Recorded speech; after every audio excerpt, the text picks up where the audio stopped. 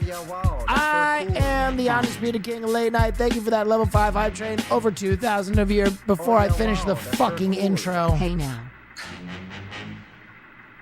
we're back. You look extra rugged today. It's because I haven't shaved. But I am it's so nice to be back with you guys. A lot has happened since last we spoke. I'll fill you in. So, ladies and gentlemen, first and foremost, I could not stream yesterday with Peace and Love. Peace and Love. Usually I stream. I was very sorry that I could not. But I was going to a premiere event for Ready or Not 2. Here I come, which was awesome. I don't think I'm allowed to say is DLSS 5 on right now. That's very cool. Yeah, that's I've been why a I look subscriber better. here for 11 months and all I got was Oh. this stupid text-to-speech alert. True. That is true. You know what? You've been here for 11 months. You know what we'll do? You'll get more than that. How about we give out some free hot sauce to the chat in honor of that fucking person? 11 months and they've never gotten anything. How about some free hot sauce? Okay. Let's just hope that you have luck on your side.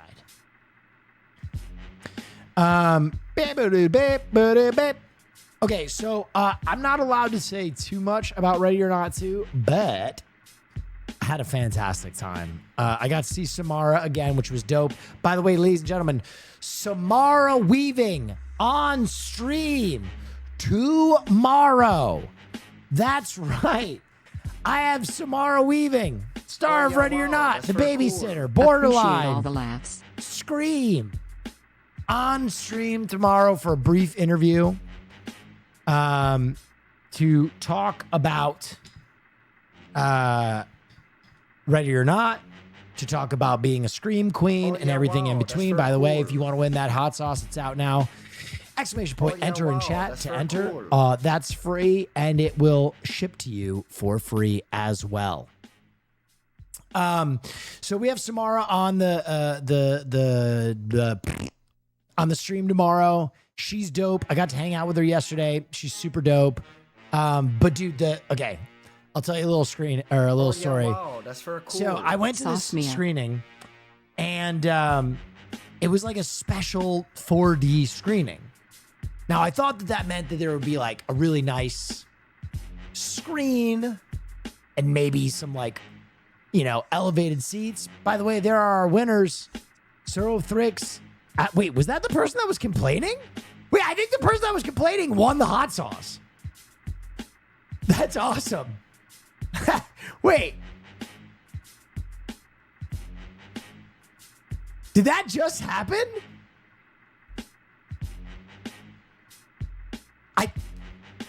I think that's the same person. Anyway, I might just be a dyslexic piece of shit. Well, I already know that. Okay, so at this screening, I thought there was going to be a bigger screen. I thought that there was going to be, maybe some elevated sound. Wrong. Oh yeah, wow. That's Wrong. Very cool. Hi, Willie Neffel. We get there and I meet up with one of my old friends from BuzzFeed, Ryan Bagara, who I haven't seen in Oh yeah, years. wow. That's very cool. And we're two of like the special guests or whatever. And they sat us in reserved seating. Yes, this is the screening I was at, by the way. And I'll show you in a second. They put us in reserved seating and they give us ponchos and like eyewear. And the entire audience was absolutely annihilated with blood over and over and over and over and over again. And Ryan and I, in our reserve seating, were like right in front of a spigot. Like there was like a blood spigot right in front of us. And so at the end of the screening, I talked to some other people there and I was like, how much blood did you get hit with? And they're like, oh, a few drops, a few drops. Ryan and I were getting gallons of blood dumped on us. I don't know if you can see my hands anymore, but they were dyed bright red. My face was dyed bright red. I was wearing a full suit, soaked, like SeaWorld level soaked. It was out of control. It was out of control. But I am happy to say, and I don't know if I'm supposed to say anything about the movie, but I'm going to do it anyway. They're paying me. I can do whatever I want. It was awesome. If you liked the first Ready or Not, you'll love this one. It was dope. I always say that I think like movies that revolve around a game, like Maze Runner or Battle Royale or Ready or Not, Netflix go LSRS always blood mess points up Nef with blood the god. sequel by leaving the game, right? They leave the game and they show the world around it and da-da-da. No. Ready or Not 2 picks up right where the first one ends, and we're immediately into a new game, and it's great. It's really fun. It is really, really, really fun, and definitely worth your time. So if you liked the first one, go check it out. We'll be talking more about it tomorrow. Samara Weaving on stream. Don't miss it. It'll be a cool day for me. Will you get Samara on the pod? I've asked her. The ask is out. Hopefully we can. Will Neff shout out. All right, here we go. There's reports that Nvidia stock is falling. We got to keep it. I mean, everything, all the money in this industry right now is going to AI, right? So you've got to keep trying to push and act like AI is something we all want, need. It's going to make our games incredibly better. He looks worse. Okay, listen. I don't know what they're training this AI on, but that's just me, man. That's just me. And everybody's talking about how shitty it looks. Bro, everybody in the world is showing this image and they're like, God, it looks like shit. And I'm like, okay, I think that was trained on my fucking face. I think this, and I gotta show you guys. Hold on. Almost 4 years. I gotta show you guys the one image. I don't know if I can pull it up. Damn, I'm not logged into Instagram, but like, dude, hold on. Dude.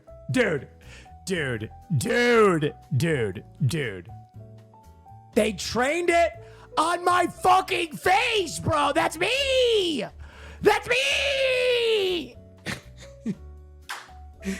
Dude, it's so shitty because of course I want to fall in line and be like, fuck AI, but that's my face, dog. I have to fall in line with everybody and be like, he looks like shit. That looks so like hot. shit. Oh my God, fuck, that's me. That's my face.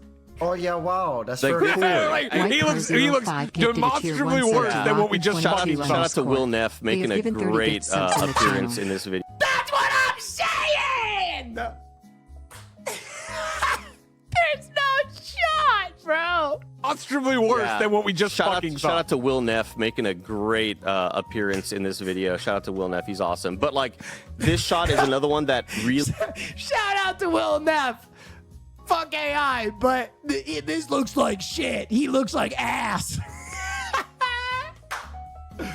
It's all right, internet. It's all right. Listen, I'm a big enough boy. I'm a big enough boy to admit and to allow everybody to say that this looks like dog ass. Okay? We can all stand in lockstep. Hey, Will, you know I'm a huge fan of you, but it was Yeah. really disappointing to see you gaslight Austin on Hibachi so bad this week. That- I know okay. you all are friends, So- but please be more respectful Ridiculous. of him. With peace and Ridiculous. love. Honestly, the most. Guys, I want to tell you something. I am going to be a better parent for having been on Fear End. My gentle parenting strategies will be better because I've been on Fear End. I am the most ADHD person in the world. Okay? I was one of the first children in the United States on Adderall. I was a test patient. All right? And somehow I have to be the one to Hi, keep Will a Nefferson. room full of people on task while they are doing and saying absolutely, completely batshit things, included but not limited to what happened last week, where Hassan goes, oh, You would have loved this, Austin, because you love hibachi. And Austin, oh, thank you. Thank you. Thank you, White Crow. They Thank you for got me by the end of that bit. They did. Thank you for the 1,000 bits. Bit. And Austin goes, why? Because cucumbers look like dicks? And we're like, what? You have literally talked multiple times about how much you love hibachi. And he's like, what? No, I haven't. And Marsha's like, yes, you have. It's like one of our clips. Like you talk about hibachi, you go to Benihana and he's like, well, Benihana is kind of a cut above hibachi. It's not the same thing. It's a different hibachi. And we're like, what are you talking about?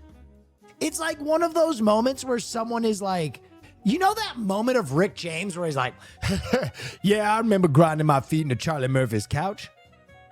I got more sense than to grind my feet into Charlie Murphy's couch. Oh, wait, I remember grinding my feet into Charlie Murphy's couch. It's like, what? What are we doing? Oh, here are my hands from yesterday after the blood experience. Look, I walk in the door. Oh my God. Look at my hands.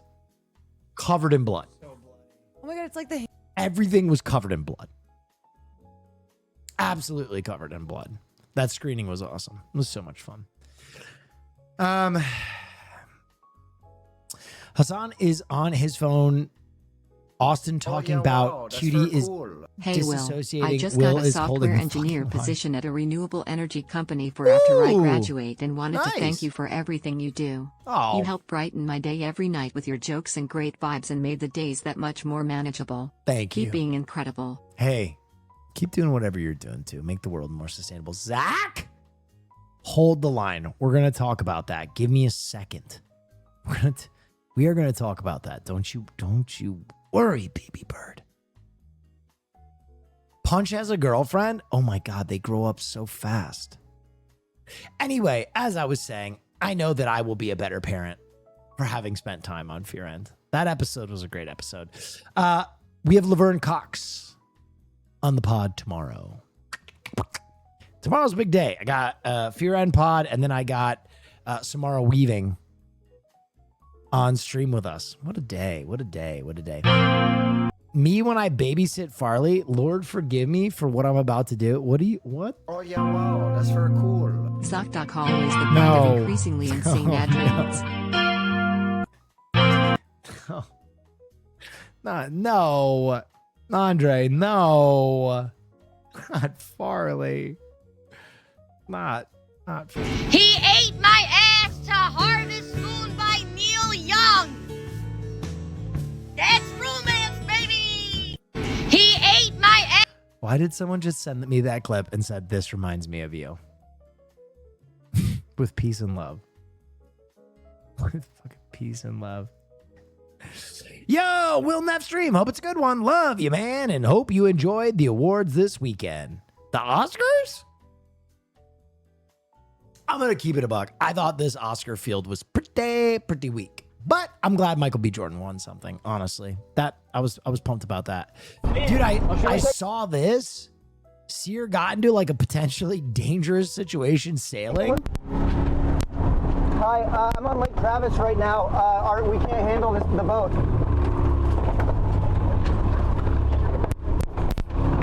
All right, thank you.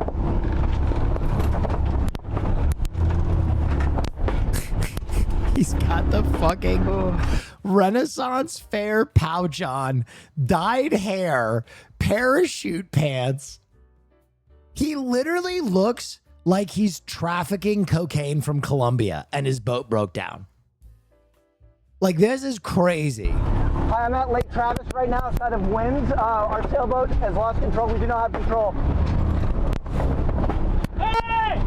Hey! Crazy. I'm glad Sear's okay. I was nervous for him. Sailing is no joke, man. I wound up going down an Aurora rabbit hole after you showed us the Tomorrow stuff. I'm a changed person. I told you, she's one hell of a vocalist. God, you guys are sending me all kinds of stuff. Robots are going too far. A robot in China just smashed some dishes instead of dancing. Wait, what? Oh my God.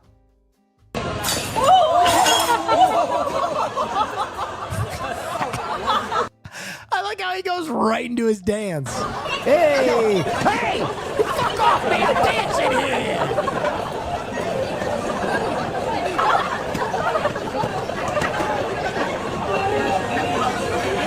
No one knows how to turn him off. Unhand me! I'm trying to enjoy a Chinese meal! A delicious Chinese meal? Oh, I see you know your robot judo well. Unhand my circuit board!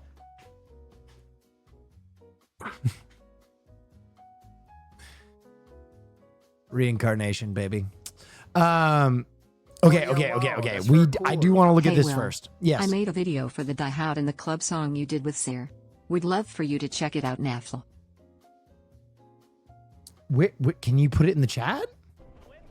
Can you put it in the chat? Where? What? Whoa, so much is coming in. Oh, wait, there it is. Oh, I see it, Dascow. Okay, wait a minute. Hold on, this is big. Oh yeah, wow. This is big. In the club music video? Oh my God. Who's ever taken their dick out unsolicited at the club and nobody liked it? No one. I took my dick out in the club on a Friday. I took my dick out. I took my dick out.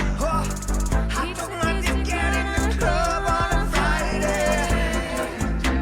He took his dick out, yeah. My dick size is fucking mighty.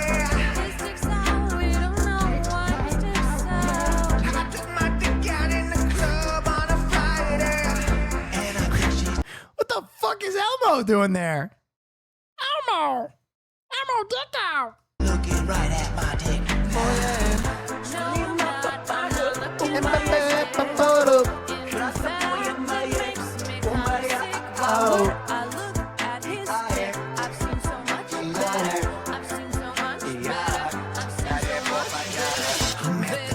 Thank you so much for the hot sauce. Got it earlier than I planned. Love the hint of peach in it. Ooh, hell yeah. I whipped out my cock. I didn't know that was a thing that I should not do. Now show us dick in a jar. Wow. Wow. This is art. Wait. Right. I lost my kids. I lost my fucking wife. I played a game of Wordle at me wanna take my life. ChatGPT, I asked it for advice. I hit up Grok. How do I freak this night? The Grok noise.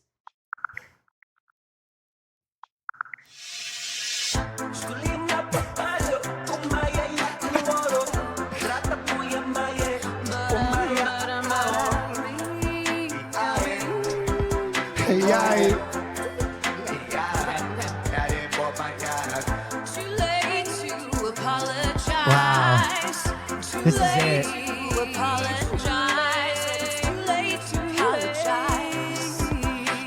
We were really cooking that night, y'all.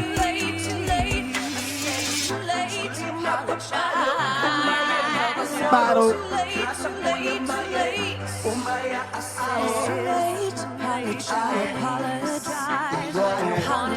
That was an all-time stream. Bro, I literally want to go down with Seer and just do an intensive, like, stream-a-thon where we make an album.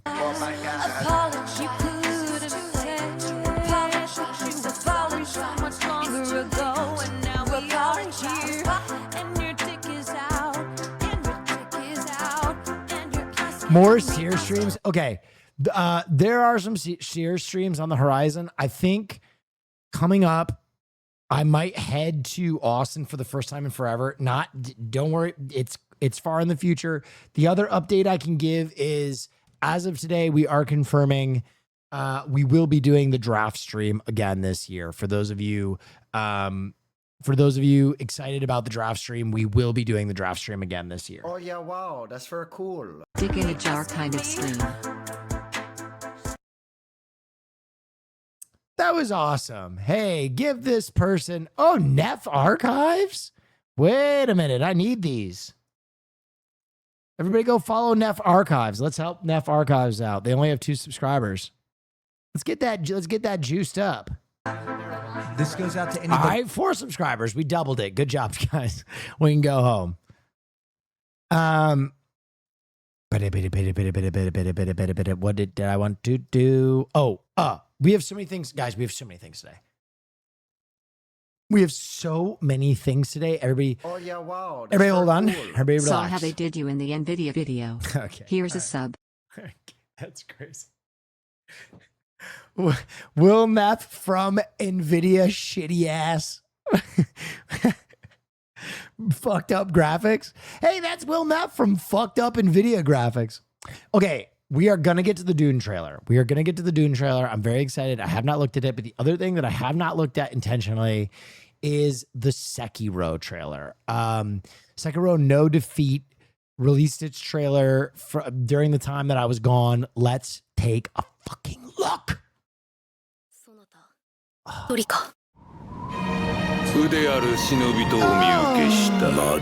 my god, it looks so good. Oh my god, it looks so good.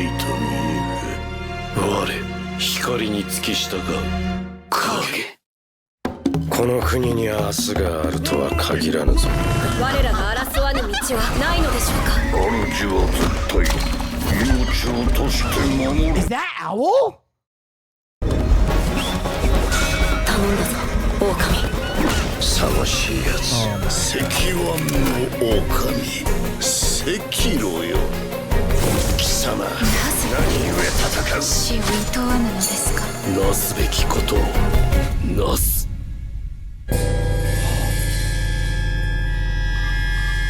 Oh. 楽しんでおくれなせがれどまだ苦労のせがれよ狼共に If this is not good, I will do Sudoku.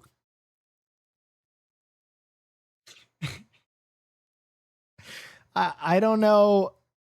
I don't know if that's what you mean, but その力を与えられた者は死してなお蘇る。 You mean seppuku? If this isn't good, I'm gonna do a math puzzle. この世のすべては死にゆく。じゃが生きろ。私とそなたはそこにはおらぬ。生きろ。流因の血を何故死ぬ。我が命まで求めるか。何故生きる。何?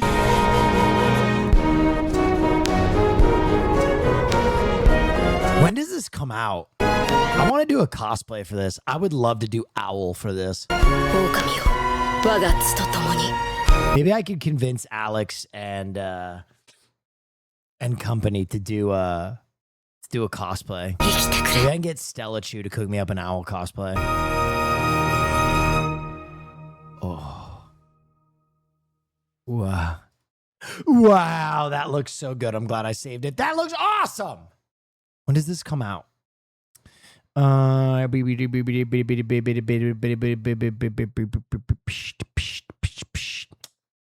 don't know when it actually 2026.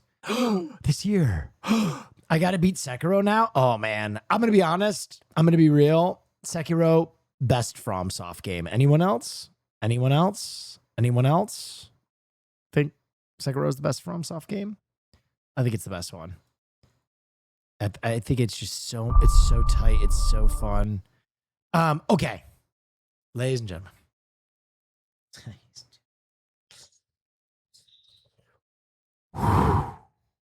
It's time. This one's for me. I've been holding off all day. Dune 3, baby.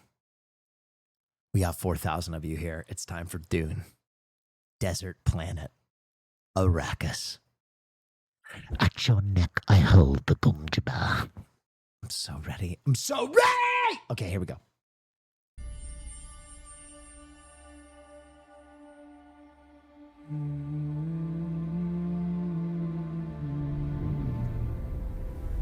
If we have a girl, Oh my god. what will we name her? Her name should be Ganima. She would need to be strong, like her mother.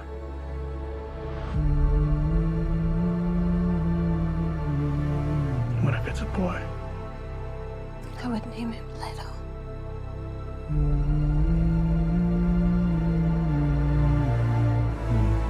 So he would have the wisdom of his grandfather. Oh, Denis. Oh, Denis. War feeds on itself.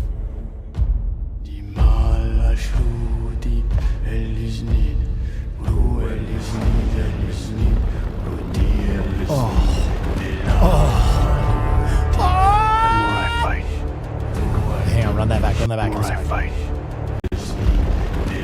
I'm sorry, I was having a loud orgasm. the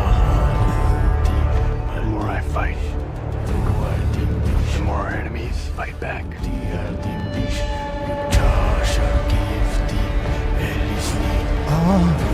I'm doing the best I can to protect my family.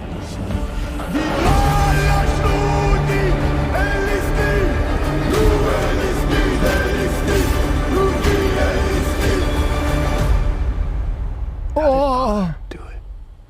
Your father never started a war.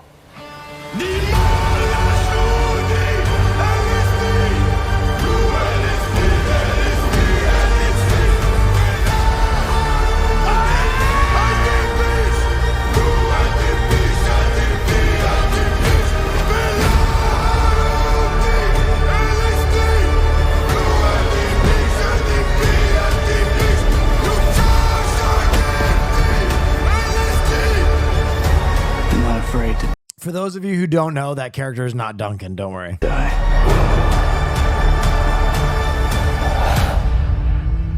But I must not die. Yet.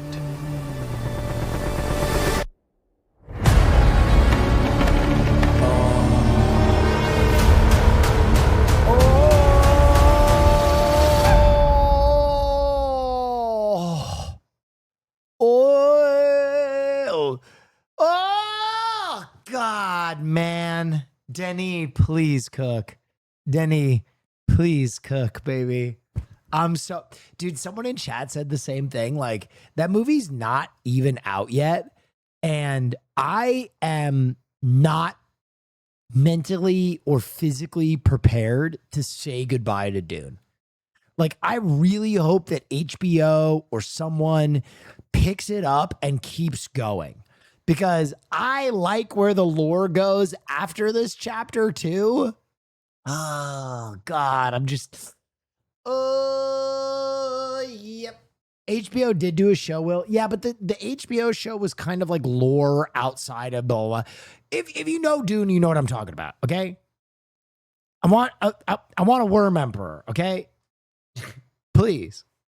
No, I'm just very excited. I'm very excited. I loved the second movie. It was interesting. I know a lot of people had like mixed feelings about the second movie and the first movie. I loved them. They were, I saw both in the theaters multiple times. I think they're films that like make going to the movies worth it. Movies worth it. Thank you, Will. But yeah, I'm so excited, man. Mixed, both are perfect. No, I'm serious. A lot of people, like, I would call them casuals, came out of the second movie and were like, no, it wasn't for me, kind of boring, blah, blah, blah, blah. And I was like, huh. You saw it too. I'm not the only person who people were like, I'm not saying these things. I'm not saying these things. I am telling you that there are people that did say those things. Question for Yes. film night. Will you ever do the live action Rurouni Kenshin Those films? same people asked if we needed to see the first No. Dune to enjoy the second. That's so true.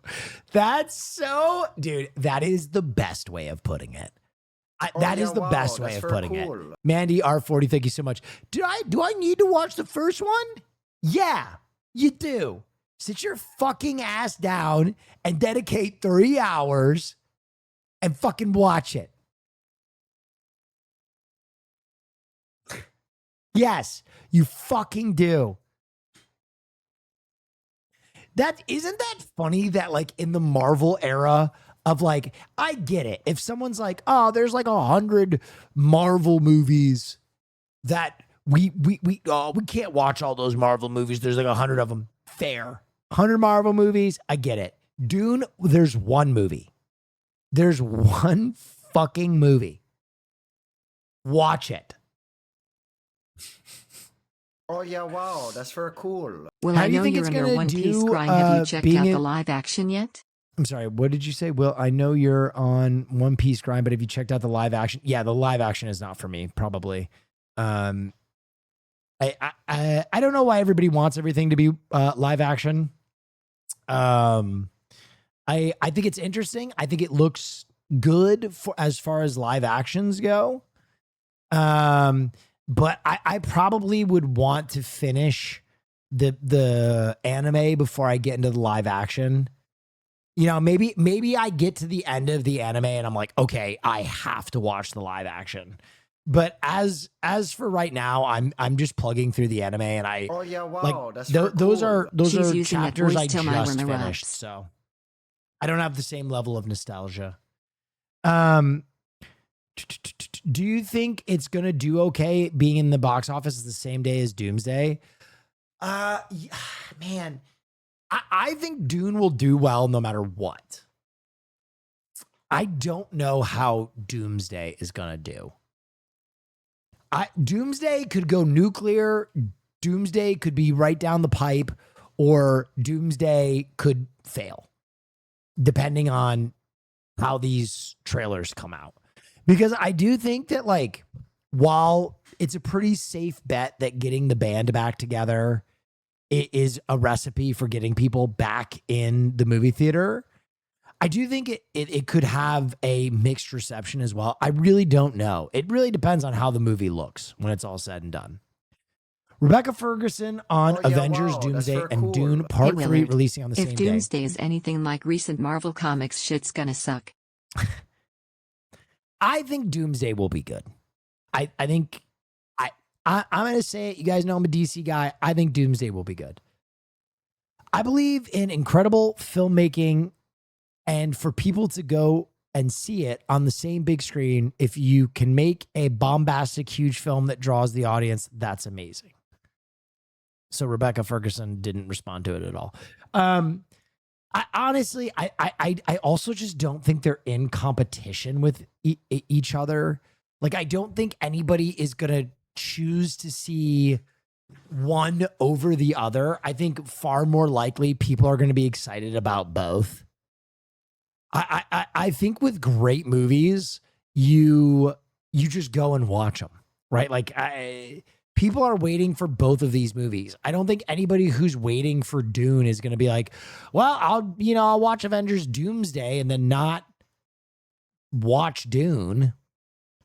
But also, I think I'm calling it. There's going to be another fucking Barbieheimer. People are going to be like, Doomsday. It's coming. The Doomsday push is coming. Everybody's going to be like, Doomsday, fucking 6 hours of movies in one day. Blow your brains out. At Wilnep, happy St. Patrick's Day smile. Happy No St. Patrick's penises. Day. I wore watched green. 12 times to make sure. Oh yeah, wow, that's I very wore cool. green. Look at me. So no talking about hole tomorrow with our lovely guest?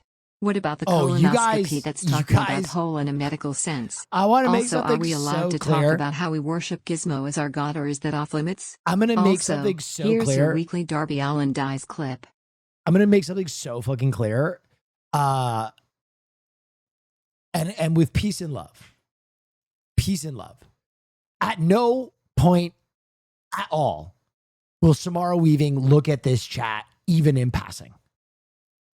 There is no chance that you have any connection to her in any single way. She will have no ability to look at you degenerates and what you say. You have proven time and time again that even though I love you with peace and love, you cannot be trusted.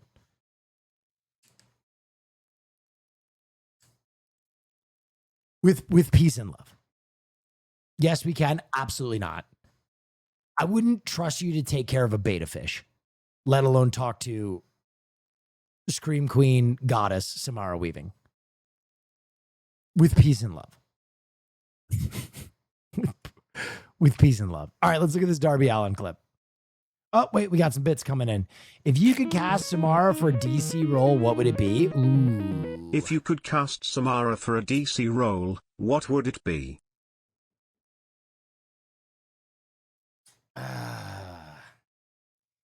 Black Canary would be sick. Also, if they do replace Harley Quinn, if they do replace Harley Quinn, she would be great. She would be fantastic. All right, let's watch it. Darby Allin dying. Darby. On the Darby Allin scale, that was about a 2. I'm gonna keep it a buck. Dude, I got to go to dinner with Ricochet actually recently, and I had to miss the AEW. I was gonna surprise you guys and go stream for the AEW event, but we couldn't move the podcast. But I did get to have dinner with Ricochet, and it was awesome. We were talking about Darby, and I asked, I was like, when he went through that plate glass thing, did he actually like duct tape his innards back in? And he was like, yeah. It's like, that's so fucking awesome. Ricochet is the coolest guy, by the way. It's time to leave the podcast, potentially. I cannot show clips from that Texas hardcore match, though. That shit was crazy. Have you discussed Project Hail Mary in past streams? Curious your thoughts. I've not watched Project Hail Mary yet. I have heard, okay, interestingly enough, 90% of the reviews that I've been gleaning about Project Hail Mary are like, dope. Go see it. Very visually awesome. Worth your time. And then like 10% of people are missable. And I'm like, I'm always interested on a film like that where it's like not split, but like a lot of people love it. And a few people are like, oh, I don't know. I'm going to check it out. Snacking for the meantime. Why did someone just send me this crooked ass glizzy? Wait, do you actually think you're going to leave the podcast? Probably not. I don't think I will leave the podcast until I move away from French Polynesia. I built the podcast. It's my podcast for all intents and purposes. So I don't think I'll leave it. But no, I was just saying I was disappointed we couldn't move the podcast this week, because otherwise I would have gone to the AEW pay-per-view event and streamed it.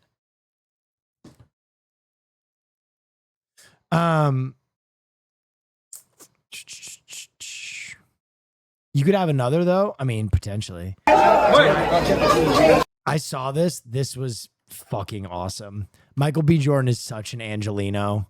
He went to the fucking In-N-Out in Hollywood.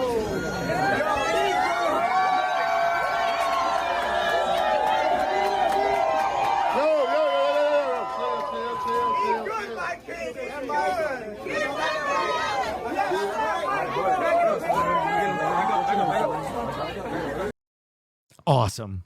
Man of the people. Incredible. Made people's night.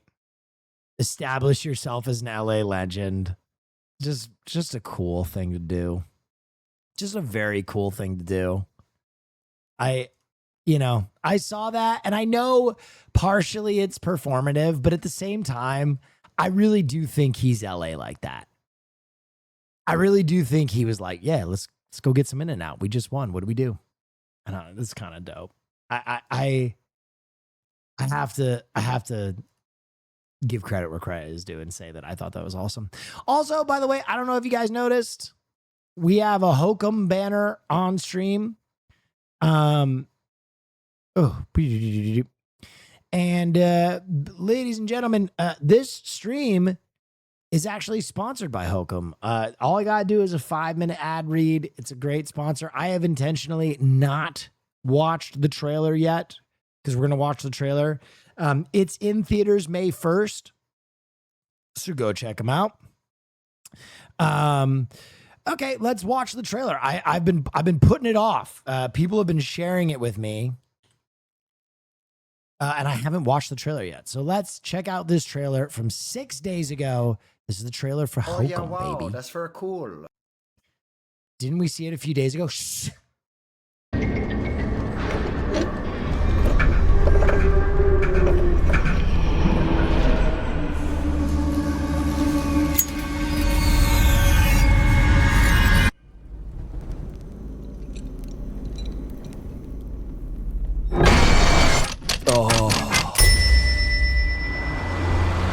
First time in Ireland. Ireland. My folks came here for their honeymoon. Always wanted to come back. Why didn't they? I don't know if you've noticed, but there are some oddballs walking around this place. There are worse things than strangers out there, yeah. By the way, can I just say, I fucking love this dude. I love this man so much. He is so good in Severance. Everything he does, he's good in. What's the name of the show he was in? Was it Waiting? What's the name of the show where he's Party Down, dude? Party Down was so good. Party Down was so good. There are worse things than strangers out there, yeah. One of the members of staff is missing. What about the honeymoon suite? It's always locked. Okay, by the way, if you have not watched Oddity yet, Oddity is an absolute banger of a horror movie. If you are a horror head, Oddity, very good. I'm getting a weird feeling.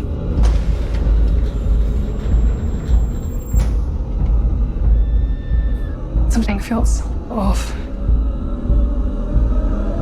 Jesus.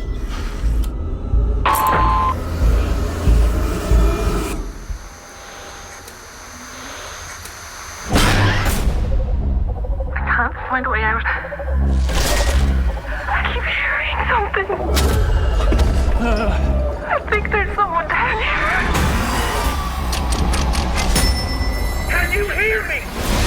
Get me out of here, man!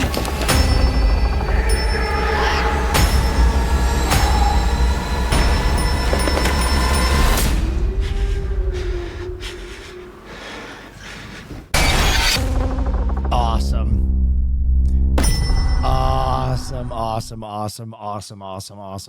Yeah, this looks dope. I loved Oddity. I was wait, whoa, what the schmeckington's going on here? Oh, okay. Yeah, I loved Oddity. I think that movie is going to be very good. I'll be there on May the 1st to check it out. One more time, this stream is sponsored by Hokum. Thanks for everything, Will. Can't wait to watch Hokum. Okay, we're going to keep the... thank you, chatter. We are going to keep that, that banner up. I think there's an exclamation point too. Exclamation point Hokum. Hashtag Hokum. I don't know. But in honor of them sponsoring the stream, let's give out a little bit more Neff sauce. Shall we? A little bit more Neff sauce for the boys and the girls? Brought to you by Hokum. Oh, yeah, wow. That's very cool. Okey-dokey. Viva Venezuela, fuck the United States. Well, yeah, dude, shouts out Venezuela. I am very proud for them. Let's not say that other part during a sponsored segment. Yeah, you guys wonder why you can't talk to Samara Weaving. Crazy. But yeah, that chatter was referencing the World Baseball Classic, which the semifinal just came to an end. Huge congratulations to Venezuela. I'm super excited for them. The World Baseball Classic has been phenomenal. Exclamation point enter to go ahead and win some of that sauce. To get some of that sauce. Okie doke. Beep. All right. I think we're good on the hokum of it all. Now I can just kind of get back to talking to you guys. All right, great. What was I gonna say? All right, what else is going on? Since we haven't done therapy for a few days. Oh, hello, member. I tried Wikigotcha and pulled the history of the New York Jets. By the way, ladies and gentlemen, guys, if you haven't been playing Wikigotcha, it's the game of the summer. Wikigotcha is the game of the summer. Okay, look at this. You just rip these packs, and it's Wikipedia articles or pages, and they have different attack and defense stats. I think I'm going to do a Wikigotcha tournament at some point. It's so great. See if we can get a rare pull. Well, the East Room. Oh my God, we got the East Room legendary rare of the White House. Very big. Oh my, let's check out the East Room. Wow, wow, wow, wow, wow, wow. It's the reception room. No wonder it has such good defense stats. All right, let's, whoop. All right, we're achieving my dailies. Quickly. Hold on. Oh! Progesterone? Oh my God, what is this? Steroid hormone. Hormone therapy for menopause and low sex hormones in women. Yeah! Oh my God, look at that defense stat. That's a big pack. All right, we're going to rip the gold pack and then we're going to move on. God, I can't wait to do a wiki tournament. Most addicting game in the world. Oh! Oh! Wait, why? Okay, they did her stats so dirty. Marie Celeste? What are those stats, dude? What are we doing? That's an LR. Crazy.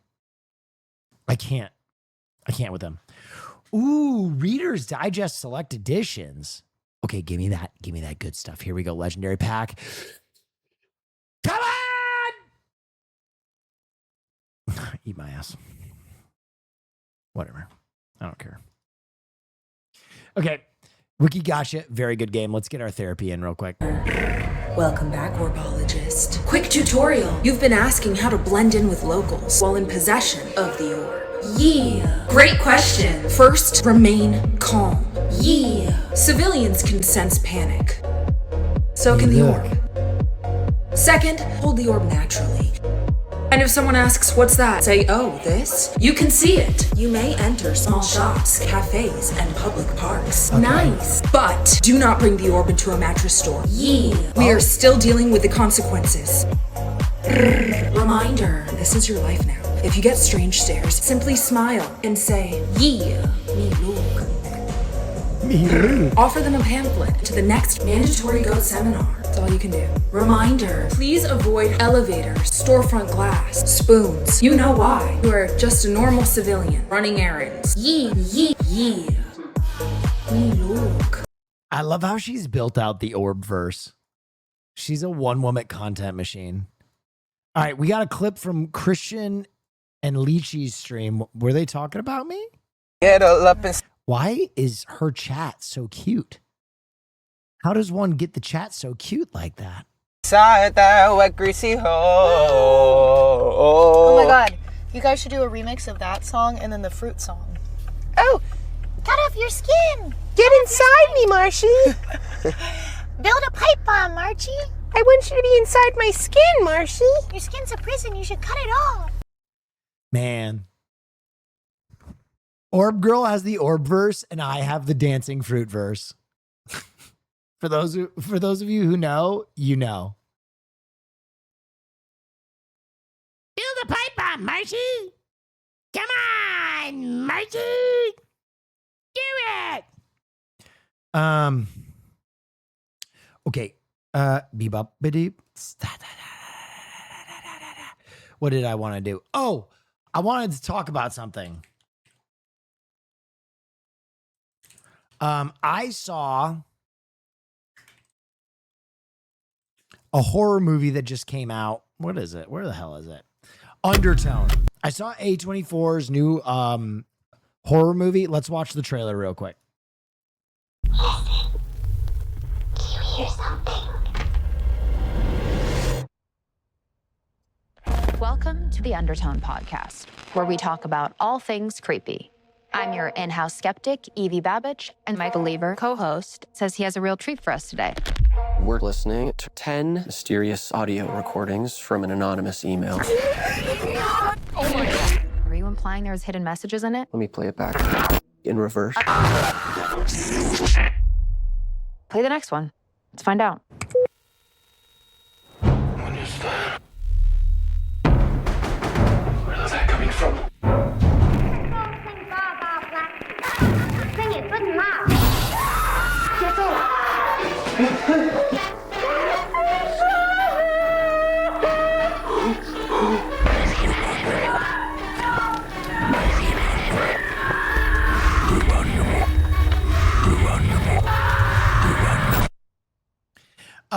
Okay, so I don't want to give too much away, but this is a new A24 horror movie that they paid to distribute.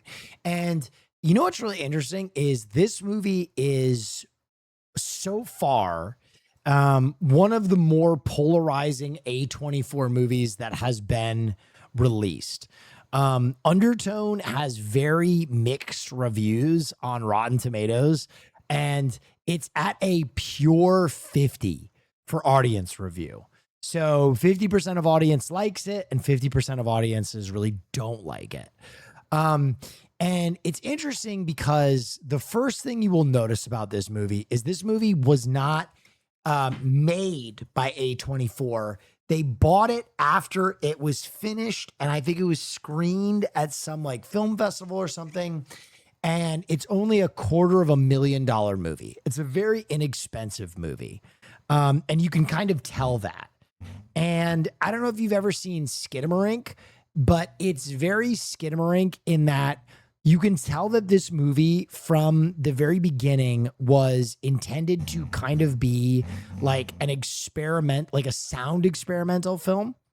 So if you like horror and you intend on seeing this movie, I would recommend seeing it in a really great movie theater.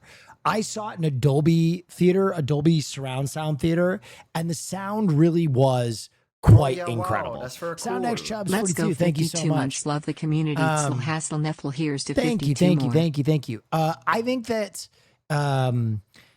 if you are into horror and you like kind of like the sound elements of horror, this movie will appeal to you. I think you'll get a lot of enjoyment out of it. I certainly did. The one thing I would warn is that because the film is so inexpensively made, and because it is kind of like a pure analysis of horror or sound in horror, there's a lot in this movie that's very boilerplate. There's a lot in this movie that's very, very boilerplate. And what I mean by that, like very standardized. Like the protagonist is very standardized. The setup is very standardized. The antagonist is very standardized. Oh, yeah, wow, thank you, Below that's very Average. cool. So don't expect anything like too groundbreaking there.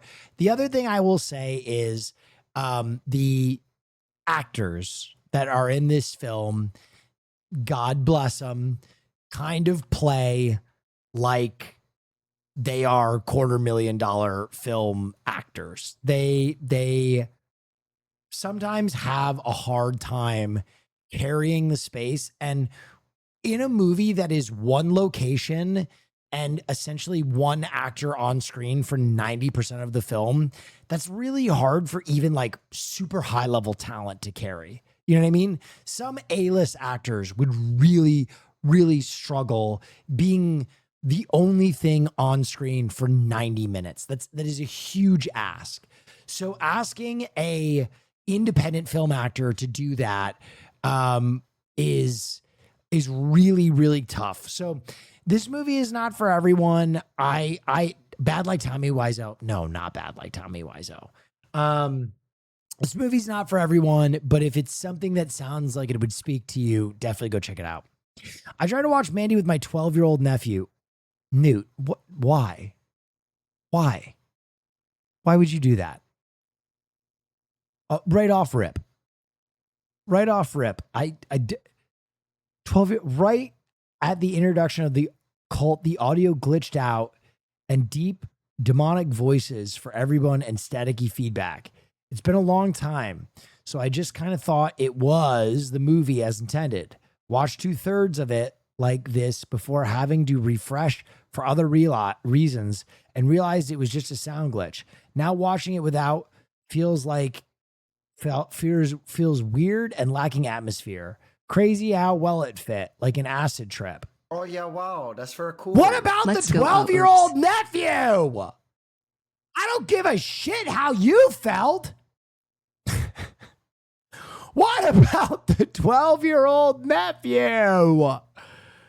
Whoa, my God. Babies don't watch this. Is he okay? Don't show any more movies like that to your 12-year-old nephew. Gay in the film? What's this? No, maybe he's closeted, so you guys have a one-night stand. Can you do straight? Is this from the China trip? Actually, this is the plot of like an A24 movie that hasn't been made yet, and it would have like an artsy name like Bundle of Sticks. You know what I mean?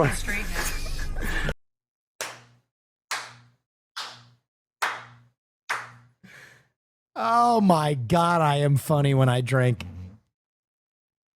I am funny when I drink. Well, do you want an obscene name called Bundle of Sticks?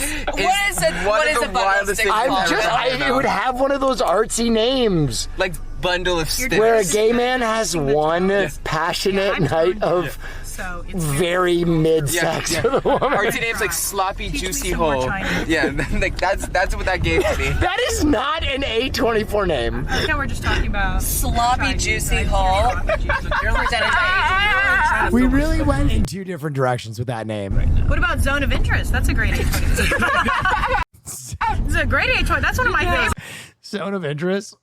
A movie about a gay man having straight sex? Could be. God, I miss the China trip, man. We had so much fun. Oh my God. Oh my God. Oh my God. Oh my God. Stop. Stop! We have an Alvin Zoo video. Oh my God. Our cup runneth over. Everything is happening. We have Neff News later tonight. We got fucking Alvin Zoo videos. I mean, this is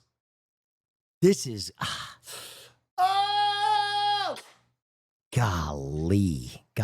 We got Samara Weaving tomorrow.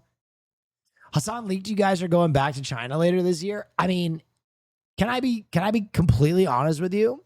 Hassan just leaked that to me too. What?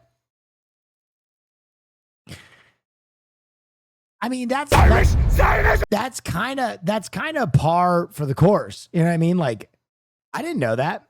He said April? Wait. Bitch, that's next month.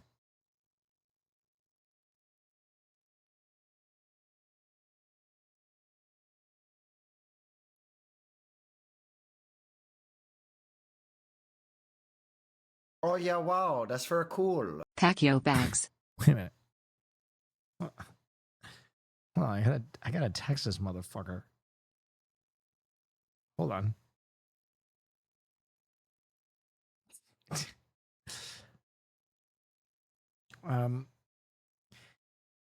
Hello. Best friend here.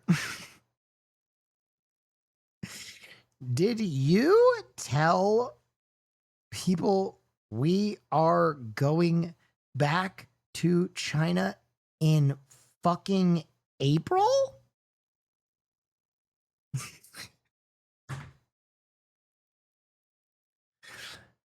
Hi there, best friend here. All right, we got a new Conor O'Malley video. Let's watch the Conor O'Malley video. Let's watch the Alvin video, and then let's do Neff News. Oh, we had a great stream tonight. God, best streamer in the world. Irish Zionism! Guys, we got to take all 31 million Irish Americans and we got to get them back to Ireland. We're trying to get all 31 million Irish Americans on a large barge and in New York City Harbor, and we're going to take them and we're going to float them all the way across the Atlantic back to Ireland. We left because they figured they didn't know how to do potatoes, but they figured out how to make curly fries and how to make waffle cut fries. We're going back because we're getting our fries back, and they need us. And I need you. That was just Mark Wahlberg killing a guy. Guys to donate, and I'm taking all the funds that I've been doing. I've been doing Waymo blanket tours on Hollywood Boulevard. Hey guys, come with us and get a blanket pulled tour of Hollywood Boulevard. Booking the tour is super easy. I just booked. What the fuck? On my Waymo app, the app just tells you where you can meet your blanket puller, and we found him right away. He's a guy who's already got his blanket out. We're going to be doing the Hollywood Star tour of the Boulevard. It was pretty slow, and the tour was low-key kind of gross. I think the blanket puller was getting tired because he asked one of us to get off and walk. Just one of you guys walk. His vibe was actually low-key a bit aggressive, was actually acting like a bit unprofessional, and he got upset with the other guy, and he seemed to hurt his head pretty badly. You need to go to the hospital. Hospital for he was what? doing a bunch of unchill stuff. Then he saw the rapper Ludacris star on the Walk of Fame, and he started singing to us, and it made us feel super uncomfortable, so we hit the guy being weird button on the app. Waymo messaged us back right away and let us know that their team was on the way. They actually have a super awesome emergency reputation protection and response team, and some guys came and took him away. I don't know where they went.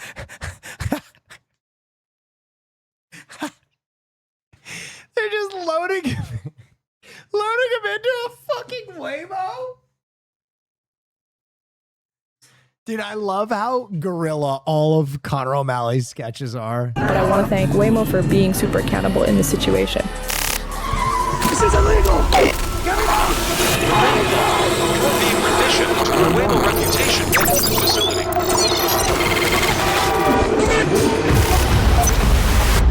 Call to order. Sist O'Donovan has been accused of being a weird guy to females. This is fucking such bullshit. Order of prosecution. State your case. Mr. Sist O'Donovan was found in derelict of his pulling duties during a Waymo pulling tour of Hollywood Boulevard for 2 younger females. Your Honor, I'd like to submit body cam footage as DoorDash character evidence from May 25th, 2025.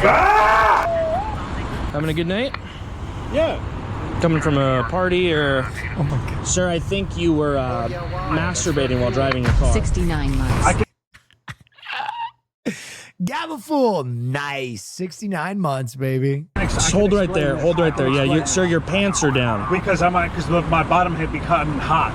If I'm horny, I don't masturbate. I get a piece of pussy. I go outside, I get a piece of pussy. Okay. Anything in here that's gonna prick me, poke me? No. A piece of pussy.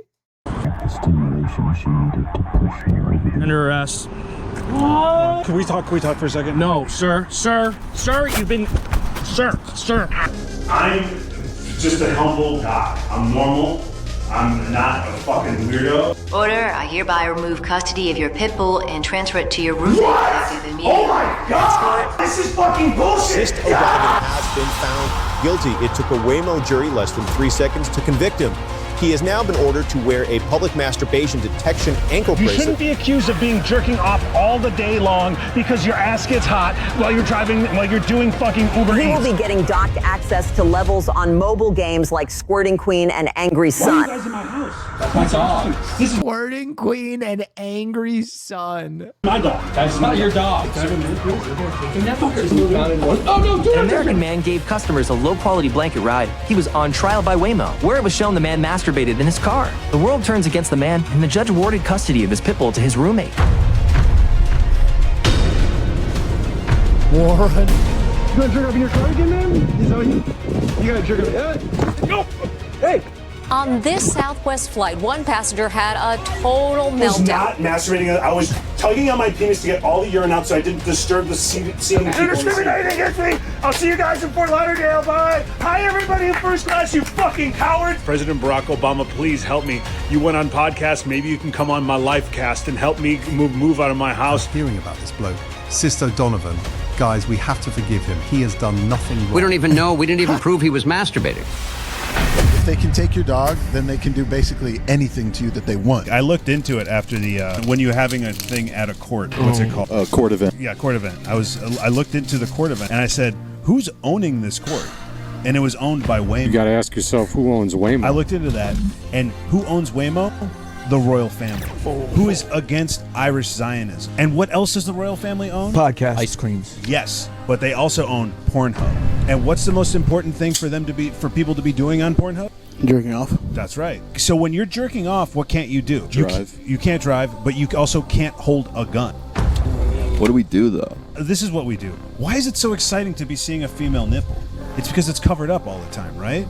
That's sick. Hey guys, I'm a Free the Nipple activist now. Far too long, we've been covering up the nipple, and it's been driving guys crazy, tit crazy, where they gotta go home and they gotta jack off, they gotta jerk their pricks off because they gotta imagine what that tit's Mass Free the Nipple protests have erupted at campuses all across the country this week.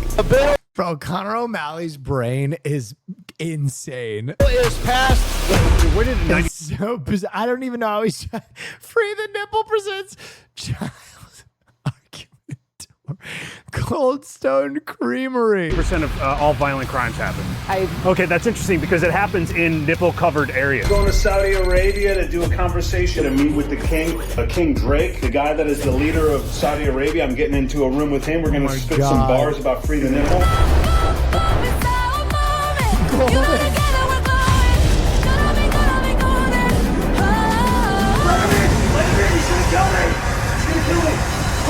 Guys, I love you!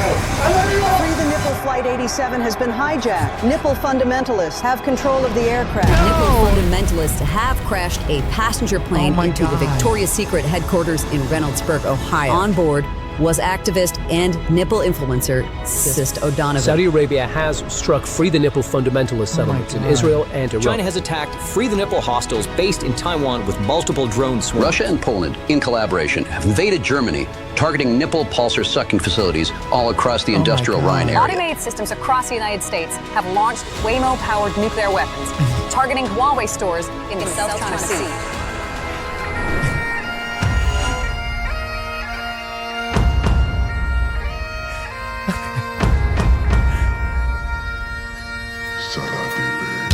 To Amahan, D-tier on Under Armour. Old Mount Greenwood, Beverly Scout to Shield to de Censure. En is Valiant to Awalia, Gen Instant Fui, ik heb het doorlacht, ik Tarjay. Ik ben Arab Red, ook als een goeie en Gweren Reed. I think this is in Gaelic. Stras Art. Wow. Wow. Wow. Jesus Christ. All right, ladies and gentlemen, we have an Alvin Zoo video coming up. I'm going to grab a snack real quick. Give me 30 seconds to stretch my legs. When we come back, we're going to watch this. Give me 30 seconds.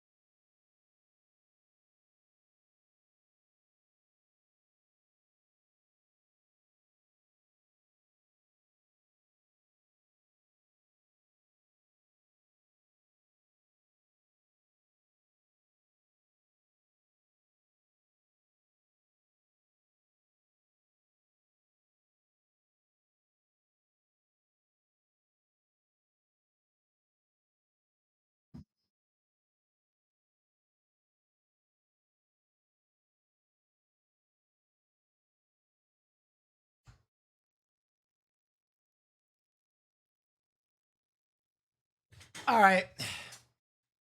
Let's do this. So excited. Cut is a modern American steakhouse in an ultra-luxury resort. There's 23 chefs in the kitchen, 42 front of the house staff, and we cook about 200 steaks a night. Guys, if you don't know who Alvin is, he's my favorite food YouTuber. And he only makes like a video maybe once a month, and they're so amazing. We have prime beef, grass-fed from Australia, all the way to A5 Wagyu from Japan. We do everything from scratch every day. 4 different kinds of bread per day. The pastry team, they make baked Alaska to souffle, apple crumble to cheesecake. Oh my God.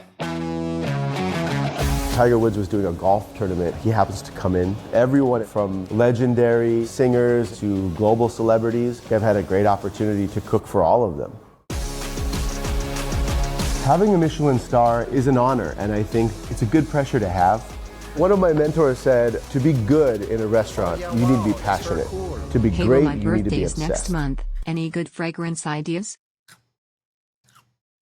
I've given my fragrance ideas 1,000,000 times. Paco Rabanne 1,000,000. Victor Rolf Spice Bomb. Jean-Paul Gaultier Le Mail. All of these are good. And then if you want to go crazy, Oh, yeah, wow, that's very cool. any of the Creed fragrances are crazy.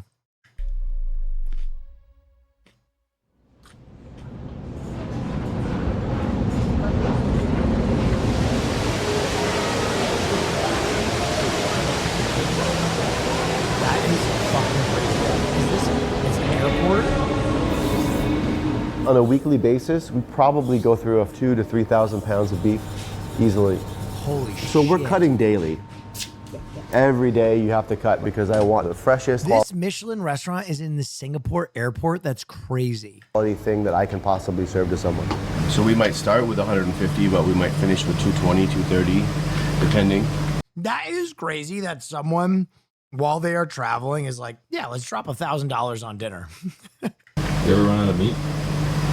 We don't talk about that. There are certain things that we're not allowed to do. Can't run out of meat, and the grill guy can't make mistakes. It's Prime New York. It's supposed to be 12 ounces. Let's see if we can get this one. Thank you, Urban Legend. Perfect. Hey-oh! Gotta dial it in. Let's try it. Thank you. Doing it day in and day out, you can Why crazy? I don't know. I just feel like when I'm traveling, like, I look like shit. I just want to fucking pack a Jersey Mike's sub in my fucking stupid ass face while I watch anime on my phone. The idea of sitting down at a Michelin restaurant while I am traveling is pretty crazy. But, you know, I guess when you're in Rome, you do a Michelin star steak at an airport. And lose a lot of your food costs. If I have 10 pieces of meat, right, and I'm expected to get 10 cuts out of every piece and I get 9, by the end of the month, it could be 10 grand worth of potential lost revenue. My favorite cut is the ribeye.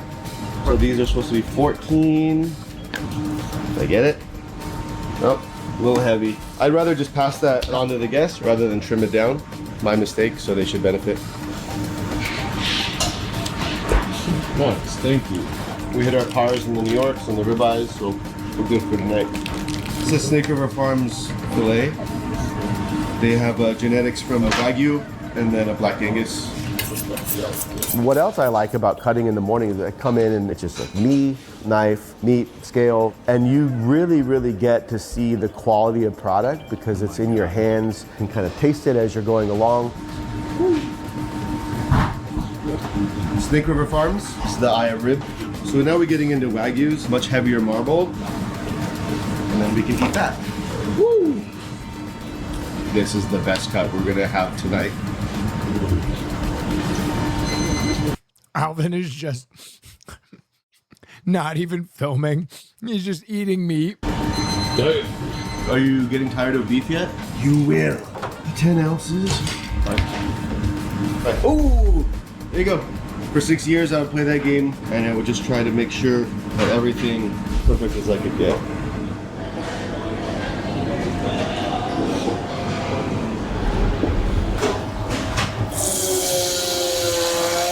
So when the prep team comes in at 8, certain little detail-oriented things, they take up some time. We might have to cut like 10 gallons of onions to make the caramelized onions for the focaccia. 10 gallons of they're weighing them by the gallon? trimming veg, cutting veg, setting up the chicken stock, chopping parsley, chopping shallot, chopping garlic. All these little functions that, you know, some people might take for granted, but really, really keep the restaurant running. Bacon, we will cook it in duck fat.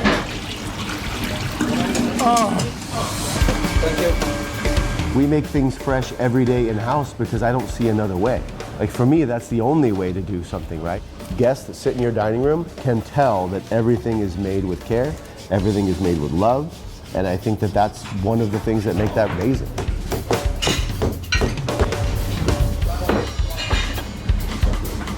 And then the sous chefs are in by 11:30. They take inventory of their stations. They see what needs to move, what doesn't need to move. And then we all sit down at 12 every day and we basically give an entire briefing of how the day is going to go. Okay, who wants to start? 134 covers with a few VIP. Tomahawk, we have 2. Prime bone filet, 1 Hokkaido snow ribeye. How many do you have, Manu? I have 4. After that, we change to Sendai ribeye. Continue to sell the SRF wood chop. We have 6 for the house. So should I go cut 2? Cut 2 maybe? Yeah. All right, you ready? In an airport, I know, I still can't get over that. Like, are people planning their travel around this? Or that, like, I don't understand how it works. Oh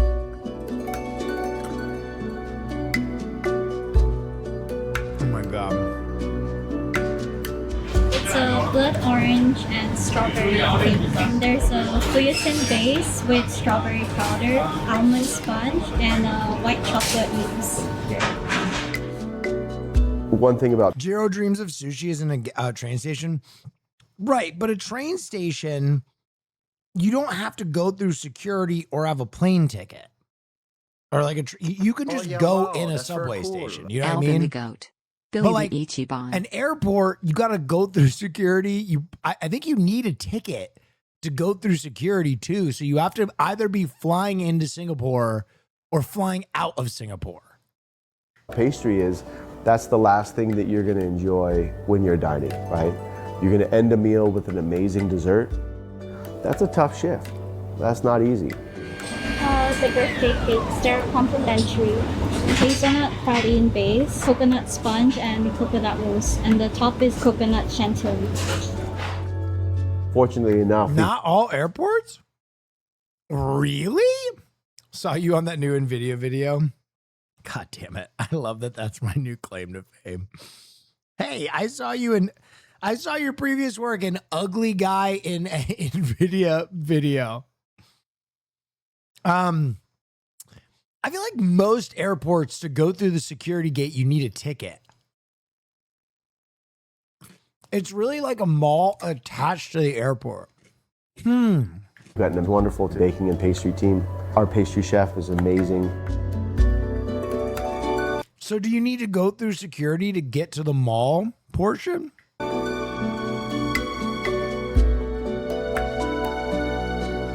No. Interesting. The American mind cannot comprehend. Here I am thinking the height of luxury in an airport is Jersey Mike's, where they fuck your sandwich. It's really important to have a dedicated space to make sure that people have the tools they need to get the job done. Baking and pastry can be more science-based. There's method, there's technicality, everything, you're weighing it out to the gram. Have you not seen the Singapore airport? No, I've seen the Singapore airport. But in all American airports, to get to the stores in an airport, you have to go through security. Love ya. So I've seen the Singapore airport. I just didn't know that the airport, like the Singapore airport, has a portion that is not through security. That is like just a mall portion. What are you preparing over here? So this is egg yolk in chocolate with butter, and we're mixing this to incorporate a meringue for the souffle. Not all stores. Brother, because there is one Hudson News before the security station at LAX, my brain is not thinking that there's going to be a Michelin airport. You know what I mean? Do you understand? being calm in the kitchen, that's what you see when you observe the pastry team. After leveling it, we score the rim so that the souffle can rise. Which dessert do you like? To eat, I would eat the Alaska. Do you have a favorite pastry on the menu? It's a big Alaska. You know, we took the idea of a baked Alaska, but we'd like to marry that with the flavors of Singapore. So we did a version that is a respectful nod to a beloved breakfast, which is kaya toast. So we do a baked Alaska with all the flavors of kaya toast.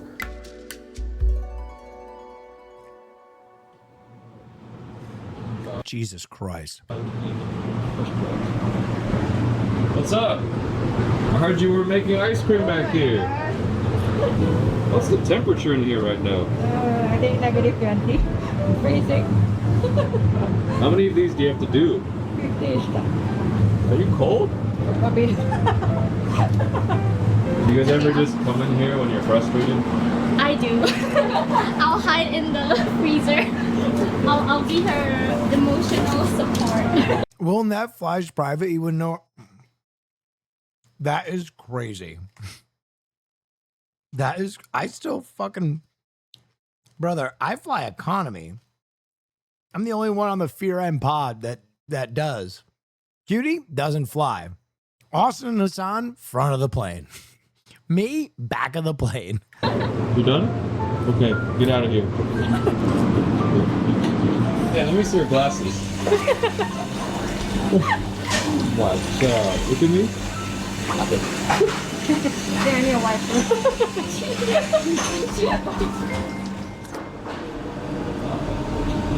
Our front of the house team, they come in from anywhere from 2 to 2:30. When someone sits down in your dining room, your glassware to your flatware, your plateware. You're gonna start a second playing gate for us. I'm gonna be honest. It's hard to get mad at him for flying in the front of the plane.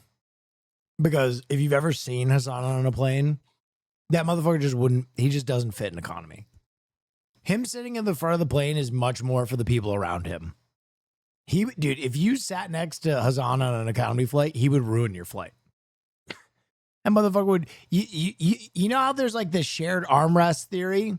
You would be like, I have been on one economy flight with this motherfucker and I sat like this.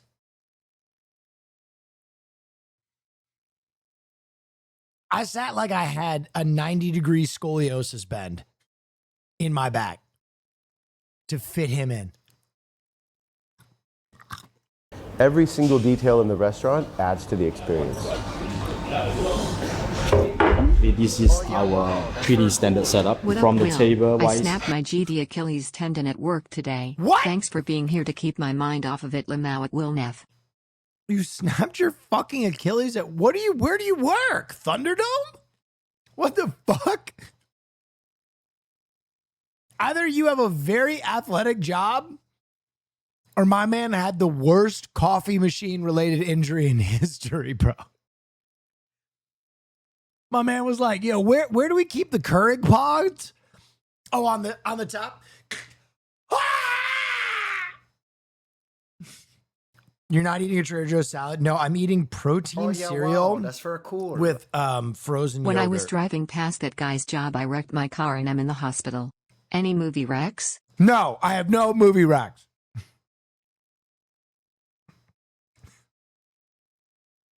No movie wrecks for you. We have the water glass, white wine and red wine. The chair's alignment have to be aligned in the center of the table. The placemat's supposed to be just touching the line. We have this cut logo that have to align with the bottom of the butter plates. It's a discipline to make sure that all the table looks the same.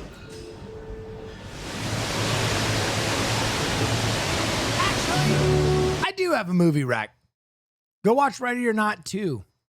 Here I Come in theaters this weekend. This fucking dude, why can't all buildings look like this?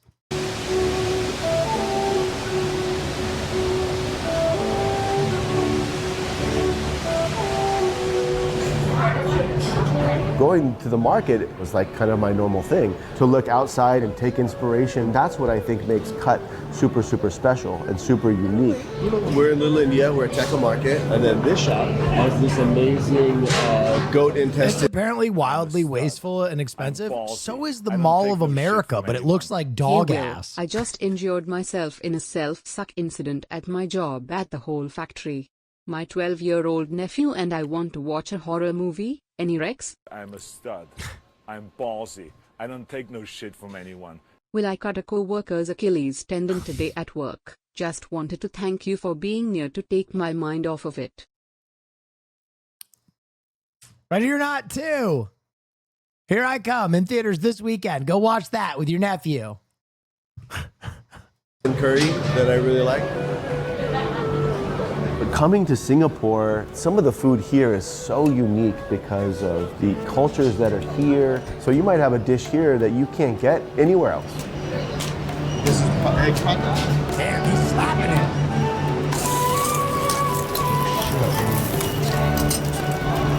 This is a paper dosai with little curries on the side. This is murtabak. Murtabak is like a prata, but it's stuffed with chicken and egg. A little carb heavy. It's all right. This is just food I really love to eat. Like, it's so satisfying and comforting. All the different styles of food that they serve in that hawker there, you can't help but be influenced by what's around you and what you're eating. Super good. Like, happy place. I mean, okay, let's be honest. The waterfall is great and the architecture is crazy, but I also just think we should put more plants in buildings. Can we at least come together on that? Like, I love how many plants are in this fucking building. It is my dream to have a house just absolutely chocked full of plants one day.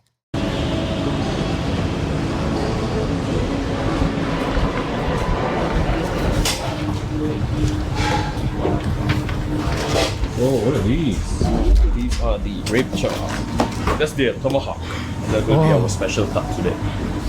So the first drawers, normally I have all the fillets. We have 3 types of fillets here. And the next one, prime ribeye. So when the order comes, I know that, okay, New York here, ribeye here. So for the large formats, porterhouse, special cuts like bone-in and stuff, it will be the last drawer here. It's easy. It's a snow bit. Look at the marbling. So cool, right? The top drawer. How do you feel when someone gets a well-done steak? Mom found the meat drawer. Wasting their money. Wait, You're what when was someone that? gets a well-done steak. Wasting their money. Interesting. You know what? I've never felt like there are some people that think that well-done steak people are freaks. I don't really think that. I think it's okay to like a well-done steak. I think that there's a line on that though. I think that all extremes in steakery are crazy. Usually the people that are like fuck well done steaks are also like super rare steak people, and I don't like either extreme. Dude, I was with someone for the first time, I told you guys, that ordered their steak blue, and it blew my fucking mind. You wrap it in a whiskey cloth. Blue is raw. They literally just go done. And it really perfumes the fat. What kind of whiskey do you put on it? JD, you wanna try it? Yeah.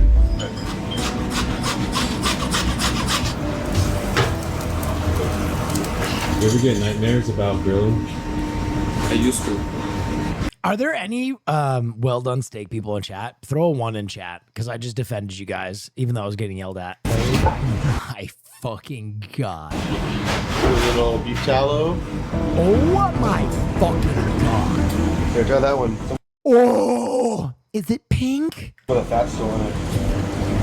Whoa! And then we do whiskey bernaise. So we take the excess fat out, and then we do a whole sauce plus the meat and everything. It's just super good. Yes. Want some more? What are you doing right now? I'm preparing the menu. Imagine they do these steaks Mike's way. Just fucking the shit out of them. The dinner service. They're all celebrities. Some of the celebrities, they dine in Singapore culture. My favorite one probably will be Arnold Schwarzenegger. And wait, so they put is Bon Jovi eating there tonight? Is that why they have his photo? Then for the picture walks will be Denzel Washington. Good choice. Someone said pretentious as fuck. Brother, these people are having $1,000 dinner in a fucking airport. Yes, it is pretentious as fuck. Will, would a Serbian film be okay to show my nephews as No. I draw into horror movies? No. Hell no. Oh, yeah, wow. Fuck That's very no. cool. Took I just gold moved in to China. slide hockey on Go ahead. Sunday. 5th time in a row. Not enough people talking about it. Love you. Well, there we go. Slide hockey feels good, man. Feels good. Were there any fights in the slide hockey? Thank you. Oh, they're making bread. Damn, it's got So the got team meat gets coming in, they get their stations all set up, they bring all their mise en place onto the line. In case of the grill person, it's like getting the grill lit, getting that on fire. Bijotan charcoal, flaming hot. 1,000 isn't even a lot when every meal is $50. What? What? Every meal isn't $50. What are we talking about? My Jersey Mike sub is like $13. We only use And a guy fucked it. Japanese meat. Everything should be ready to go at 5 o'clock sharp.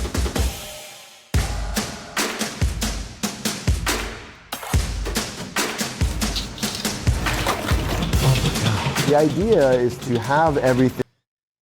Sled hockey is for the differently abled? No, I know. So, were there any fights? I know. I would expect nothing less from differently abled people who play hockey, right? Like, they better scrap. As ready or as close to ready as you can. So heating up purees, finishing your sauces, buttering out your sauces, hanging your rotisserie chickens, all of it's timed, right? And we've been doing this long enough that everyone knows exactly how much time they have to get done these specific tasks.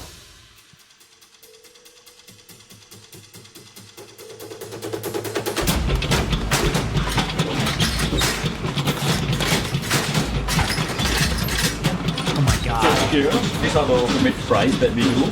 25 kilos of potatoes, finish end of the line. If you're a sous chef, you have a blue coat. The kitchen is divided with different leaders for every section. That is your world. Olympics don't allow fighting in any hockey. Abolish the Olympics. That you are accountable for what leaves that restaurant and goes to the customer. 100 packs. Yeah. So Greg's eating again. Dude. This dude is like, just let me fucking live. All right. Just let me fucking eat my food in peace. Yeah, try the mac and cheese, man. Oh, there you go. Is that ice cream? Get up, you ready? No, he's just pulling food out of drawers. One of the cardinal sins, I think, as a chef is to serve a guest something that you've not tasted.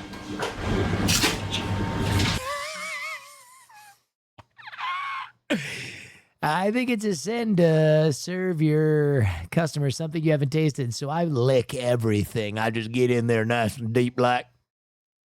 Based, but also my man just likes to munch. Come on. If I walk into the dining room or I meet somebody and they ask me, what's good tonight? And I say, oh, you gotta try the crab cake. And I've not tasted it before I've served it. That's a my sin. credibility is zero. Doesn't look like much. By the end of that, you don't want to eat food for hours. Small snack for the work. I'm a child. I need to be fed every 2 hours apparently. Real. Probably some of my favorite crab cakes. Good. Ready?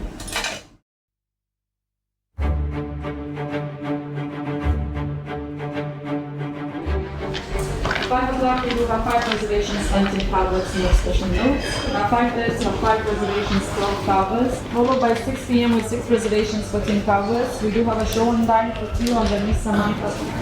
Oh my God, that mac and cheese, that's porn. That is porn. That is pornography. Oh my God, I'm getting banned. Oh my.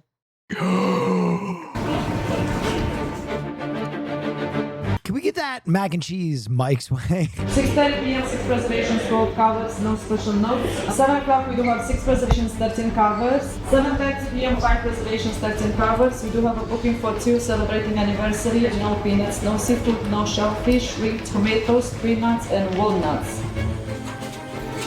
You're kind of setting the stage to roll this big train down the tracks.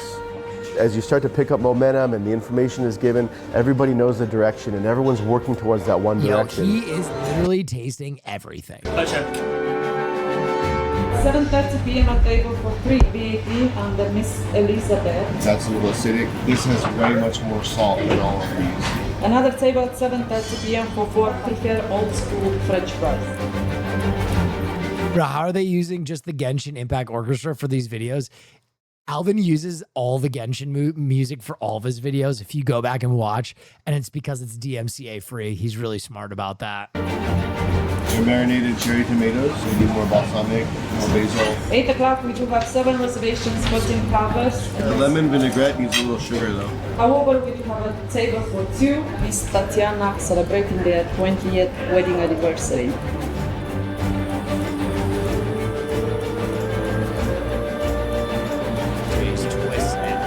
8:30 p.m. 5 reservations, 12 covers. We do have a booking for 2. He is the best birthday. YouTuber. 9 The p.m. best. 3 reservations, 12 covers. Marlon, this salty. I played a little Genshin. I actually liked Genshin. I think Genshin kind of got a bad rap. I thought it was a pretty good game. A lot of my friends who are girls still play Genshin on their phone to this day. Take a look at recipe. And the last reservations will be at 9:30 p.m. 6 reservations, 12 covers, celebrating honeymoon. Buffalo, today we have introduced our famous traditional dessert. So it's like a bit Alaska. Italian meringue, reduction of soy sauce. We have the bread, coffee. We have the egg. So how do you tell the full story to the guests? Why always a long queue on the coffee jam or hawker center, so every details on the kaya toast is on the big Alaska. It never fail. So this one is the pride of Huts, and this is the signature. Alright, good afternoon everyone. Good afternoon, Chef. Dinner menu tonight. Tomorrow we have 2 portions. One SRF KC. Measured by 14 ounce and the 19 ounce. We have the bone-in filet, 450 grams. This is probably one of my favorite fillets that we've ever had on the menu. By the time the train is up and full running, so that means service, everyone should be aligned. The left I'm hand knows currently what the making right my own dinner, and the music's making it really intense. Yeah. hand is doing. We just putting like fucking Trader Joe's tiki marsala in the microwave, and this is the background. are all on the same page. Pulling back the little fucking plastic seal on top, like a Michelin chef. Good, right? Yeah. Hey, Make River Farms Filet is the name of the game today. Make it on time, and then we can turn over the table for the second sittings, especially after 7:30, mini Valentine's. Whoever you have on hand, just try to upsell, make an impression from the guest. And I know that you guys have been doing well. And all right, thank you very much. Thank you very much. Wow. Hopefully now we sell a lot. Upsell? Yeah, man. I mean, this is a Michelin restaurant in a fucking airport. They gotta sell some goddamn wine and some nice cuts to keep the lights on.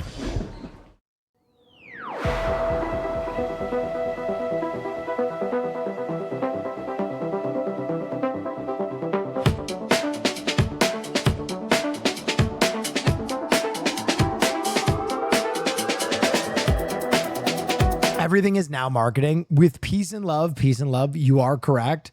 but expensive restaurants have been doing this for the last 200 years.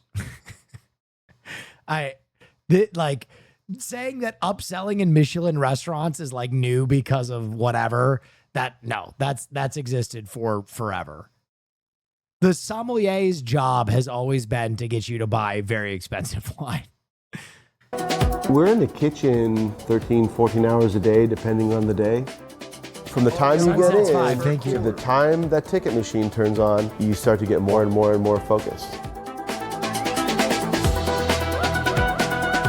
You've got all the stories about restaurants struggling now point to a decrease in alcohol consumption. Yes, I agree. I think the number of people drinking drops by the day.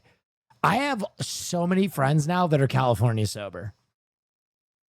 California sobriety is kind of the way. In case you don't know, California sober is when you still do all the drugs, but you just don't drink. 200 people sitting down. Everyone wants the best steak of their life. You can't make one mistake. And once the ticket machine is on, some days, like, all you can do is hold on for dear life. I thought Cali sober was weed only, not from my understanding. I want to walk.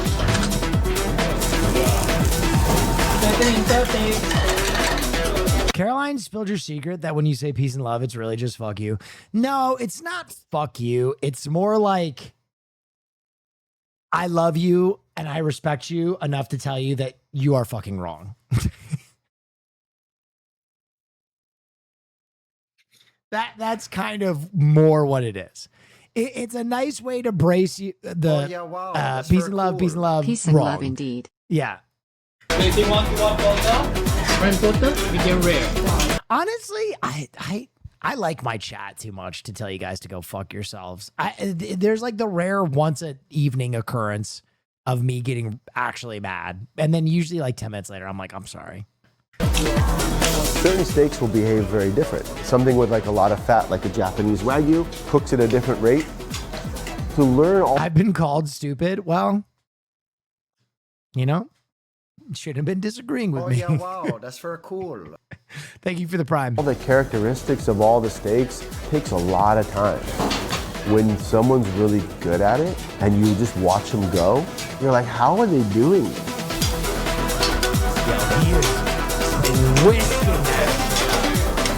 It's all second nature. Like, I'm not gonna lie, I disagree with his fucking steak technique a little bit.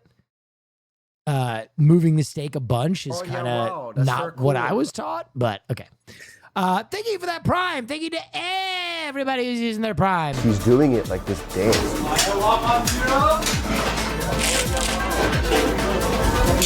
Late night on Twitch. Yes. Did you see Undertone? Yes, I did. I liked Undertone. I didn't think it was great, but it was definitely interesting. Different with Wagyu. Oh, interesting. You might be right. With Wagyu, you might just have to keep moving it around more because it's such a delicate meat. I don't know. Chef 30 fired. 3-0 dropping price. All day 3-0. Oh my God. Going window. Hands please. Let's go. You got to be focused under stress and under pressure and under a time frame. Your finger has to be on the pulse all the time, but it's awesome. Oh. Isa is our main expo. He earns like $8K a month. Guess he knows how to do it. Are you talking about me? I earn like $60K a month, first of all. Secondly, no, I got taught by my like fucking blue collar uncle wow, that's very that cool. you like don't flip steak at all. Like you put it on and you leave it and you give it the one flip so you get the nice checker patterns. Expo is a really, really difficult position. She has to be able to hear in like 360 surround. She's got to track all the tickets and she's got to be perfect. Chef 80 is fired. Table 12, both medium rare. You have jumbo prawn and mushroom. R16. Going 16. Couple lobster. All prime ribeye. 16 prime fillet. We're going 30. 3-0, yes. You're not allowed to make mistakes if you're the grill guy, right? They'll stand there behind that fire 5-6 hours a day. The station just drains you, just relentless. The tickets start flying and ticket numbers are being called. It's this build of adrenaline. If you've ever been in a fight, everything starts to come into focus and that's all you can see. That adrenaline rush, man, there's nothing like it. His editing style is so crazy. Yes, chef. We do. 9-1 ready. 7-0 going window. I'm ribeye medium plus with a fries. 5-1-5. They finished their first course already. Chef, only 9-1. I'm gonna use this weed to go back in time and didn't hear that how much you make a month thing. Guys, listen, I'll be honest, I don't make that much with stream. Mostly my stream stuff just pays like my editors and stuff, but I do quite a few ads.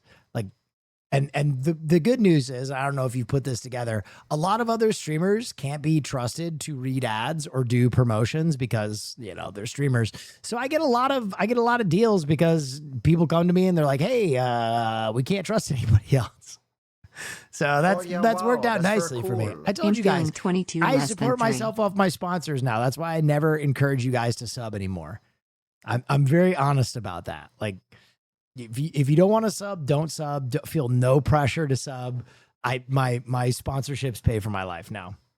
Can someone get mustard on 11? Yes, chef. 7-1-10-1. How long? 6 minutes, chef. Whiskey one in New York medium plus no blood. 2 and 3 tablecloth.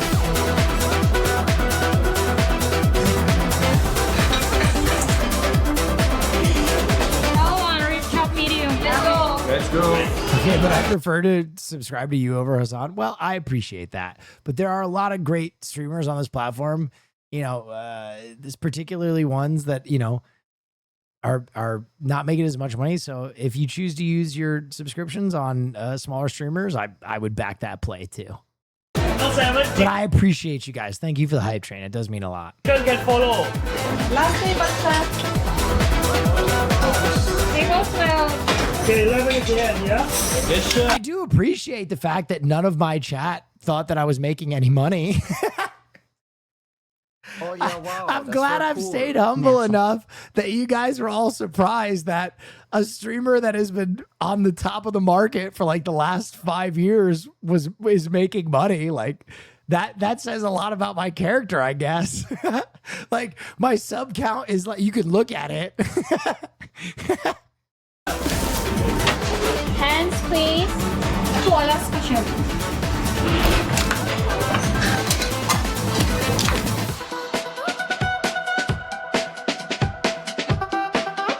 At the end, like that sense of accomplishment, you walk that line. Honestly, of it's like, more just your opinions on food. Okay, based. I still do like to have Mike fuck my sandwich, which, you know, call me blue collar. success and failure, it's amazing. That's why I've been doing this for 23 years. The other part I'll tell you guys is like compared to a lot of the big streamers, that is not much money compared to them. But I am Less than aware 3. how privileged I am, and I always try and keep that in perspective. And that's why I, you know, try and get my food costs down to like $10 a day and do stuff like that. That like I always try and keep in perspective where I came from, like living in an apartment with black mold and stuff. So Oh, yeah, wow. That's very cool. thank you so much, contributing food. Is XQC still the most subbed? I don't know that. I really don't know that. You'd have to look it up. I don't really track that. Tired? Yeah, never. Always need coffee. Sorry, chef. Amazing. Probably Kai. I mean, he's been gone for a while. That's my job. Wait, what are you doing, Kevin? Shaving truffle on the Alaska. Is there a name for this? Black Alaska? It's really hard to keep perspective when you have a mental wellness issue, yet somehow you do it. How? It's something I've always struggled with. Yeah, we'll take a quick aside for that. That's a worthwhile question. For me, I'm always very candid about this. I lost 2 of my best friends and my grandmother and a few other people in my life to suicide.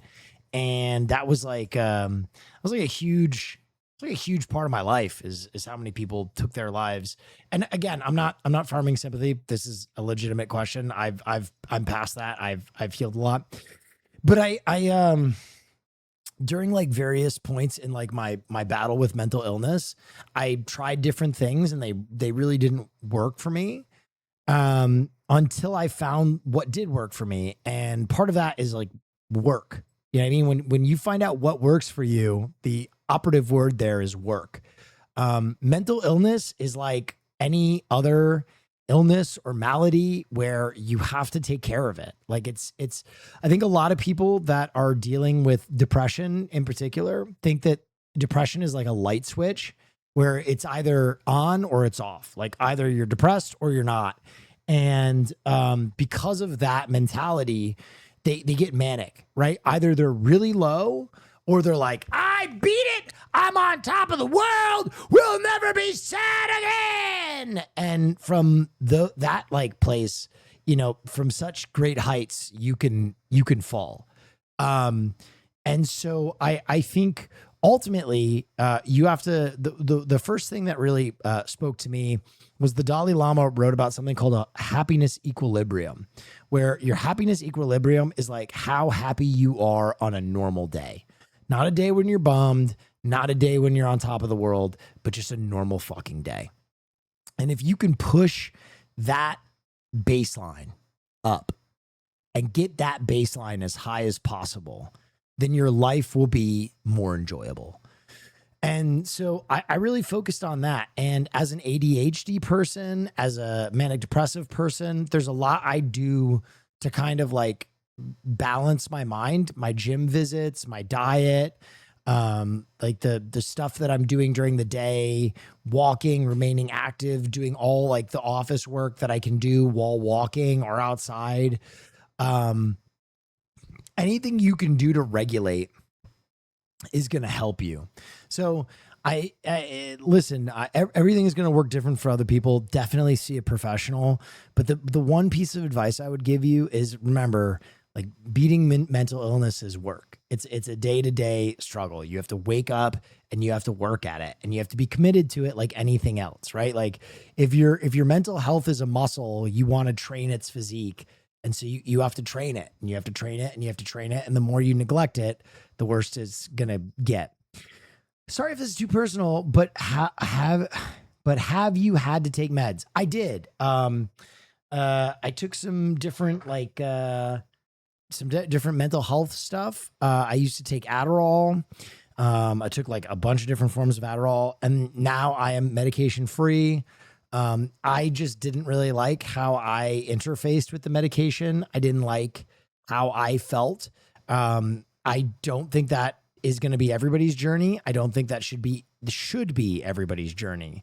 I think in the same way that like when you work out, you have to listen to what workouts like will work for you.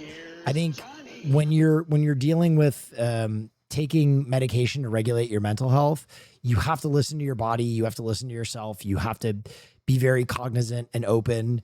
And if it's not working for you, be candid about that. Hey, Maple Takes, thank you so much for the raid. I appreciate you. We're just finishing a food video.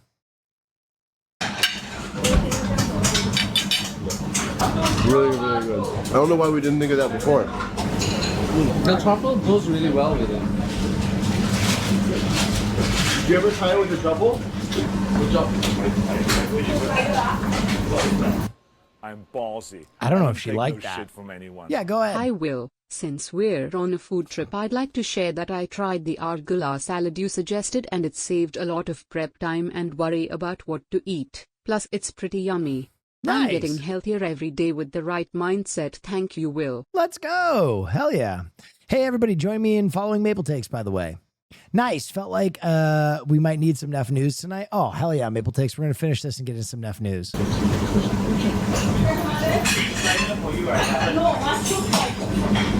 Surprisingly.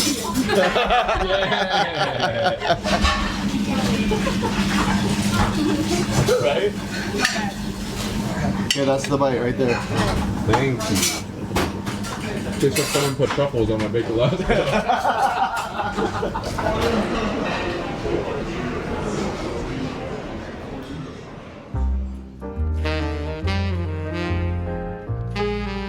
The most classic appetizer for cut is the crab cake.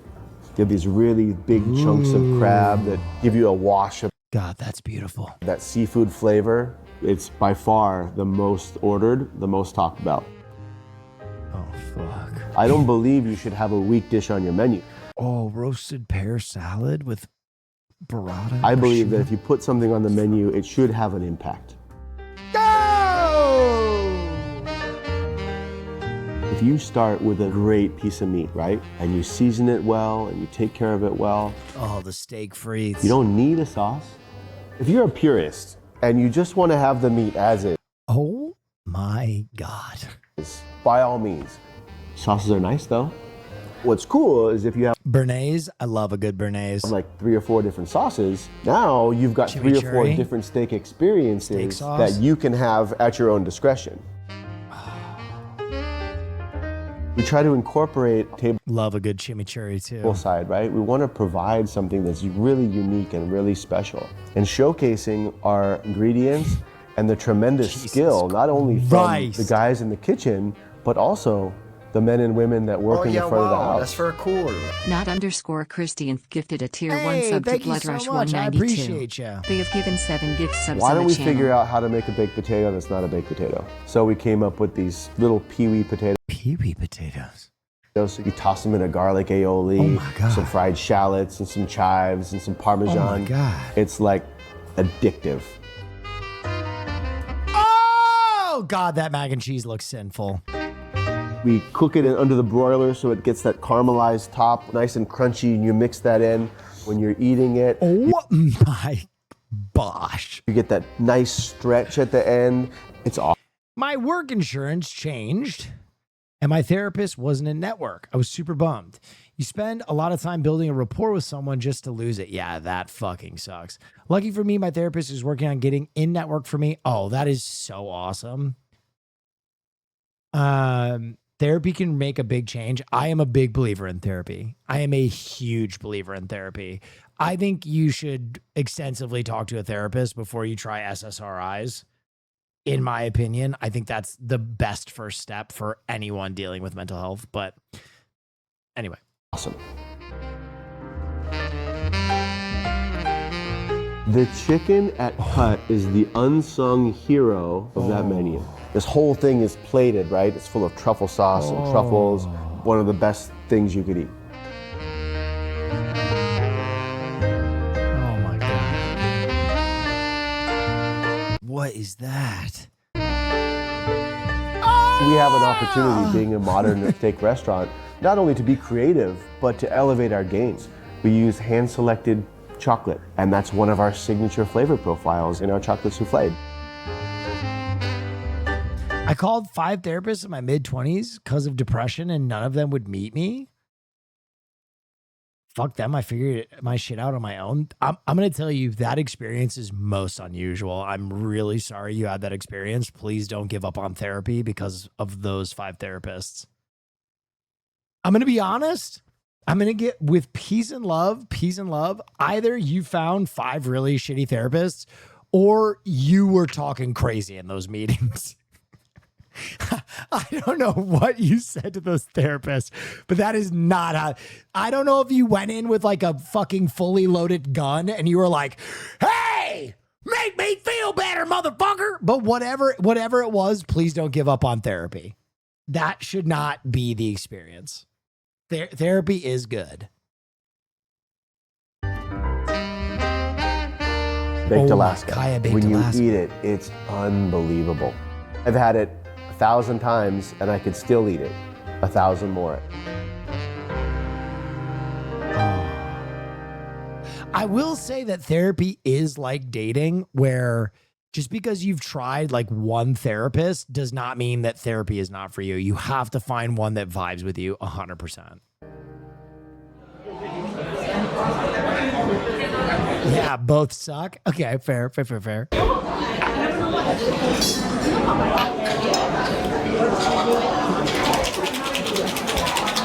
When we opened Cut Singapore, we embarked on handcrafted cocktail program. So the most popular cocktail that you see to love is the Rough Love cocktail. And it's a signature of Cut. That's going in right now. This is shiso umeshu, a little splash of fresh lime juice, 3 dash of peach bitters. Never go wrong with celebration.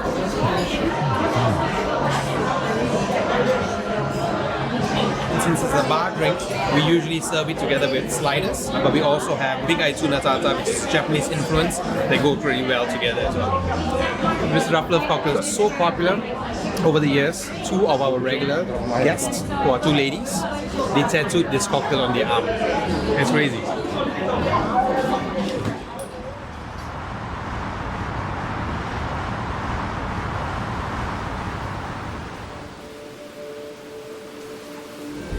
Attention please, the last train to Marina Bay is arriving.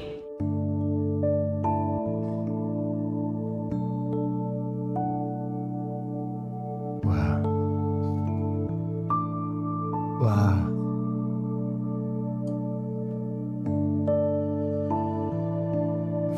Therapist here. Therapy is shown to have positive effects, outcomes for everyone, even people forced into it. But the major factor is your connection with your therapist, rapport. It can be hard, but keep trying to find one that is good for you. Yes, I agree. I couldn't ask for a better team. There's a camaraderie. When you come out of service, that everyone crosses that finish. One of the most relieving things about therapy, I'm going to be honest, at least for me, is that moment where you like confess to a therapist, like some crazy thought you're having where you're like, man, I've been having this crazy thought about sucking my own dick. Is that crazy? And you'll always get this reaction from a therapist. They'll either go, that's not crazy, or they'll be like, huh. And you at least then know if your thought is fucking crazy or not. You know what I mean? Which is a nice baseline to have. Where after your therapy session, you could be like, oh, that's not crazy. Everybody has that thought. You're like, man, I should really try to not think about sucking my own dick so much. Even my therapist was weirded out by that. So at least it gives you a nice baseline. You know what I mean? Finish line together.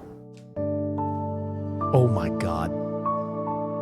That looks so Everyone knows you got beat up. Some people got beat up more than others, but at the end of the night, people had a great time. The chef's smiling. We share a meal, and everyone's ready to do it again the next day. Can I say that what they make for the in kitchen kind of looks better than what they were serving almost? This looks so good. It's a Nyonya style curry, so it's curry, but we add coconut cream at the end of it. This is my mother's recipe with a bit of my tweak. Oh. Wow. Yo, Amani. You spend 12 hours of your day in a restaurant. You have a life outside of that. You got a family. You're trying to juggle finances. You're trying to juggle just doing your laundry. Wow. Anyone that sits down in your dining room, they want an experience. I hate to say it, but they don't want to know that you're struggling with something.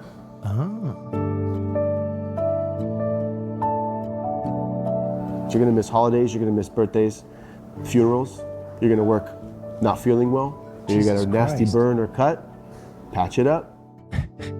The man with the Band-Aid on his finger. Any sort of thing that happens in life, it's gotta stay. Bro, this is fucking dark. Listen, I think that when you talk about excellence in a kitchen or excellence in a restaurant, go ahead. Ballsy. I don't take no shit from anyone. When I had my first therapy session, I was telling my therapist everything that's ever happened to me. I saw a single tear go down her eye, and I thought, fuck, it is really that bad. No, it was just someone was cutting onions in your therapy office, I'm sure. No, so what I was saying is, to that chatter who said, fuck, this is dark. I think when you talk about, I think when you talk about excellence in a kitchen, it becomes a microcosm of the price of excellence anywhere, right? I think a lot of us look at food as something that is like so ubiquitous that we no longer really appreciate it at like extremely high levels. But I think there is something to be said about the fulfillment that comes with doing anything at an enormously high level. But doing anything at an enormously high level takes sacrifice, and it takes commitment, and it takes a lot of energy. But I do think that, you know, I don't know about missing funerals. That sounds like a lot, but I do think that there is something to be said about the satisfaction about committing yourself to excellence in whatever field you're in. And I know a lot of my friends who are chefs and work in, you know, great kitchens and stuff, and they usually are, even though they are exhausted, they're pretty happy people. I would rather be exhausted and worn out and tired in the pursuit of something that I really enjoy than bored. Give me exhausted 10 out of 10 times over bored and unfulfilled.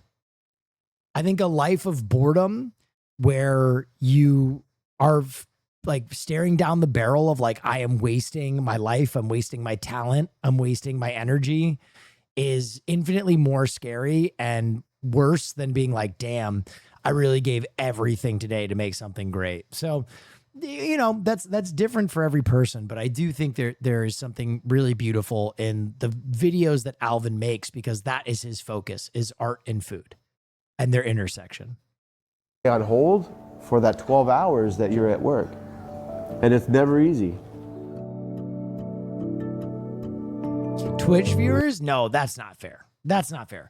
Because I think even, you know, the greatest artist in the world, dude, doom scrolls their phone for a little bit every day. You can't be on all the time. You can't. And I think the purpose of Twitch is to be there for you to fill your hours where you're not working or whatever. And maybe in those moments in your life when you are in between job or in between, you know, whatever your pursuit is, it is okay to recharge your batteries. And if Twitch is like serving that function in your life, I think that's perfect. I think the problem with a lot of viewership bases is that it does become parasocial, and people do market the idea that you should live your life through a window into mine. I think that encouragement is where Twitch gets a little fucky. But I always try and remind you guys, like, use me as your left monitor. Use me as your springboard to more creativity and more fulfillment, right? I am but a catalyst. I am but a humble dick-sucking merchant, you know? DS Local 47. But yeah, I do think Twitch can exist within a healthy life.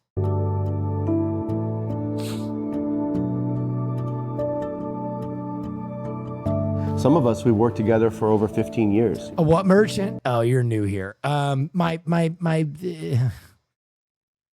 People. Oh yeah, wow, it's that's an very inside cool. joke. I will. There's Hi, years chat of streaming smile. here. I basically, whenever I miss an event, all my friends say that I died sucking my own penis, and my family found out about that joke, and so now it's really ingrained, not only in my chat but within my actual family. So, yeah, great. I've seen, you know, people's children grow from like little kids, and now they're graduating university. I'm really fortunate to be surrounded by a tremendous team of talented, dedicated people.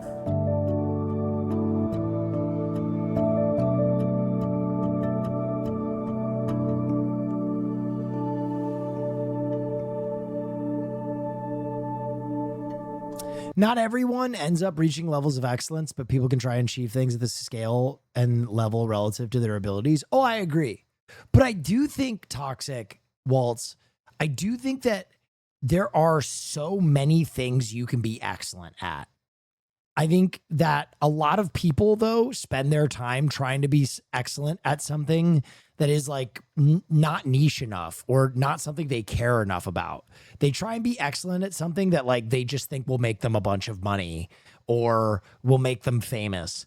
And ultimately those things are rarely as fulfilling as becoming really great at like the thing that you love. A great example is Austin Cho. Like Austin Cho is a master of flight simulators and he fucking loves it. And he takes a lot of fucking pride in it. So much pride, in fact, that he thinks he's better at flying airplanes than actual fucking pilots, which may or may not be problematic, but it makes him feel good.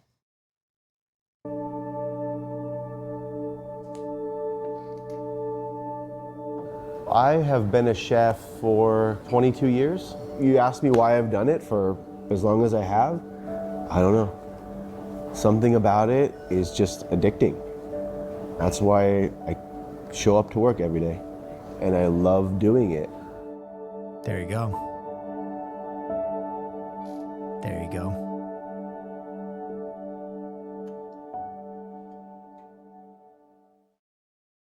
Dude, what a video.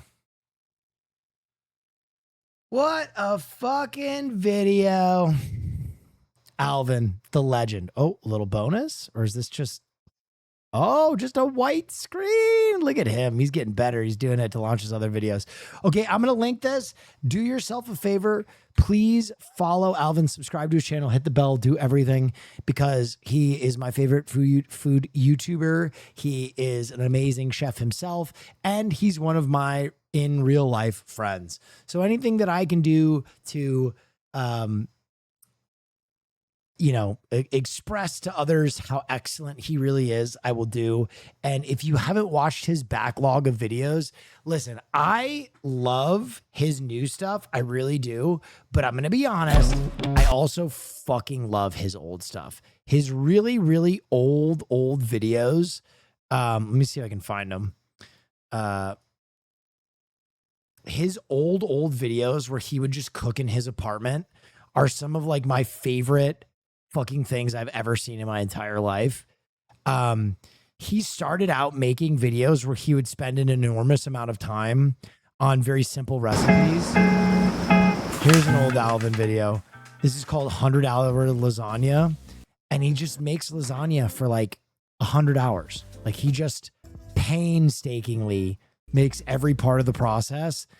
And these are like some of my favorite cozy videos. Sometimes like when it's raining out and I'm doing work at my desk, I'll throw on an Alvin video. So go ahead and follow him. And you know what's really interesting? He always comes in and will watch the VOD when one of his new videos comes out. He always texts me and is like, dude, I loved watching your reaction. It's always awesome to see your audience react to it in real time. So know that Alvin watches all of these fucking reactions because he says it's way more fun to see how a chat reacts to it than like comments on YouTube. So he watches all of these. I've never told you guys that, but all right, I'm peeling back the curtain a little bit. All righty, ladies and gentlemen, boys and fucking girls, there's 5,000 of you here on a Tuesday, and we didn't stream on a Monday, so you know what time it is. Is Will drunk? No, I'm this is the most eloquent I've ever fucking been. What the fuck? This is the most eloquent I've ever been in my life. Haas, are you here? Can we get a motherfucking header on this bitch? Can we get a motherfucking header on this bitch? Overlay is off? Sorry about that, Haas. That's my bad. I was recording something earlier today. There we go. Yeah! Production value! Take your dick out and swing it.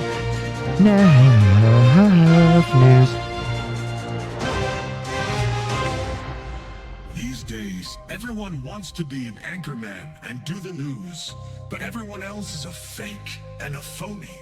This is the only real news on this fucking platform. If you want to know what matters in this sad little world, this is the only place to get all the news that's fit to breathe. Brought to you by the Badass Boss. Hosted by the one and only, your mother-fucking favorite anchor, Will Neff.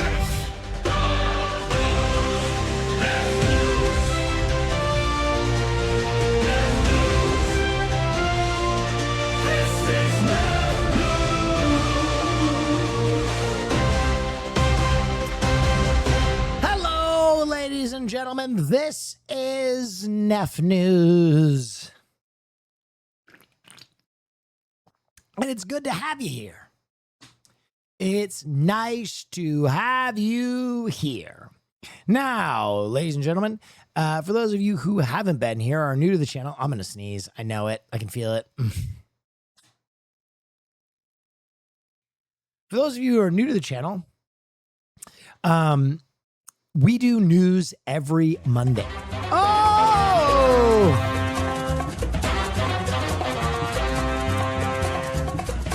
Savage Diarrhea 69.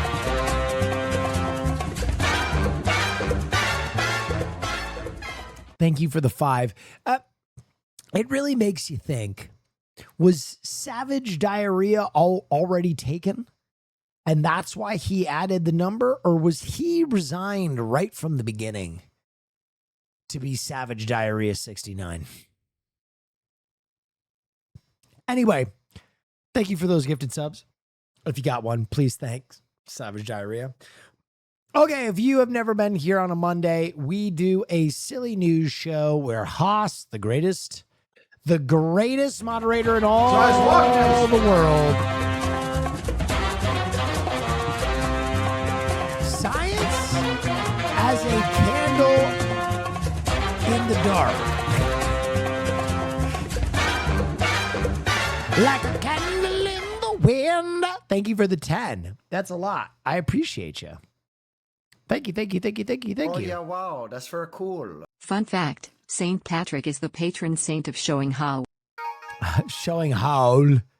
Spelled whole wrong. Gotta be a member of my community. Okay, so usually we do this on a Monday, but I was working my bourbon pod. Thank you so much. I was working on a Monday. So we're doing this news show on a Tuesday. We have the greatest stories from around the internet. We start with animals just to warm us up. Here is a wicked kitten. It's our, oh shit. It's our first story of the night. Take a look. By the way, I am reacting to all these stories for the first time, so I don't know what I'm about to see. Oh my goodness. Morticolis. Ian Brosy, Morticolis, thank you for the 5. And Ian Brosy, thank you for the 7.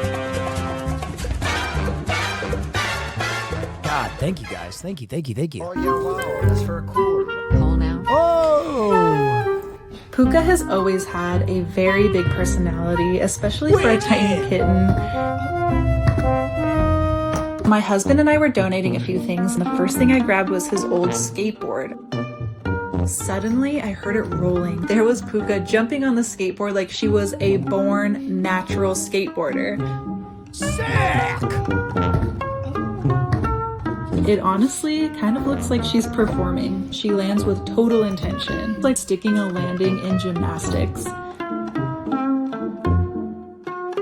Can we get more skateboard cats? I feel like this is good for the world. Our hallway has basically become her racetrack. Now that Puka is bigger, she prefers a little VIP treatment. She'll get on her board and wait patiently for either my husband or I to give her a push. Whoa! Sometimes she will actually use her front paw to push off the ground. The fact that a cat can understand the concept of momentum is pretty wild to me. The skateboard matches between Puka and her brother Baloo have become one of our favorite traditions. After we brought Baloo home, it only felt fair that he joined in on the fun, of course. That other cat just looks like it's laying on a skateboard that's been pushed. I can't help but feel this deep sense of gratitude and wonder. Something so unexpected turned into such a joy. This other cat is like, what the fuck is going on? Cool. Piggy races were so last year. Cat races are in. Real. World. She's not just skateboarding, she's creating memories that we'll be talking about forever.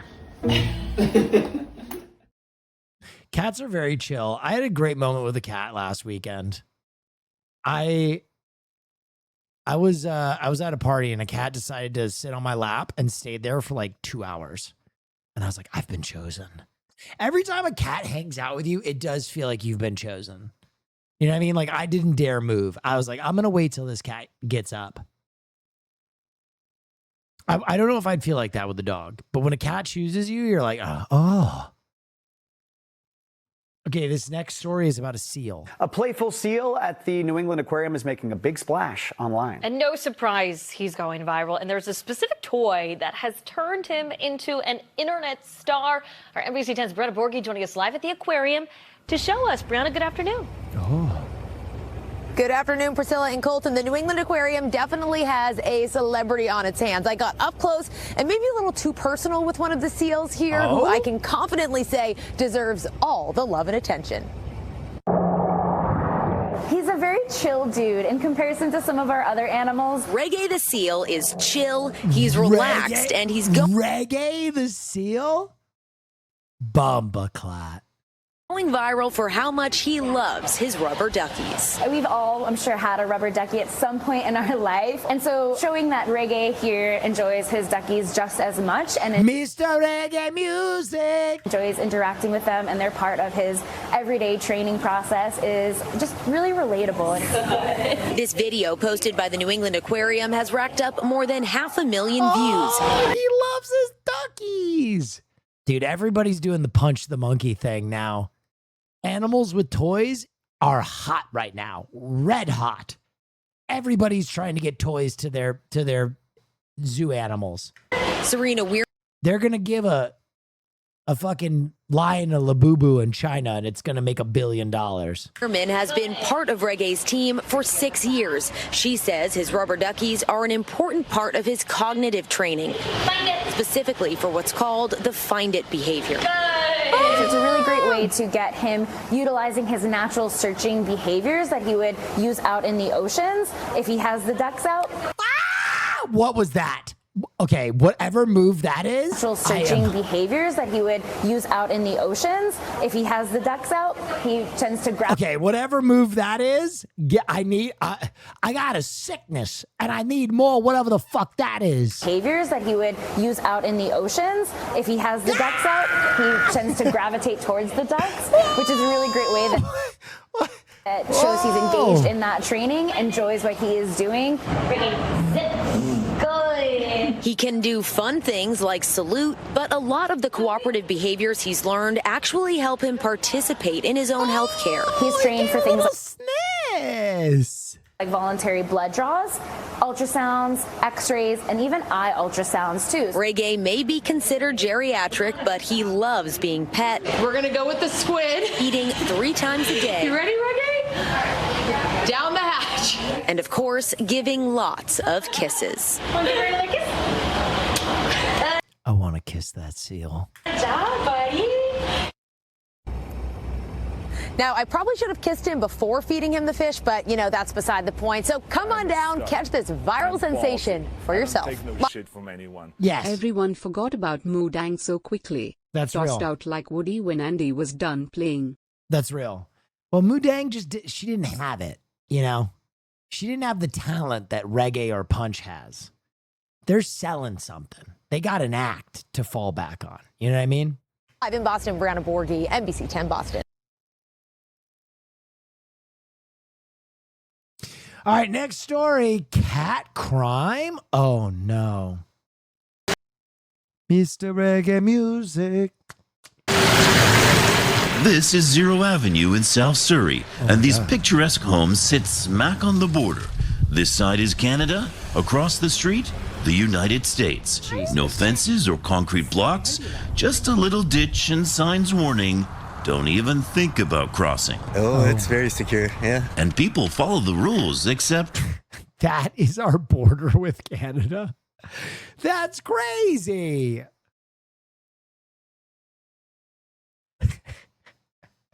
For one resident, him. Unfazed by jurisdictional authority, he is the Canadian border-jumping kitty cat. Illegal. What? I think it's because he's got 4 legs, not 2. Decidedly confident, And that gave me an idea. Bow, ba, ba, bow, bow, ba, bow, bow, bow, ba, ba, bow, bow. I'm putting together a team of cats.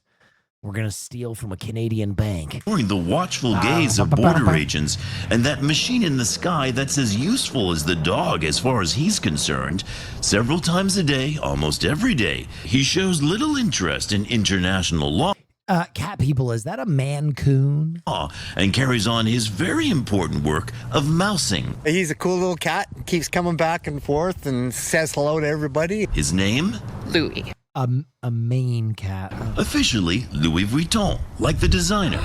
And his styling cross-border feline feats are now so famous. I love it. He's become a local legend. ICE is going to put a stop to him. Yeah, dude. Car just pulls up and unloads a full clip into him. Stop resisting! And a social media star. It's a bit mind-blowing. He kind of... You could see from the body cam footage that cat was coming right at our officer. He had no choice but to unload 16 shotgun rounds directly into the cat's stomach. flaunts his recklessness for the law. Also with a name like Louis Vuitton. He was an alien, an illegal alien, folks. Now, Mr. Vuitton is particularly good at catching all sorts, and he has been known to smuggle the goods across the border and leave them on the doorstep. I bet he did not declare them. We're not sure whether U.S. agents have caught up with him for questioning. Oh my God. Oh no. ICE actually showed up. We do know he had no interest in a TV interview. Doesn't go through customs. He's got a passport. If he did, it would show the cat who turned 6 on July 1st, Canada Day, will hop back over the line when he's good and ready. St. John Alexander, CTV News, Surrey. Now that was one great story. Some say it's the cat's meow. All right, next story, book. What is this YouTube link you've randomly shared? Crocodile trained to give blood in world first? What? Crocodile trained to give blood in world first. In a world first, handlers at Sydney Zoo have trained a saltwater crocodile to give blood. Experts say the calm croc offers a unique insight into what's often a misunderstood creature. What? This is the traditional doctor-patient relationship when the patient is a crocodile. Elvis, the Australian Reptile Park's king of crocs, visiting the that thing is huge. Dentist. The dental technicians also that thing is huge. Known as a jump team. But Sydney Zoo at Bungarraby believes it has taught its big fella Umbunguri a Umbunguri croc world first. How to lie quietly while having his blood taken. He picked it up faster than any other blood drawer I've trained with an animal. That surprised you? Yes, absolutely. Okay, this Australian reporter is absolutely fucking killing him in the street with this outfit. Do not bring yo bitch to the land down under, or the Channel 9 news reporter is taking her. I just wasn't expecting it to be that quick. A calm croc means a greatly reduced chance of what medicos call white coat fever. Higher readings on elements such as blood pressure because you're at the docks. In the croc blood drawing world, this is the crooked arm waiting for the test? It is. It was all about initially just getting him used to just touch around those areas. When we first start, we use a thinner needle and then make our way up to the proper needle that we'll need for the blood draw, which is going to give us the best possible baseline blood for a crocodile. So to our knowledge, that hasn't really ever been done before. The zoo team less than a year into their research. That thing is fucking gigantic. But planning to draft a scientific paper on their work once they have more Umbunguri data, as long as Umbunguri continue. Umbunguri is a fucking awesome name for a crocodile. Is getting positive reinforcement. And that positive reinforcement is a bachelor's handbag over the fence? Exactly. Mike Dalton, 9 News. Mike Dalton, you son of a bitch. Killing him in the street. All right. Buck is our next story. Oh, yeah, wow. That's very cool. Yes, thank you, Sizzling Fajita. Social media can sometimes get a bad rap, but there are times when it can bring people together for a good cause. And that happened this week after someone in the Winston County area spotted a stray dog with a bucket stuck on its head. They posted pictures on Facebook asking for help trying to catch the skittish pup. WVTM 13's Lisa Crane shows us the 5-day crusade to save the scared dog. 5 days? And his buddy. The lab mix, now called Buck, and his Belgian Malinois best friend they call Milo are relaxing in their new home after several people came together on Facebook to track their movements, trying to catch them and remove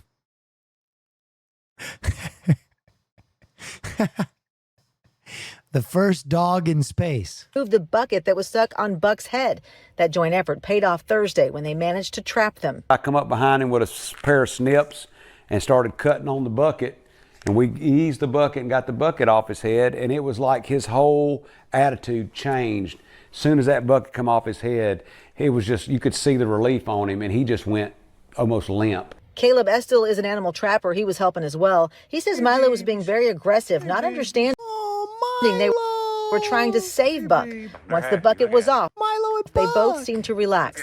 Buck is being treated for a sinus. They're best friends. An ear infection. Milo seems to have an injured hip and some cuts. Now, Buck is doing pretty good right now, all things considered, but they're going to wait and let him get a little more settled, feeling a little bit better before he'll be available for adoption. But when he is, they're going to be very picky about where he goes. They say they want veterinarian references and they want to visit any potential new home. They also want to keep these best buds together. My hope is they find a good owner that'll keep them both together, because that Malinois stuck with that black dog through all that, so they definitely have a bond. In Winston County, Lisa Crane, WVT. Dogs are the fucking best. M13. I'm not gonna lie, love cats, but if that was two cats, the cat that didn't have a bucket on its head would have eaten the one with a bucket on its head, right? Anyway, next story. Let the bears in. An entire family of bears has been captured after an attack yesterday morning in Monrovia. CBS LA's Lori Perez live in Monrovia right now. And Lori, you were there when officials caught that mama bear and her two cubs? I was, and that was also a chaotic scene. It was just Not after eaten, 6 but o'clock. fucked with? Guys. Isn't it like, isn't there some crazy statistic like 70% of cat owners who die in a home and aren't found within like, I think it's like a week, get their faces eaten by their cat?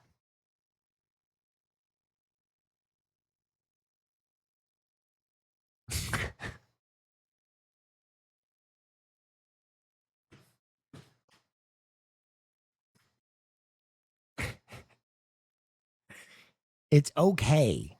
Listen, cats just are, they're survivors. They're tough. Like, cat people, you have to appreciate your cat's tough. Your cat's independent. Like, that's what you like about your cat. You know what I mean? Dogs they're faithful. They need you. They're softies, but cats, they're independent. They're living their own life. They'll eat your fucking face when you die. You are going to have your face eaten by your cat. Make peace with that. Tonight when Department of Fish and Wildlife officers rounded up that mother bear and her two cubs. They apparently had been living under the house behind me, the owner says, for at least several weeks. Fish and Wildlife did take DNA from that bear, and if it is determined that that bear is the same one that took a swipe at a woman yesterday, that bear could be euthanized. No! That was the sound of crying screams moments before Department of Fish and Wildlife officers emerged with two bear cubs, caged and probably confused. While feet away, officers tranquilized and packed up their mother. Sad DFW story. took the mama bear in. They think it's the one that swiped at a woman walking her dog in Monrovia Saturday morning. Oh. Scratching the back of her knee and filling the streets first with her screams and then with first responders. Scratched her knee? We're going to kill this bear over a scratched knee? Who rushed here to help the woman who reportedly suffered non-serious injuries. Ashley Howie Storms and her husband spoke to the victim minutes before the attack, helping their new puppy get accustomed to her dog. So we had made a comment right before coming back inside about her Australian Shepherd, I believe it was, telling him, oh, it's okay, it's just another dog. Howie Storms used to run a popular TikTok account documenting the frequent bear sightings on their street, but has never heard of a person getting hurt. And we've been here 22 years, I think, and I don't recall a human bear encounter that resulted in an injury. And it really breaks our heart because that's not what happens here. We're all really cautious here. We're all really careful here. She took this video of the bear the morning of the attack. Richard Franco says it's the same mother who was taken today. No, that bear's chilling. Come on, she's got cubs, man. This fucking sucks. He's friends with the man who lives in this home and says they've been watching the mother bear and cubs sheltering under the house for months now, since the cubs were born.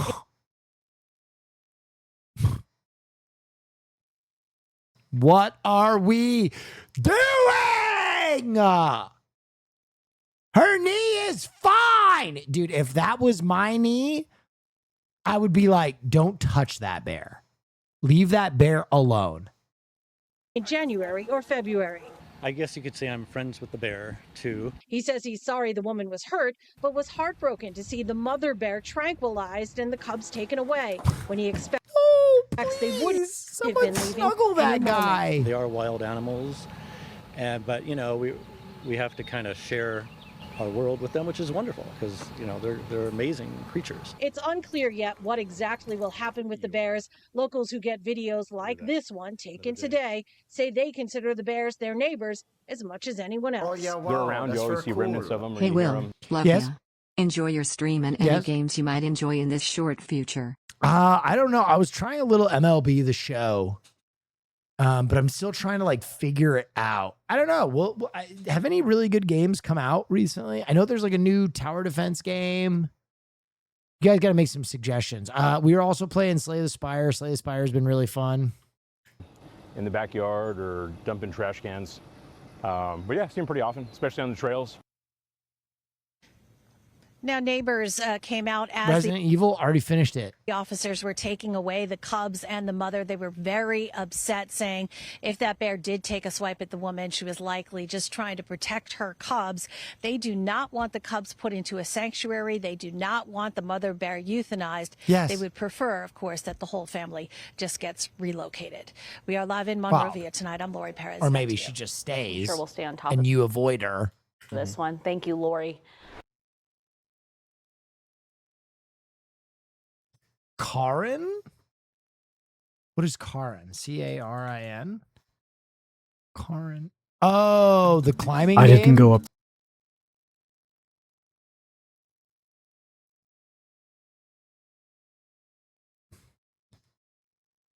Huh. It's good. All right, we might try it. We might try it. We might try it. We might try it. Let's get through some NEF news first, ladies and gentlemen. All right, Orca Driveway.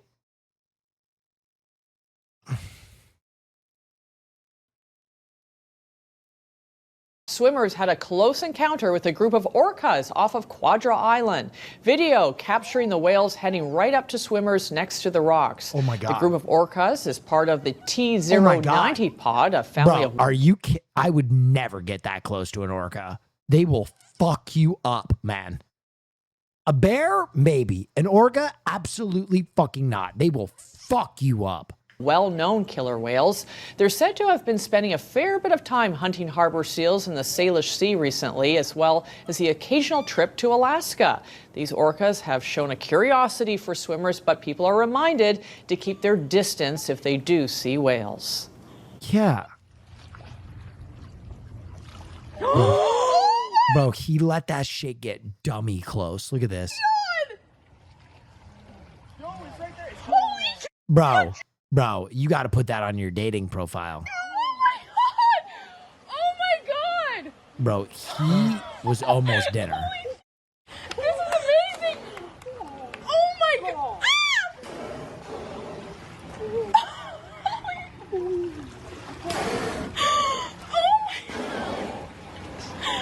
Orcas are so cool. I've never seen something That's so amazing. Oh. Callum, did you? It's just now. Dude, I'm going to be honest. You know that classic question? If you could be a wild animal. Oh, yeah, wow. That's very cool. What would you be? I think orcas would be high on that list.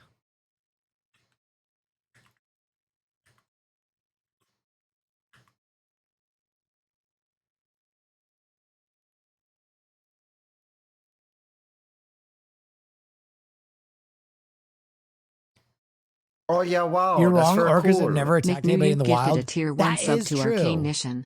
But They have given 2 gift subs part in the of the channel. reason that might be is because no one survived it to report it.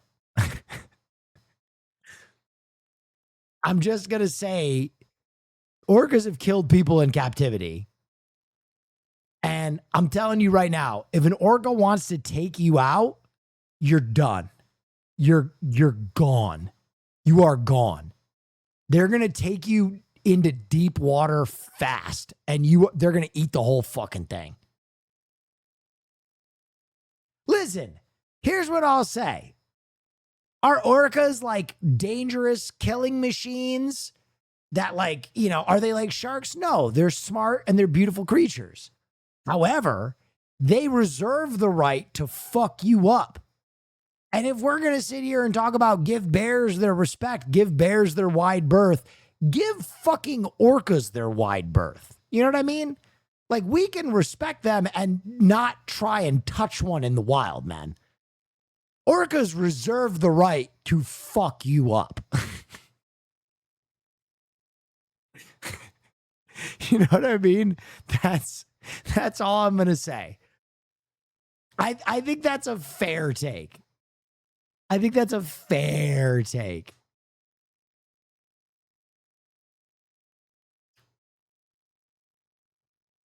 Not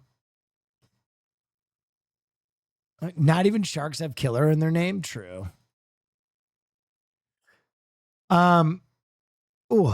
Okay. Dottie rescue. An update tonight Orcas are so cool, though. I think they're so fucking cool. to a dramatic rescue that played out on a steel beam underneath high-rise What? tracks in Philadelphia. That's very cool. Yes? Sharks get a bad rep. They are actually super chill. Yeah, but sharks do fuck people up. Listen, here's the thing. I think it's like the same argument with any dangerous animal, right? You just have to be aware that you don't know what kind of day that fucking dangerous animal is having. And you should give it a fair amount of respect, right? Most sharks are chill. But if that shark is having a fucked up day, that shark could also make you have a fucked up day. So just give it its wide berth if you have the chance, respect its space, and everything will be cool. That is, but if one is swimming with its fucking children, an orca, and you're like, I'm going to stand here in my underwear with my fucking dick out and try and get as close as possible. Maybe if that orca decides to fuck your shit up, maybe that's on you and not the orca. Maybe that mama orca is like, why does that white man have his dick so close to my child? I think I'm going to bite it off. And that is well within that orca's rights.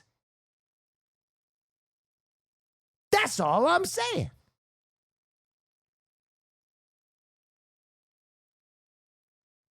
Brianna Gallagher spoke with the small dog's rescuers and has a story from Hunting Park. What is that? The Shih Tzu mix has now been No. named Dottie. The poor little lady was stuck for at least 2 hours as she was wedged between a train track support beam. No. The entire rescue was caught on camera. Take a look. Hey, dude.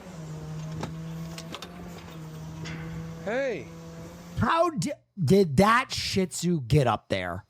What fucking monster person put that little baby Shih Tzu up there? What's going on? Sunday evening, ACT Philly received calls from both the Philadelphia Police Department and SEPTA for a little dog stuck on a beam at 63rd and Market Streets in West Philadelphia. They realized that they couldn't get to her from the angle they were at. So then they had to wait for SEPTA to bring a cherry picker to lift our APOs up to be able to safely grab her. While they waited for SEPTA to bring the cherry picker, people were ready on the ground just in case the dog jumped. It's definitely terrifying being a 13-pound pup like on a beam. The video shows the cherry picker raising up to rescue her. Don't jump, bud. Crews were able to leash her from behind and bring her to safety tucked within a blanket. Okay. Well, who did this to her? Now he's shaking.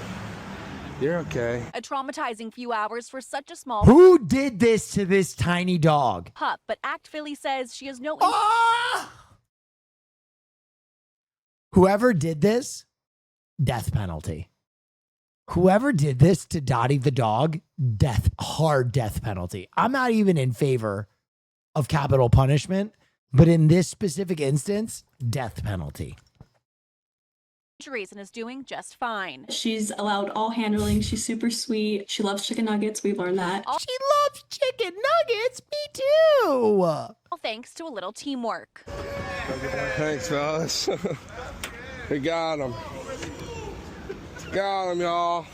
Oh my God. Thanks, guys, man. I appreciate it. Now, Dottie was not a microchip, so right now she's in the middle of a 48-hour stray waiting period. If an owner does not come forward, she'll be available for adoption. If an owner comes forward, shoot them for putting her on that fucking train track. Okay, next story. Bear in the kitchen. To Claremont now, where one resident got a very unwelcome visitor earlier this morning. A bear broke into her home in search of a snack. Bear sightings, of course, are not uncommon in the San Gabriel foothills, but this was just a little too close for comfort. Yeah, Shelby Nelson is live in Claremont now with more on this trespasser, plus reaction from the homeowner. Shelby, that video is incredible.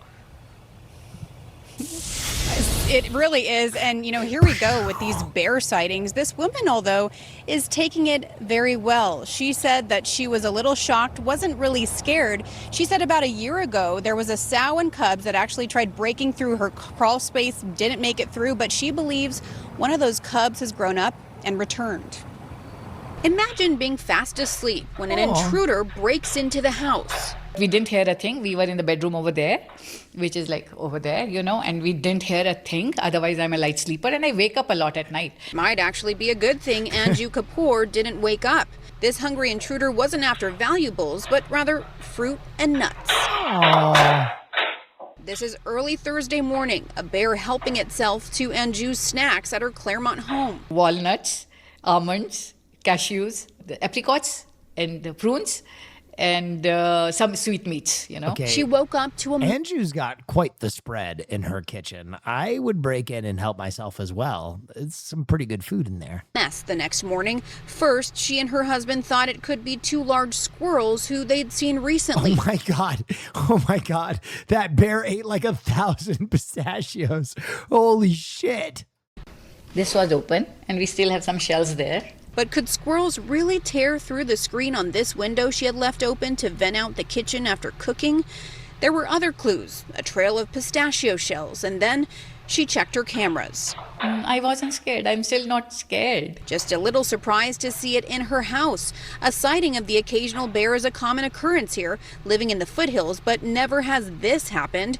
Anju reached out to animal control and was later contacted by the Department of Fish and Wildlife. Easiest thing, because I had ammonia at home, to put the rags soaked in ammonia on the entry points. Bears have noses that are 100 times more powerful than a human, 8 times more powerful than a bloodhound. They can smell something from 5 miles away. Bears have better noses than dogs? I did not know that. Court Klopping, a spokesperson for the California Department of Fish and Wildlife, says they've received several reports of bear sightings in Claremont this month. One piece of advice is making a location unpleasant for the bear through the sense of smell. Ammonia is going to be a smell that... You want a bear as a pet? Bears have killed way more humans than orcas. You never wished you could have an orca friend? No, I would have an orca friend. But I'm just, listen, I'm going to be so for real with you. And if you disagree with this, you are fucking lying. If I am in the same field as a black bear, I would be infinitely less afraid than if I was in a wild body of water with an orca. And you are lying to yourself if you disagree. If I go underwater and I see a fucking orca coming at me, I am way more afraid than if I've been around bears many times in my life, and my pulse didn't even go up. You know what I mean? Like I've always been like, okay, I'm on my feet. I can just give that bear space. I can get away. If I am in a body of water, I'm terrified. That has nothing to do with how inherently dangerous they are. That just has to do with how I feel. And I'm being honest about that. Like, for example, I know that most ants can fuck you up worse than most spiders, right? Ants are far more bitey, and they can make way more painful bites than most spiders that won't bite you. But I'm still going to be way more afraid of the spiders. That's just my human nature. That is just my human nature. You can tell me all day how spiders are our friends, and I'm still going to be like, ooh, you know what I mean? Same thing with the orcas. If I am in a body of water with an orca, I'm like, yo, I'm terrified. Bears do not like. And because their noses not afraid of fire ants, though, not in the slightest. And I should be. Are so powerful that really magnifies the unpleasant smell. With an early heat wave, bear sightings are a little bit earlier than usual. Klopping says this is a good reminder to have bear-safe trash bins in bear-prone areas. It's hungry. It's nature. It's trying to find food. That's all they're doing, you know. Now, it's also a good time to remind people to not leave attractants out, which could be pet food and even bird feeders. That's the very latest in Claremont. I'm Shelby Nelson, KTLA 5 News. Good story. Okay. Next story. Last of the animal stories. Noodles, the chicken?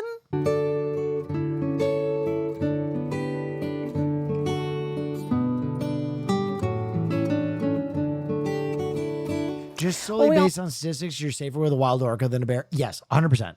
Again, you're safer with a spider than you are an ant. But I'm telling you, 90% of this chat is going to be more afraid of a spider than an ant.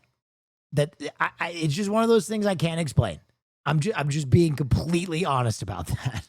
Well, no, chicken noodle soup can be good for the soul, but in this case, it's a chicken named Noodles, warming hearts. Boyd Hooper shows us how in a small town southwest of the Twin Cities. Time was if you mentioned chicken in Truman, Minnesota. Thoughts turned to the lunch special at the Casey's. No more.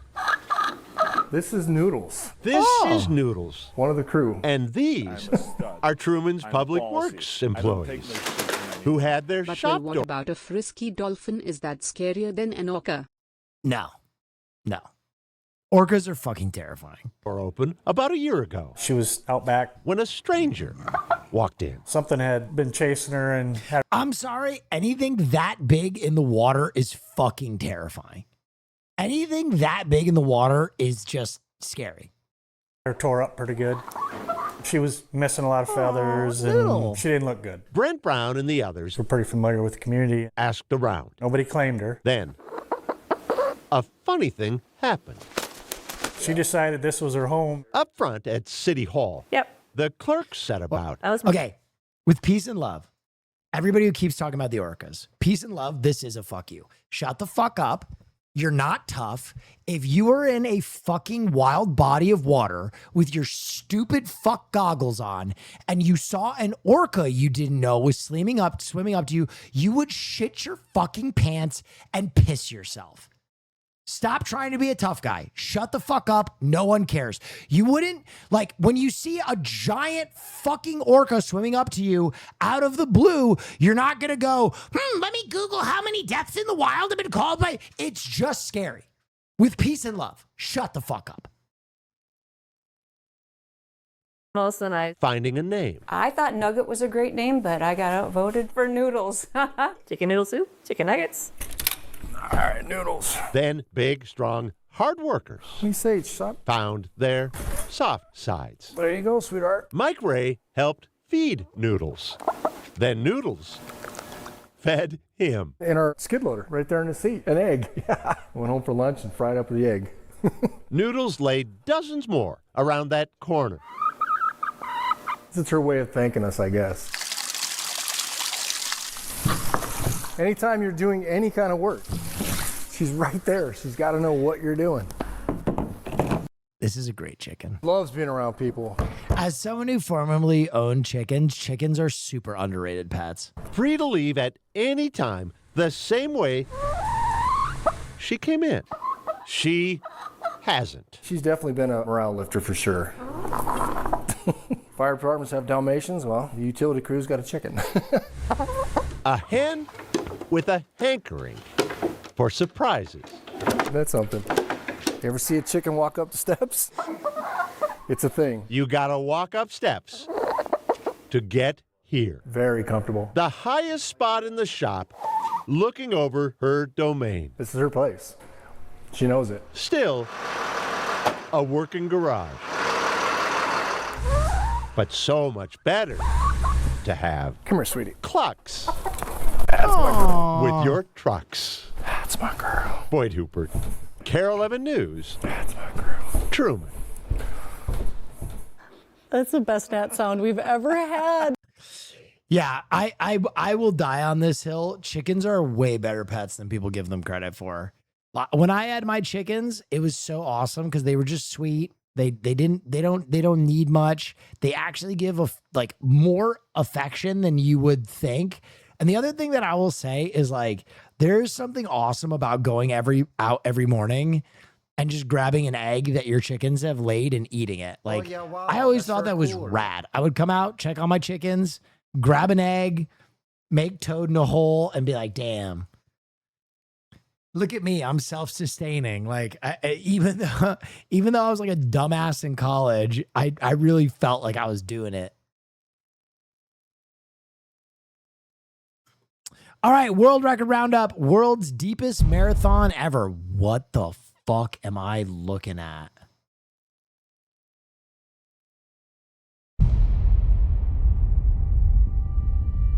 Roosters suck though. Yeah, roosters are tougher, way tougher. A marathon, hundreds of meters underground. Well, that would be extraordinary, but also we've got to kind of stay within the realm of the possible.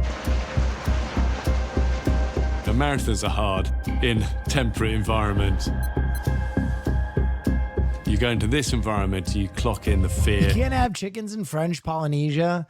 It's just chickens are a little bit of work. You need to have a coop for a chicken to be happy and healthy. And I think in any residential, if you're in a neighborhood, it's hard to have chickens. Runners because are crazy neighbors people. will complain about chickens. The adrenaline, the intimidation of the environment, it definitely takes it up a few notches. And that should worry people. This is industrial scale. Definitely on the edge. This is crazy. What the fuck? When I set up becoming X with Bear, our goal was to help people This realize is some Hunter shit. Oh my God. Literally the first trial. their potential and achieve truly That makes me want to rewatch Hunter. extraordinary things. I want to run the deepest marathon ever, inspire other people, and break a world record. The first person I called was my good friend, Ro Darwan. I think he said to me, "You're insane." I thought Paul was crazy, but the more I thought about it, I saw the potential in this. So it really didn't take me very long to say to Paul, let's do it. I have always wanted the mining industry to have a positive image. Ro and Paul messaged me and said, we're gonna run and do this event. And so I told them I want to be part of this. And actually, we saw this as an opportunity to open up this event to a much bigger audience. My name's Tony. I'm doing this race because I want to challenge myself. I want to push myself to the limit. This is my first marathon, but I'm ready to take on the race. This is just mining propaganda. To be honest, we probably need that propaganda because within our lifetimes, we will probably all need to live underground because of nuclear fallout. So I'm actually okay with this propaganda. Milo, a professional dog runner in London. Honestly, I am very excited about the marathon. The entire concept is just so ridiculous. I'm a gaming content creator specializing in Minecraft. My family... Jesus, Will. I mean, listen, I'm just trying to make the most of it. I think trying to gauge my feelings about it. I think the key thing is they're shocked that I'm running. What's comparable between runners and mining is it's one determination. There is no shortcut to success. Well, I had no intention of running another marathon, but this came up and I thought this is too good to miss. A lot of the people running work in the industry, and so when I was asked, do you want to do this race? To me, that's a no-brainer. What's your life if you don't have crazy ideas?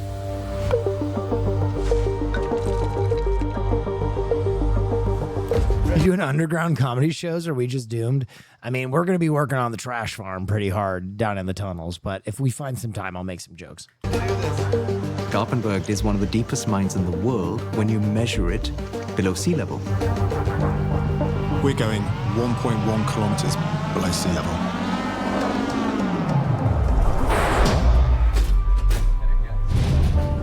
You go down for 3 minutes in the lift. What?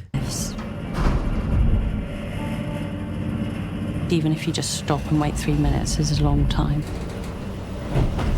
No human. Oh my fucking God. Has ever run this deep before. The Burj Khalifa is like this tall, and you're further than that. No, hell no. Below sea level? What a ridiculously cool opportunity. If I think about the deepness, it kind of hurts my head.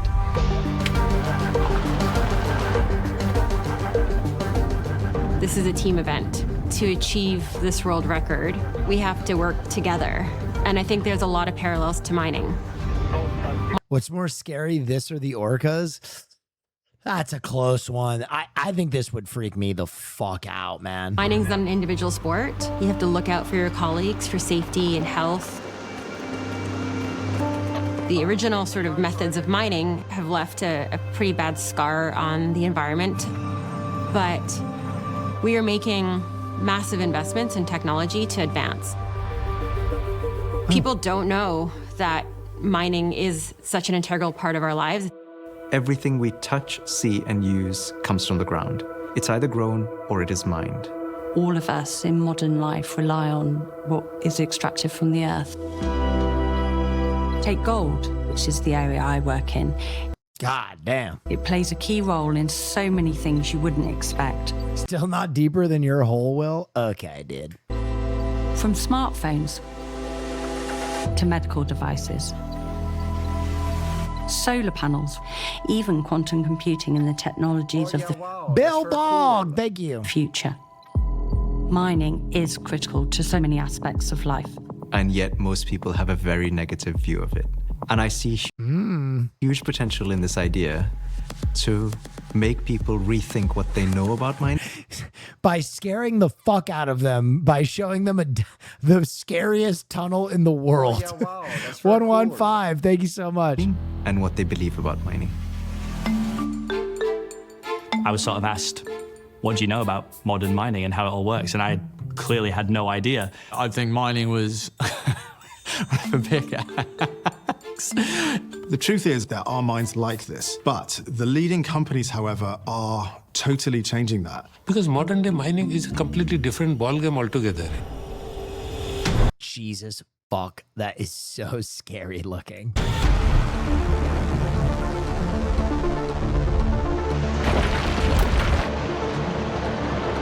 Boliden. The Canary Crew. It's pretty funny. Why is it scary? Well, because this is the Canary Crew. Hundreds and hundreds and hundreds of feet underground. This is terrifying. The host of the world's... If that elevator breaks, you will never leave. Deepest marathon is what world class looks like. Garpenberg is one of the world's most productive zinc mines, also producing silver, gold, and a whole number of other metals. I barely know her. Miner. I actually went and toured the Garpenberg mine. I was absolutely blown away by how technologically advanced it was.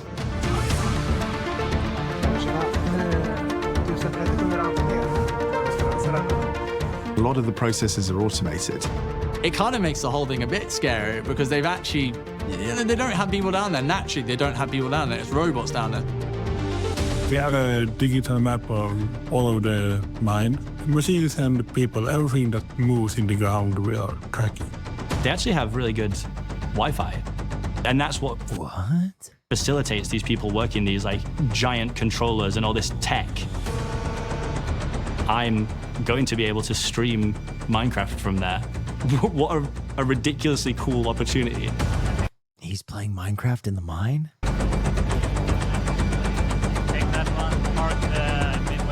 It's different from what I imagine. Stream in the mines? Dude, that would actually kind of be fucking fire. It's bigger than I expected, and it's not those small tunnels that in your head, certainly as a kid, that you think mining is like. Last time I was down here, this wasn't even built, right? Here we go. This is the world's deepest marathon.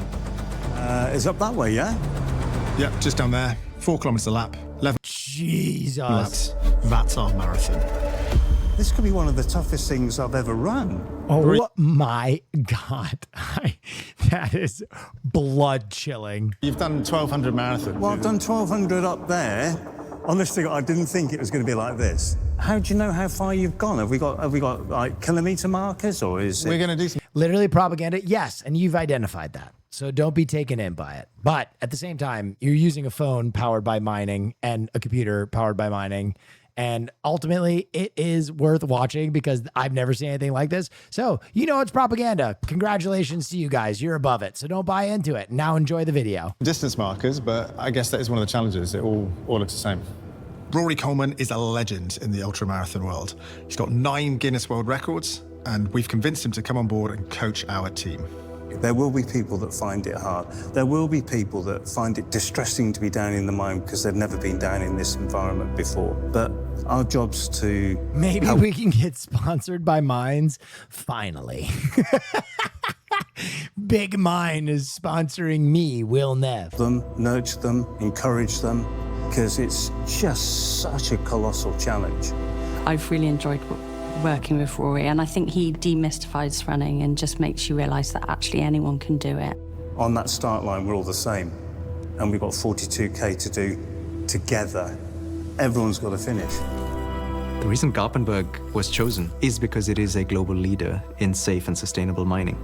It shows what's possible when you put effort into taking care of people, managing the risks, and putting the environment front and center of how... Hey, Will. I'm a special flower, and I'm not sure, but I think this might be propaganda. Okay, yeah. Well, if you've identified it, you've won half the battle. You choose to mine. And it would be wonderful for us to showcase that through this extraordinary challenge. I do think it's funny, though, that like so many people are like, this mine video is propaganda for big mines.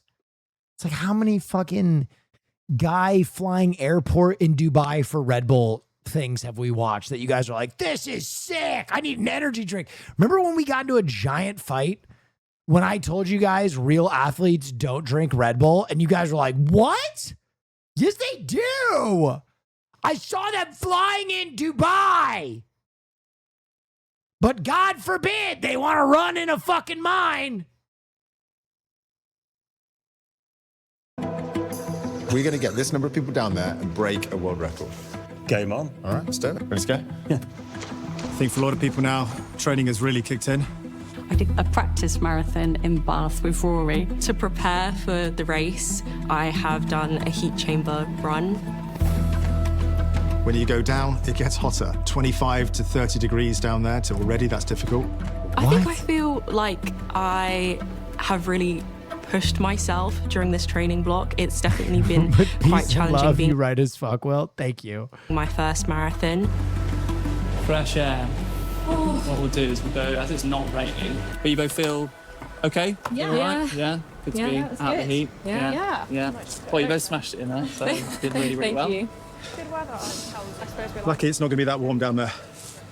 Yeah, certainly noticed the difference. I'm kind of nervous to see, you know, what it will actually be like. So that's kind of my main anxiety, I suppose. Oh my, yo, that is crazy looking. Can you, okay, dude, I am already, oh yeah, go ahead. I don't take no shit from anyone. Sponsored by Gaping Enormous Hole. Yes. Will Neff, sponsored by Gaping Hole. Dude, I'm not gonna lie, I would do mine propaganda if they let me do a zombie stream down here. Can you imagine if I paid like 20 actors to get in zombie makeup and I put like 4 streamers in the fucking tunnel 4 kilometers long? And I'm like, you have a Nerf gun. If you shoot a zombie, you disactivate it for 45 seconds. You have to get to the end of this tunnel. Go. That would be unreal. That would be so good.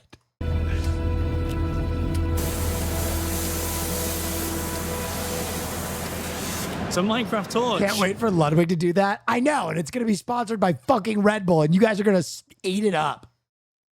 You're going to be like, did you know that there have been major breakthroughs in sustainable mining? Ludwig from video games told me that. I'm thirsty for a Red Bull. But when old scumbag liberal Will wants to enjoy a mine running video, everybody's got to remind him that it's propaganda. This is what I'm gonna do the lap like this. In case it isn't clear, I'm doing a lap, and everyone else is doing a marathon. You know, and then I'm gonna go. By the way, his tip-to-tip stream is fucking dope. That shit is so fire. Red Bull was so right for sponsoring that. That shit is so hype. And I'm gonna play video games in a mine. We are in. So we've got CPK involved, the gaming sensation, the world record holder for various Minecraft records. He is going to open the doors essentially to a lot of young Or did you people that once are going to say get Red Bull exposed gives to you death? what mines I are can't actually find like. it anywhere on the internet. What? Red Bull gives you death. Dude, I wonder if they would let me stream in this fucking mine. Doing fine now. No, I don't know where that clip is. They did not like when I chanted Red Bull gives you death. I have never received a Red Bull check. I think now that I'm down here, it just seems way more normal than I thought it would. I think it's going to be a good vibe. Yeah, cut to me like weeping at the end. This is going to be a day that you're going to remember for the rest of your life. Right, so what is the route and how are we doing it? So we all start in this bigger area here. This is our start line. And then, of course, you're literally going to be running into a pitch black tunnel. There are no turn-offs. There's nowhere you can go wrong. You'll see marker flags every 500 meters. Then we have our turnaround point. This bit is really important. We've got 2 timing mats. One at the start-finish line. God. One at the turnaround point.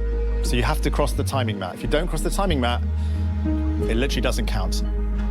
This is going to be tough, but we can all do this. Really important, the explosions are going off at 4 o'clock. So we are actually, And at the end, it's you not have only is to it operational, fight it is a not pedophile stopping. clown named Hisoka. Holy shit. The blasting is at 4, so that is your incentive to finish.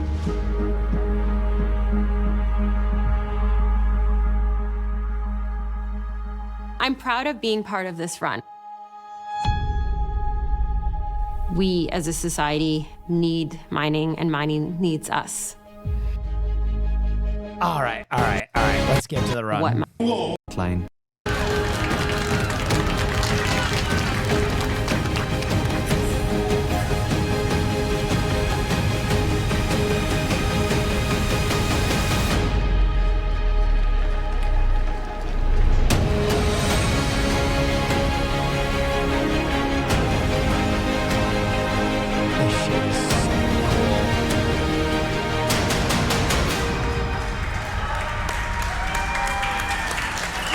Hell yeah. Is this a preview of the upcoming colonoscopy stream?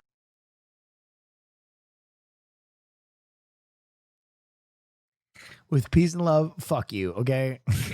I have evaporated. Halfway around, I thought, I might do another one. No. I'm going to sit down and become the first Twitch streamer to stream Minecraft from a mine.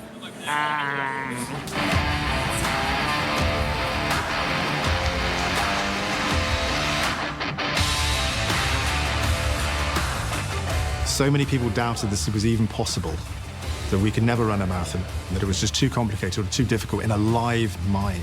Even the most basic things, food, getting almost 1,000 litres of water down there. We have got to have completely custom kit, fully reflective. We have got beacons so the mine staff know exactly where we are at all times. Everything that goes into this has been logistically incredibly complicated. I've been in the mine for the last 2 hours. Hold on, look at this, chat. Zinc fact. It's essential for galvanizing steel. Zinc fact. It's used to stop solar panels and wind turbines from rusting. But this was very cool. This was Zinc fact. That was cool. All right. World's tallest toothpick structure. Hey, hello. My name is Eric Clable, and I hold the Guinness World Record for the tallest toothpick sculpture. Ah, fuck. Propaganda for toothpicks.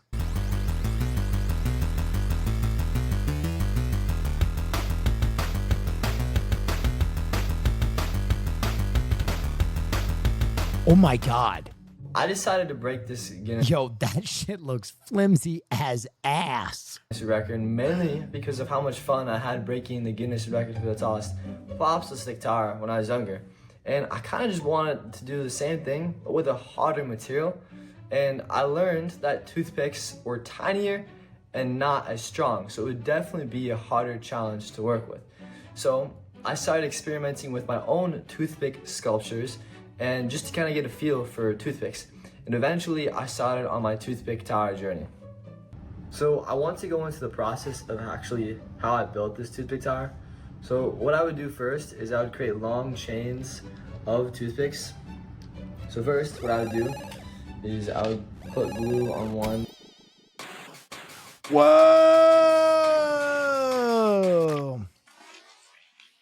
I agree. James definitely blew out his knee. Also, it's been forever since I've seen that movie. Are you talking about the diner scene? James blew out his knee. Are these inside jokes from 1,000,000 years ago? Thank you for the bits. James blew out his knee. He's talking about Survivor? Oh, he's doing he's doing references from 1,000,000 years ago. The side of the toothpick, glue it to another toothpick, and then put another glob of glue on the other toothpick side, and then Bro, he's kind of fast and loose with these toothpicks. Together.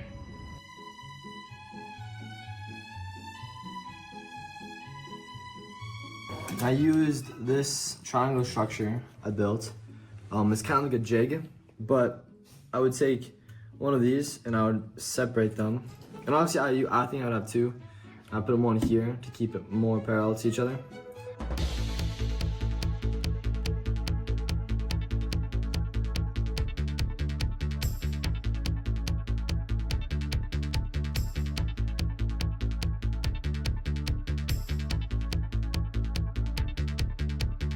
Bam, bang, bang, bang, bang, bang, bang.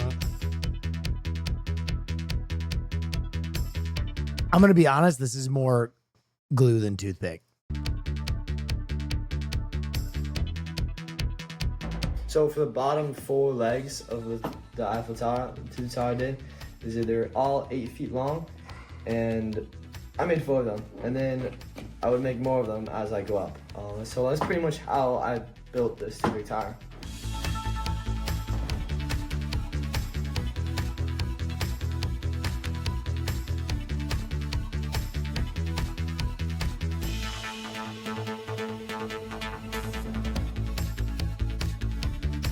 Damn, look at him go.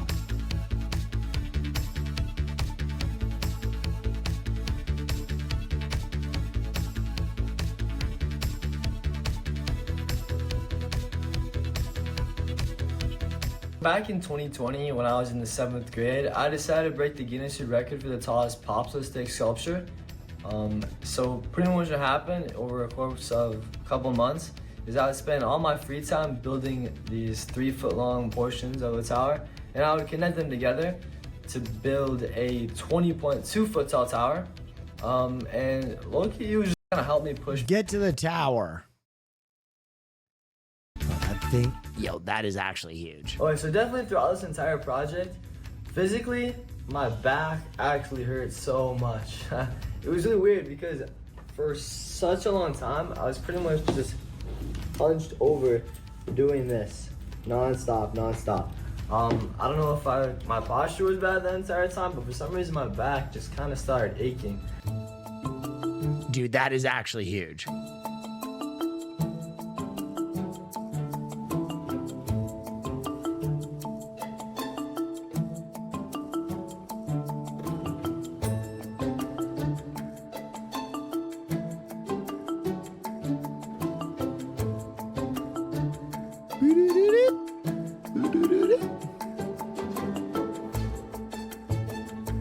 Okay.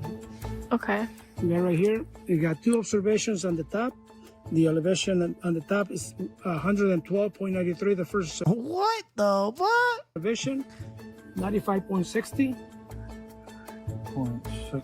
They're using a Trimble station to measure this. And 112 point. He surveyed the toothpick structure. 92. 2. 17.32. Yay. 1732. You make it. 17 Honestly, feet. I'm not really sure how long this record will stand. Obviously, if someone takes their time to actually break this Guinness record and takes the time to glue all those toothpicks together, kudos to them. I'm very proud of them. They're willing to put in the work and the energy to do that, so they definitely deserve it. So I feel like if my record is broken, that's perfectly okay, honestly. Like, respect to the person who breaks it. He's like, I'll never fucking do this again. But if that were to actually happen, if someone were to actually do this and glue all these toothpicks together, I don't really know. Maybe someone out there has a really good and fast. Well, good for him. Set a record. My man set a record. Okay, next story. And we're past the records now, and we are on to social media. Jet skis used to help mix green dye into the river for St. Paddy's Day. Bro, this green dye cannot be good for the world. Okay, that's pretty rad though. Okay,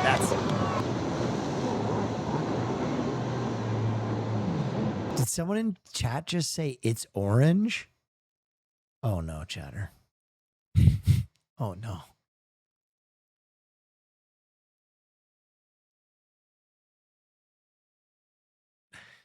Yep, it's orange. Don't tell him. Don't fucking tell him. Don't tell him, chat.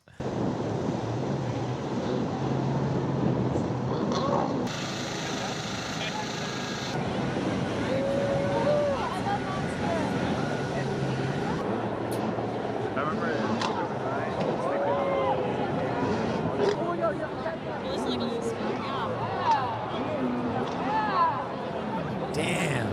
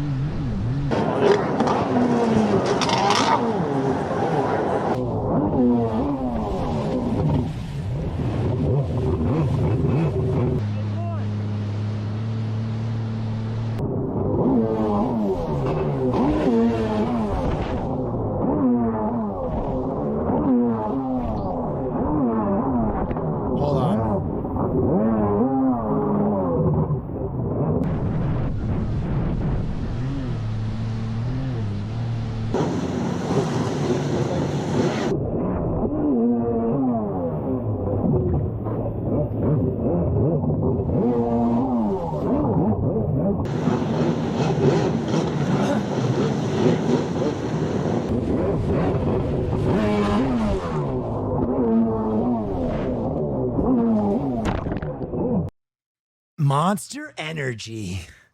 It makes the water green. Where's all the propaganda people now? Okay.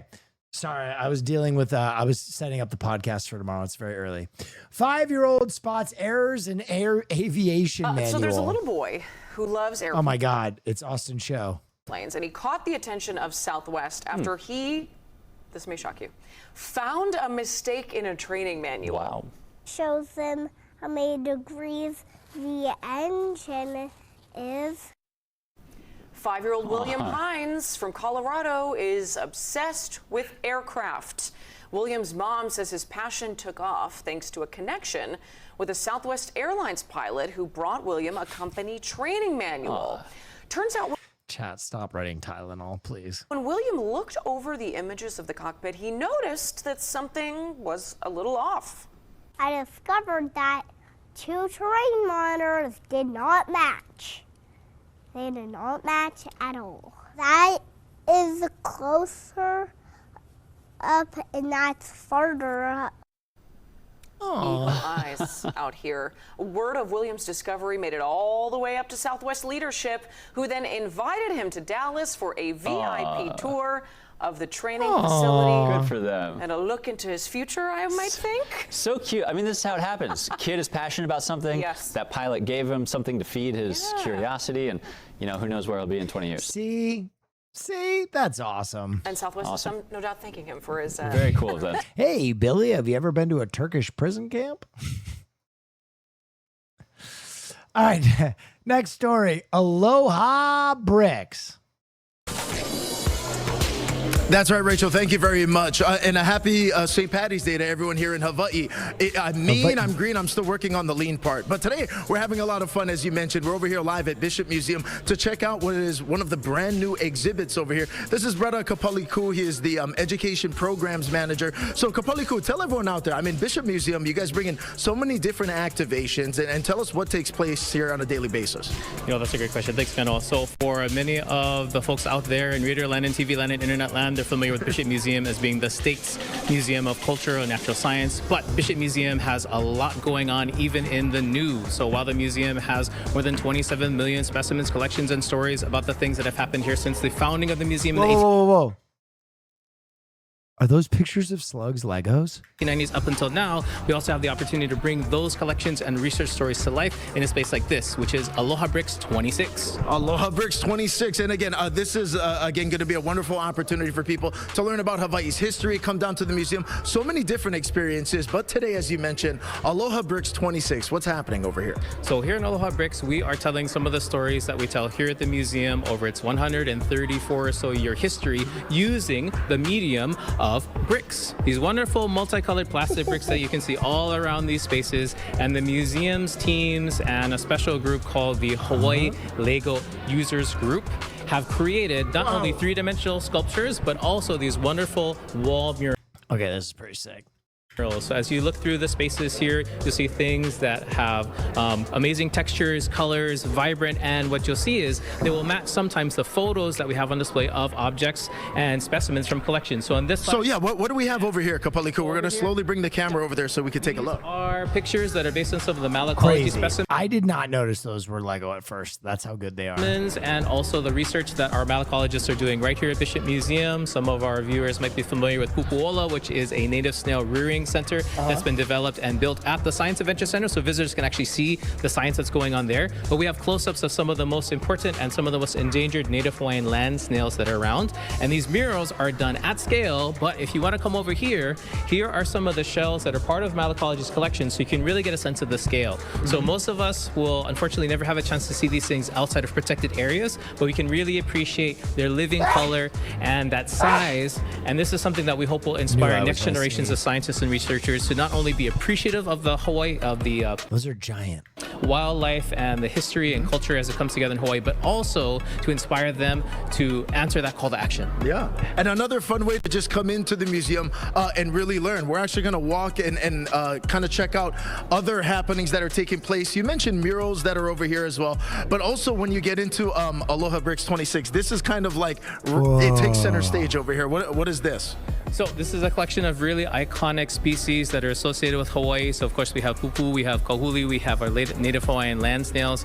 We have the pulelehua, the Kamehameha butterfly. We have the iiwi, which is a really important native bird species to all the islands. We've been seeing decreases in populations here on Oahu, so it's really Who made these? Someone cooked here. important for people to know and know how to help.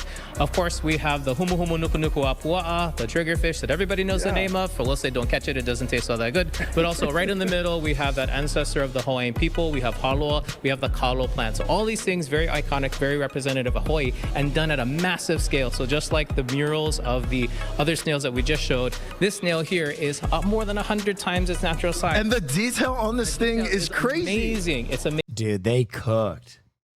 That's sick. Someone did an awesome Diablo 2 mural like this. Oh my God. That is fucking fire. Holy, bro. All right, next story. Meteor Watch. Tonight, meteoric levels of confusion in Cleveland after a loud boom rang through the region, frightening the pets in this person's backyard and stopping drivers in their tracks. Oh, shit. What the was that? What the fuck was that? The fireball also spotted as far away as Pittsburgh, streaking through the sky. Anyone that's in Northeast Ohio, did you hear the loud boom? It sounded like a freaking bomb went off in the Cleveland area. NASA says it was a meteor fracturing into small pieces when an asteroid nearly 6 feet in diameter and weighing around 7 tons entered the atmosphere. That could have been very bad if that was slightly bigger. The ground beneath my feet was no longer stable. Ralph Harvey studies planetary materials like these at Case Western Reserve in Ohio. We're just basically talking about space debris that's falling into the Earth's atmosphere, right? Why don't we hear about this kind of thing more?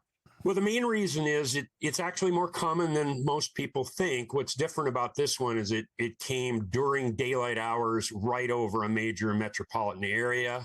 So it turns out. What are we, dinosaurs?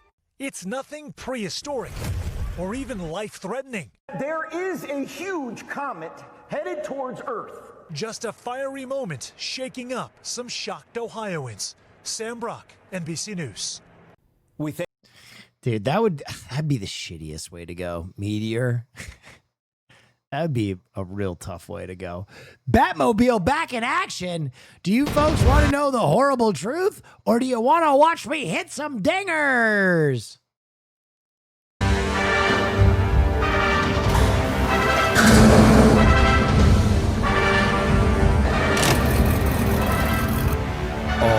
Is Houston the new home of Batman?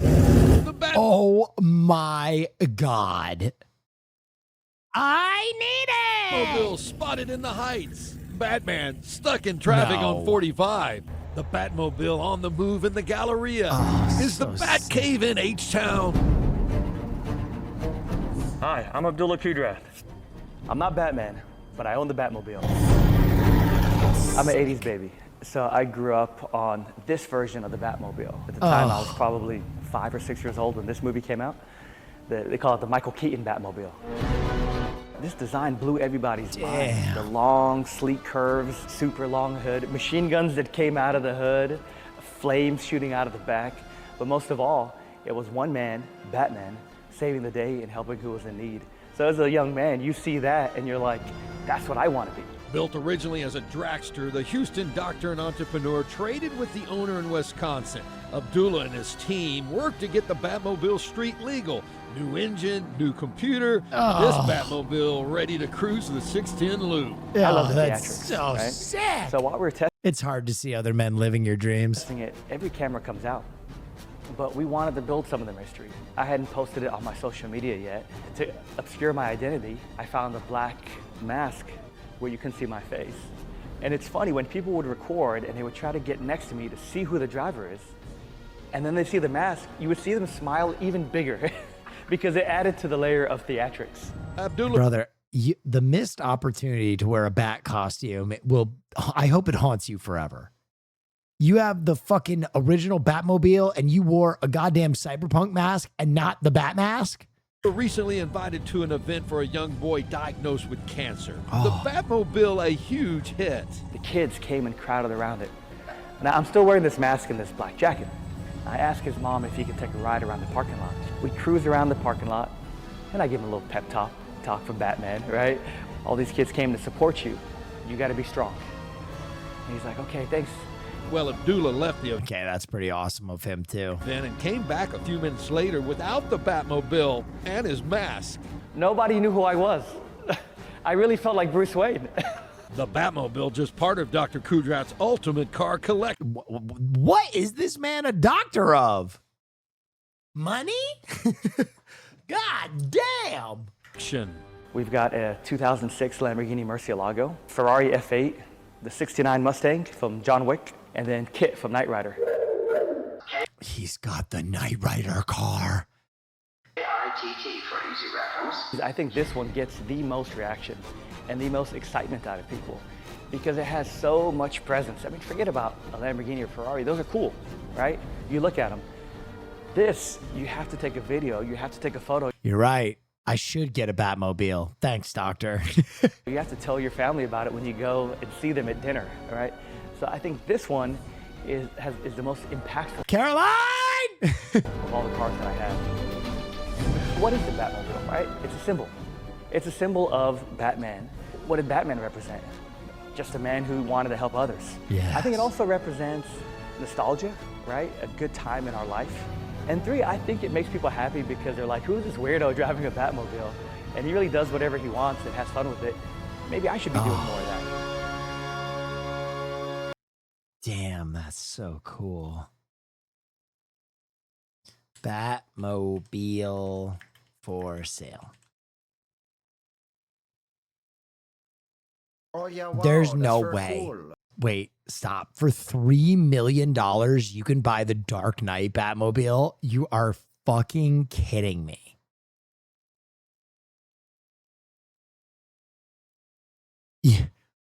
You are fucking kidding me.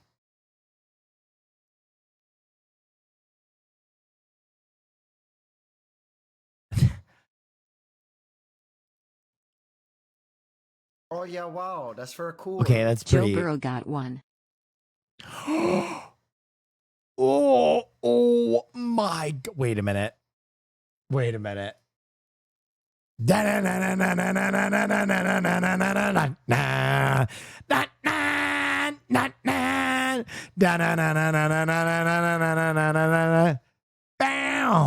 Bow. Bow.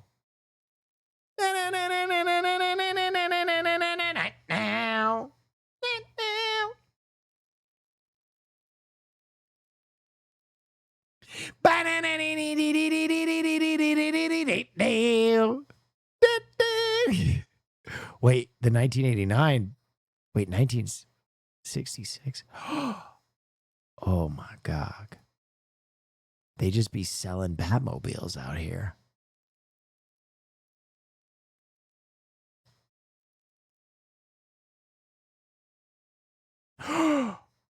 Oh my God.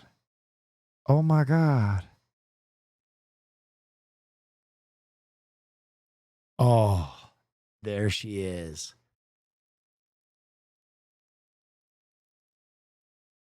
Oh man. All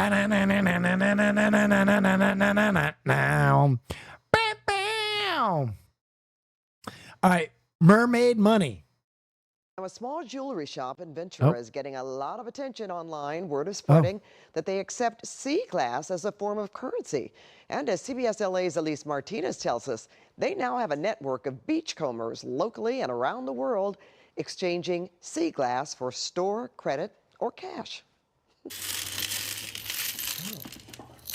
Megan Bell is a dedicated sea glass collector. The amount that you see now was just 1 year of collecting on the beach, morning, night, weekends. I have my secret ways of like gathering a lot at one time. Bell came to Betty Belts in Ventura to see how much her sea glass is worth. Look at this. Look at this. Mermaid money. Shades of blue and turquoise are more valuable than other colors because of how rare they are. All your blues What's sea glass? Is sea glass just glass that's been in the ocean for a long time? and turquoises are worth $99. Owner Donna Pu'u has been accepting sea glass as currency for years, but more people are now hearing about it thanks to a now viral video made by one of her employees with more than 500,000 views on TikTok alone. That may not sound like a lot, but for us it really is. We're a really small company, and this has been such a blessing. You know, Those are cute. She's making cute stuff. I think it just struck a nerve with people, this alternate economy. The store has built a network of beachcombers who bring in their sea glass from near and far. But not every piece passes the test. And this one's a little rough, so we won't take that one. There actually is a lot of fake sea glass out there nowadays in the jewelry market. We only work with authentic sea glass, and I can tell the difference when people bring it in. Collectors can exchange their sea glass for store credit or the lesser cash option, or they can have it turned in to jewelry. That's pretty cool too. For Belle, what began as an obsession with the ocean is now a productive hobby. To be able to trade it in for jewelry that I'm probably going to buy anyways, it's fun that way, you know? I feel like we're both getting something out of it. What goes around comes around, you know? In Ventura, Elise Martinez. That was a cute story. I'll be honest. I've never really focused on sea glass before. I've never really thought about it. All right, next story. I've been waiting for this one. Bigfoot sighting. Let's get into it. Well, man. The truth is fucking out there, isn't it, Haas? People on social media are asking, have you seen Bigfoot? I have not. No, I have not either. Northeast Ohio is buzzing about claims that the creature is wandering around Portage County. Who knows? Go ahead. Yep. Well, I saw some chatters were having a debate there and curious of your take. Would your Robin be Farley in a cute little Robin outfit, or would it be Austin in Robin cosplay with the smallest, tightest shorts available? I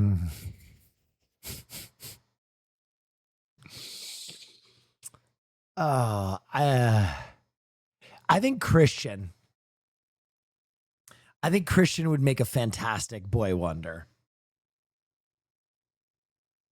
That's my answer, and I'm sticking to it. Hernandez went to Garrettsville to see if he could track down Sasquatch. Well, I'm sad to report I haven't gotten a glimpse of the legendary creature that's fascinated America for decades, but that's not stopping people in Garrettsville from having a little fun.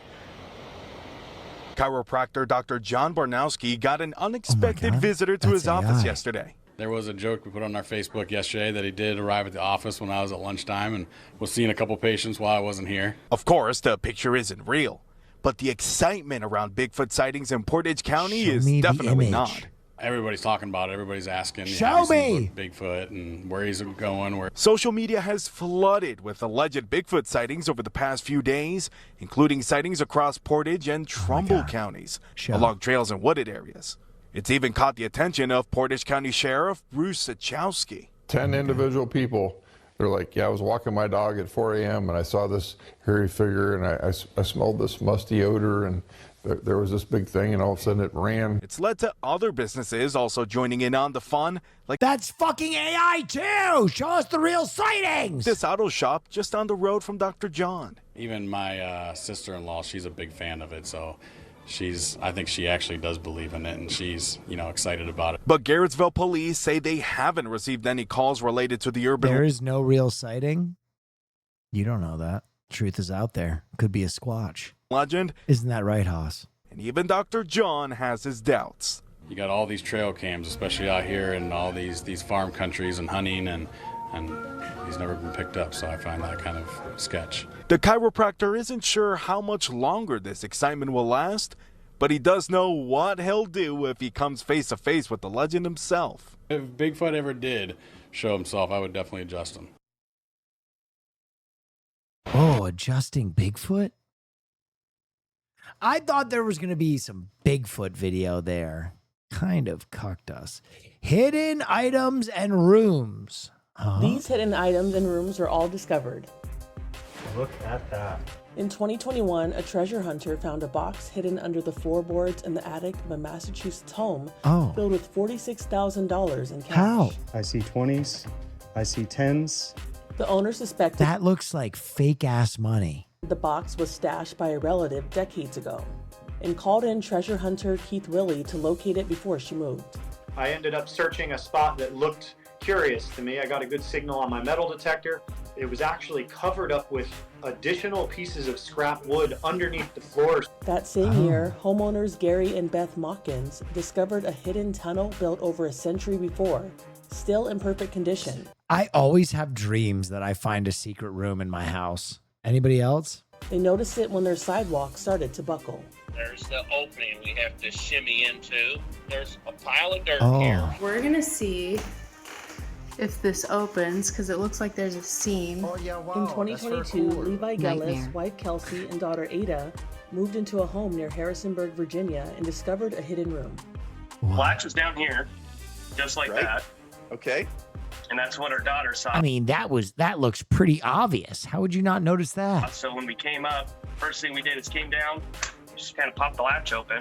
On the side here, we noticed a little bit of a seam where there's kind of a gap going on. I wasn't sure if it was on hinges or how it works, so we kind of wiggled on it and popped free.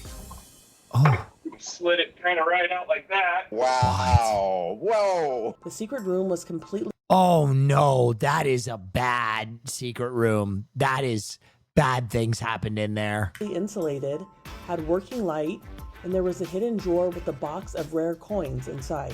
No, that bad things happen in there. Oh my gosh, what's that? It's got an elliptic sign. What? No way. Do you guys think perhaps you might find other hidden gems in that house? We'll definitely be looking. In 2018, an Idaho family found a hidden room underneath their garage. It was discovered in the middle of the night after their garage caved in. What? The floor was filled with shelves, toys, handbags, mail, and more. No. Imagine arriving at your vacation rental. Big bedroom. Taking a look around the basement. There's a closet. What's in this closet? And discovering a doomsday bunker. Let's go down these stairs. With a full kitchen, living room, 2 bathrooms, 3 bedrooms, bunk beds, 3 years worth of food, and room for a dozen people. Triple bunks. I thought it was pretty cool. It happened to CJ Conrad in 2023 when she rented a luxury mansion in Kentucky for a family reunion. She had no idea that 26 feet below ground was a bunker made to withstand a nuclear blast. My husband wanted to stay down there for our whole visit. But the home held another secret. Oh. The year Oh, yeah, before, wow, it was that's the for scene cool. of a shocking murder. What? Thank you for the prime. It's owned by a former Kentucky state legislator, Wesley Morgan. He built the bunker to keep his family safe, but And then murdered them.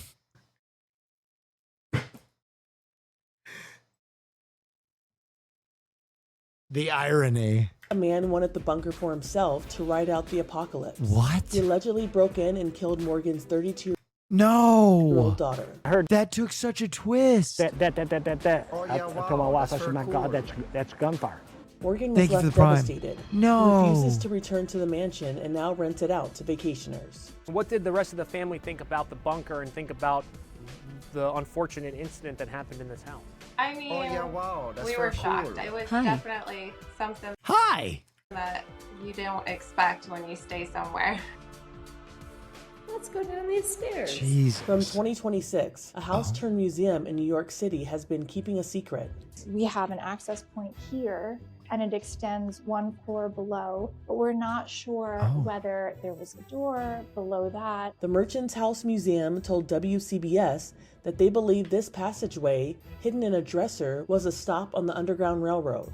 Even though enslavement was not legal in New York was a pro-slavery place, and it was very dangerous. The museum says the home's architect and first occupant was an abolitionist named Joseph Brewster. Oh, way to go, Called to be Joseph. a leader at a new church, And we know that as a leader in this church, he approved another secret space in that church. Curators say they still have many unanswered questions about the hidden passageway. But knowing this home was possibly used to help people escape to freedom makes their little museum even more special. For Inside Edition Digital, I'm Andrea Swindle. Damn. Dude, you know what's crazy? One of my friends recently found a bunker in his house. And it's actually like it happens. It's actually crazy. Going in it feels super weird. All right, next story. Call a boomer. There's a new payphone near Boston University. If you're too young to know what that is right there, that is a public payphone that predates our cell phones, which, of course, anyone could make a call. What's special about this phone at BU is who is on the other end of the line. As WBZ's Aaron Parsegian tells us, the goal of the phone is to connect people in groups who are known to experience loneliness. Among the hustle and bustle of Boston's ComEd, an atypical sight in 2026. A payphone, albeit with a purpose. Hold my flowers, please. Calling a boomer. The directions painted in blue are that simple. Phone, you'll automatically be connected to another payphone at a senior living complex in Reno, Nevada. Kira here got through to voicemail. Aww, that's actually kind of cute. A message she hopes reaches someone who may need it. I love it. I mean, I think younger people and older people, I would argue, need to talk to each other more in the same place, but across the country is a good place to start. We've all forgotten that there are lots of ways to stay in touch and break loneliness and isolation. A few times the phone rang here. This is Aaron Parsegian. I'm in Boston.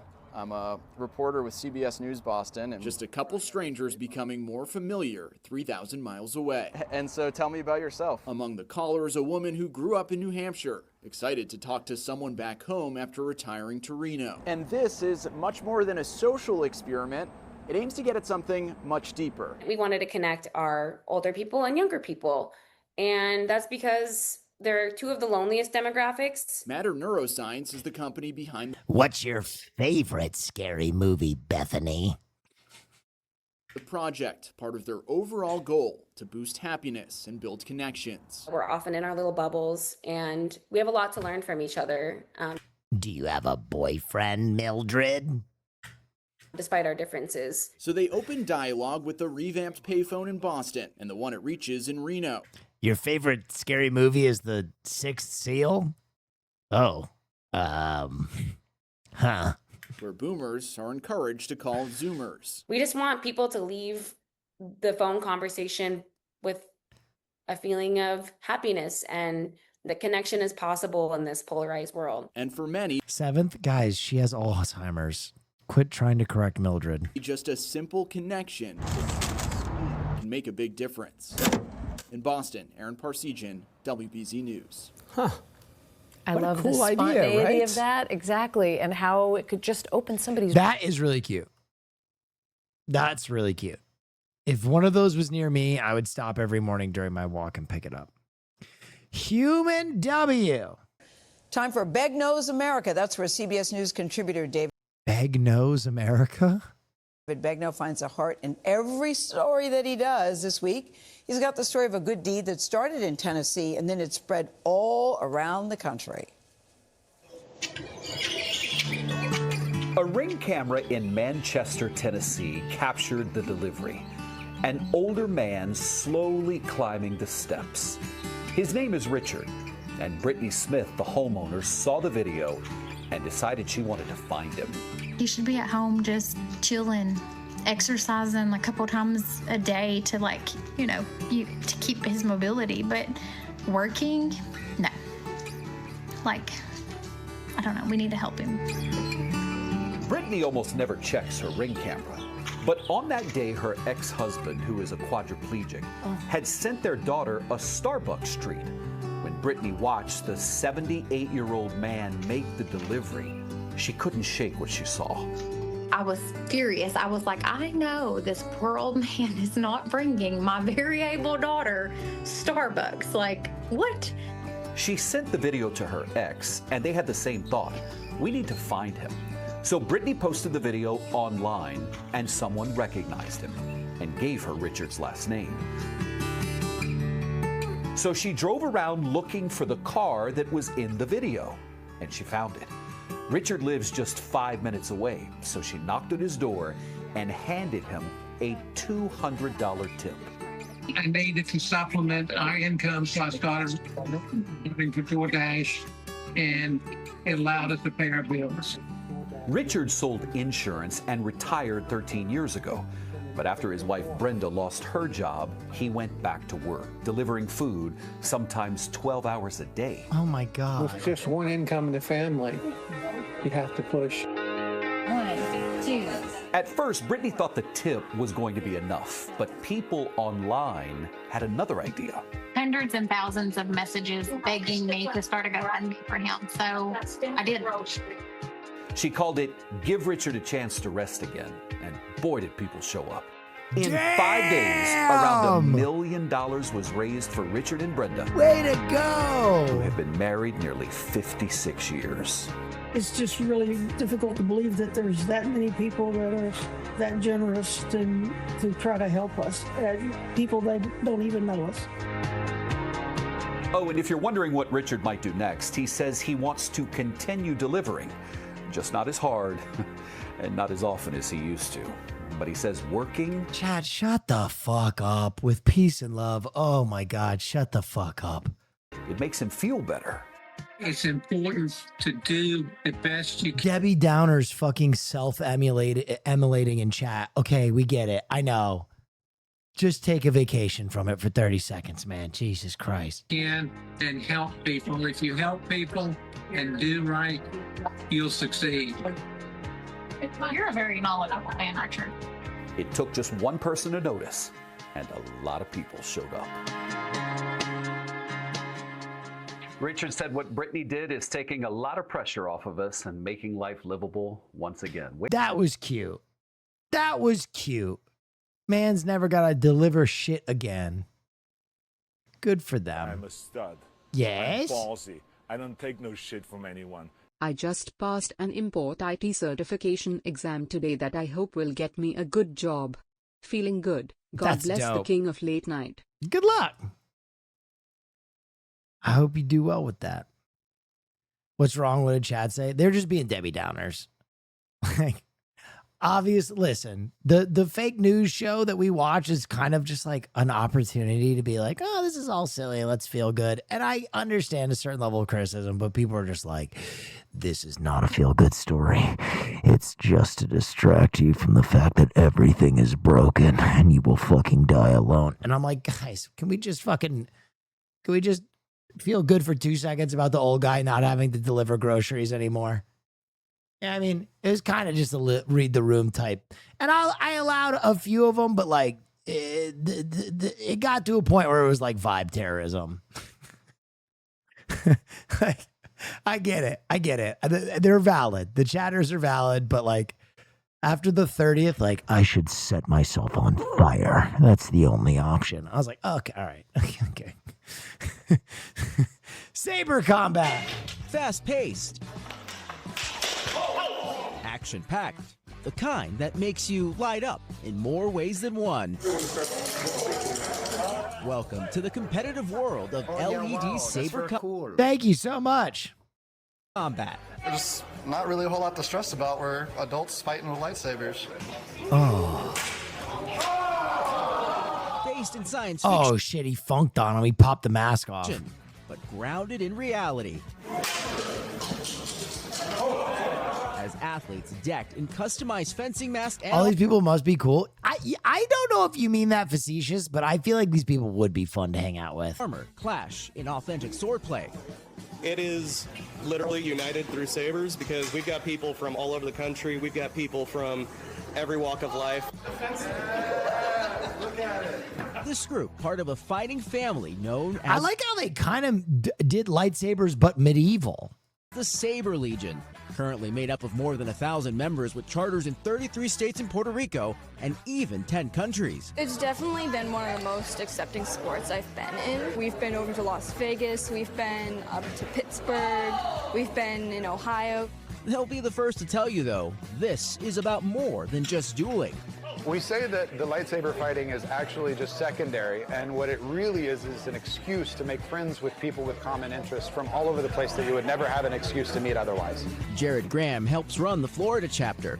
On this day, some of the best in the sport gathered. Money to bomb brown folks, but no money to support old white dudes is exactly the reason you get the response of, hey, this isn't Cuba. This is really sad, to be honest, brother. I get that. And I agree with that.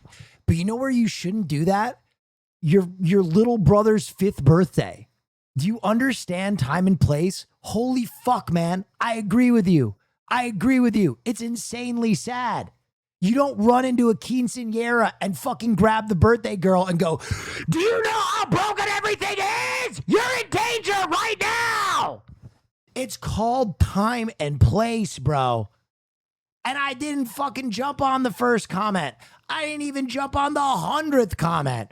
Every time we do the fucking fake news show, people just the world's on fire. The fucking race underground is propaganda. They're trying to fucking chemically castrate you. And I'm like, okay, here we go. I know it's a silly news day. I'm trying to do jokes. I'm a fucking comic. I'm trying to do jokes here. And dudes in the audience being like, and I'm like, shut the fuck up, finally. I'm just like, shut the fuck up. Shut the fuck up, man. I don't care. I get it. I understand. It's depressing. You don't have to be depressing all the fucking time. In Claremont, Florida, for a no cost to enter competition. Can someone that doesn't know a thing about sabers compete? Absolutely. You need nothing to Chill, show bro. up. No! Shut the fuck up! You chill! Suck my dick!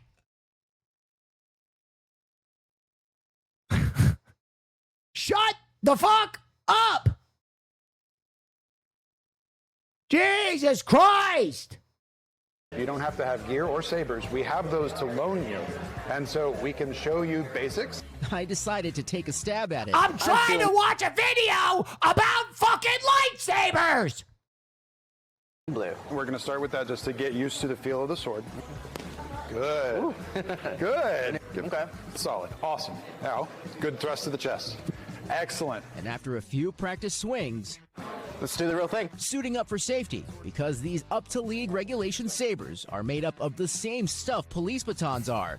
Here, the objective isn't hitting one another's blades. It's about strategy. The objective is not hitting each other's blades, chat. Do you see? Landing the point-earning blow to your opponent's body. Good, good, good instincts. Excellent, nice hit. My forearm could probably use a little work, but athleticism, a lot of skill, a lot of safety, paramount to making this I feel like they got too much safety gear on for these fucking lightsabers. work. Do it all. Quality sportsmanship, honor, and friendship.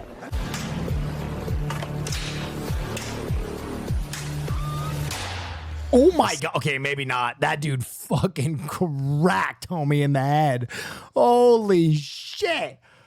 Big man came down hard on his noodle. Wow. Holy shit. You never go full force. The same themes being highlighted and lighting up the big screen in a new documentary about the sport titled Saber. It comes as the Saber Legion celebrates a decade of hard-hitting and equally hard-hugging competition. I always joke that some of my best friends are the ones I trust to hit me hardest in the face, because I know they're doing it with good intent. Alec Martinez is one of the athletes featured in the film. There are not words to describe how at home I get to feel. I think a lot of us who grew up loving this stuff didn't have a home. And while the competition is fierce, even the ranking champion will tell you, even a loss can still feel like a win. Worst case scenario, I spent the weekend in Orlando, 10 hours away from home, with a great community. Honor is a big... I bet they get down in the Saber community. You know what I'm talking about? One too many guys with colored hair to make. I think they're getting down in the Saber community. Part of the sport, I'm noticing. Absolutely. And that's important to cultivate in our culture, to say that we want to do the right thing.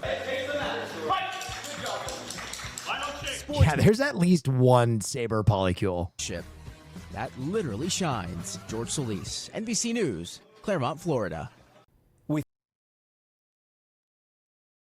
Sword fighter's gonna sword fight. By the way, chat, I'm sorry I yelled at you. But just peace and love. I want to point something out, and this is real. Haas hates putting together the news day because of how divisive Neff News is. And that's really tough to hear. That like my own mod is like, are you sure you want to do news? Everybody's going to fucking crash out. And we go into every week and I'm like, no, this time we're just going to have a good time and laugh. And every week. And I don't want to yell at anybody. And I am a person with very similar political views to a lot of you. And I voice those opinions, but it doesn't have to be sad all the time. Sometimes you can just laugh at sabers and stuff. You know what I mean? So I don't know. I think all things in balance, right? All right. Property Watch. We have some more good news before we go. A few years ago, we traveled west on the Lincoln Highway to bring you a story about the world's largest teapot in Chester, West Virginia, a roadside attraction from the 1930s that still is encouraging Sam, people thank to you. get off World's largest teapot? the highway and stop along the byway. But tonight, we travel east down Route 30 and visit another roadside giant that's the pride of its town. We're talking about a giant coffee pot in Bedford, PA, and as our Wait, is the teapot fighting the fucking coffee pot? Chris DeRose reports, this pot is steeped in history. If you're one of those people who enjoy seeing the USA in your Chevrolet, or any other vehicle for that matter, you may enjoy a journey down the old Lincoln Highway to Bedford, Pennsylvania, and a stop-off at a local landmark that's almost 100 years old. Oh my God. Bedford's larger-than-life coffee pot. Oh my Jesus. Buildings like the coffee pot, there's various names, programmatic architecture. I call them roadside giants. That's Brian Butko, the director of publications at the Heinz History Center, who's written several books on the Lincoln Highway and the many interesting roadside attractions that sprung up alongside it. The Lincoln Highway thank you for the hype train. You guys didn't have to do that. I appreciate you. From coast to coast, and it's considered to be Scuba Steve.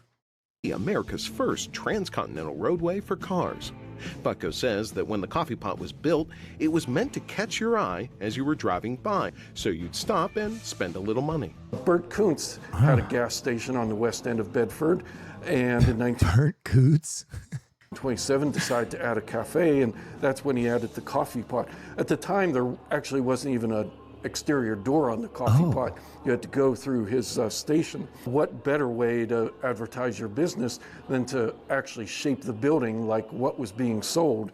The coffee pot didn't just sell coffee and food to passing motorists, however. Over time, it sold other things. Eventually, crack cocaine became a bar over the years here. A bar? Oh, dude, getting shithoused in the giant coffee pot would be tremendous. We're a pretty well-known local establishment around here. That's John Holbert, one of the board members of the Bedford County Fair, the organization that maintains the coffee pot today. He says that once the larger highways came in and redirected travelers away from the coffee pot, it fell into disrepair, both physically and possibly morally. I was told at one time it was what my grandmother would have called a house of ill repute. I don't know if that's true or not. What? The coffee pot was a whorehouse? You're kidding me. You are fucking kidding me. Getting top in the coffee pot? That is, now you can complain about America, chat. Now you can talk about how fucking broken America is. When they turned the fucking giant coffee pot into a cat house. What the fuck? That's what I've been told. True or not, what is factually accurate is that by the late 1990s and early 2000s, something had to be done with the old capitalism did this structure that was holy fuck falling into disrepair. That's when the Bedford County Fair stepped in, and in the middle of a snowstorm in 2004, they had the coffee pot moved several hundred yards from its old location to where it sits today at the entrance to the county fairgrounds. And just how big is this coffee pot? Well, it's 18 feet tall, 20. That's a lot of pot! 2 feet in diameter. Vigorous, and thank just you. for fun, if this were a functional coffee pot, it's estimated that this coffee pot could hold almost 819,000 8-ounce cups of coffee. Oh my God. Of course, the community has pitched in since the early 2000s to brew up a fresh pot or two, so to speak. And while not long ago, Whoa, my baby pot! What did they buy? Thank you. Butch Bear, thank you so much. Guys, thank you so much for all those gifted subs. I really appreciate it. That's you don't very have to do cool. that. Bucci Bear gifted a Remember, tier 1 sub to never Eric feel any Mensik. pressure to subscribe. I really appreciate it though. Use your primes, but you know, don't ever feel like you have to sub here. Just enjoy the vibes. Again, a fundraiser underway to restore the building's exterior. Have you ever seen Haas? Oh yeah, I've hung out with Haas. Haas and I got fucked up together. Listen, I can confirm Haas, hot. There you go. For anybody who wanted to know, Haas is hot. With structural fixes and some fresh coats of paint. Bill Hoover, the president of the Bedford County Fair, says they want this pot to shine for its 100th birthday next year. I think Bedford County has a lot of pride. The people that live here, the community. So I look back and think just unique that someone came up with Someone in chat said, I knew it. the idea. It kind of goes along with the history of. Do any of your friends not drink? Most of my friends don't really drink. Honestly, a lot of them are California sober. Like I'll be honest, I don't really drink. I'm not really a drinker. If all my friends are drinking, I'll have a beer or two, but I really don't like the way that alcohol makes my body feel. Thank you for the 100 bits. Bedford County and the town of Bedford. What is California sober? You smoke of that weed, take of that mushroom, but you don't drink of that booze. The history that's behind it. So it's just a good reminder for all of us of where we've come from and who came before us. If you'd like more information on the Bedford Coffee Pot, or you want to know how you can contribute to its restoration, check out the. You know what's crazy is alcohol does like alcohol abuse is way more like kind of smiled upon than, you know, smoking weed or taking mushrooms, and it's way harder on your body. Way harder on your body. Your internal organs do not like when you binge drink. They hate that shit. So if you're going to drink, drink responsibly. Okay, Property Watch Part 2. Brian Rumble built his medieval mansion stone by stone in the 1980s. But Brian now wants to enjoy the quieter life and is ready for someone else to live like a king. I'm a stud. Oh my God, this house is crazy. Go ahead. Be right back, getting some sloppy top at the coffee pot. Please do not engage in prostitution in the giant coffee pot. I disavow. I support sex workers, but something about paying to get top in a coffee pot, I don't know. Gilded gates, gargoyles, swords, and even a stock.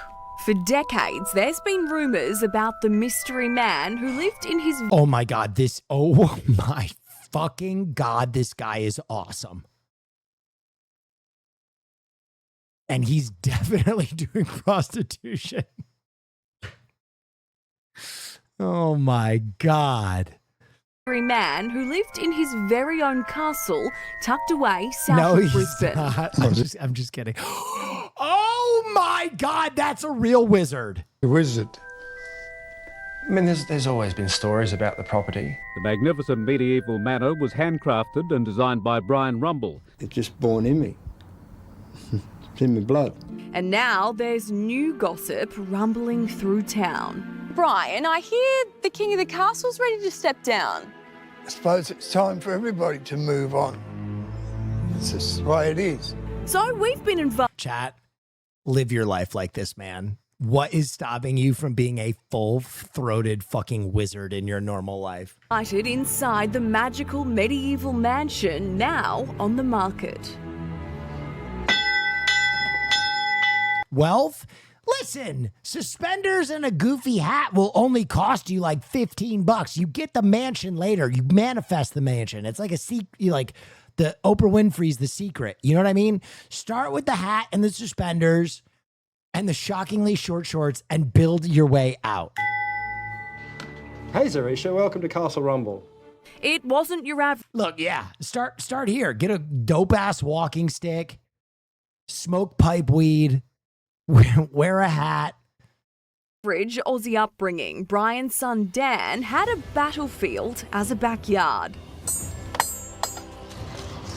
Wow. This is our courtyard area. Oh my. Where we've hosted many weddings. Quantum fork.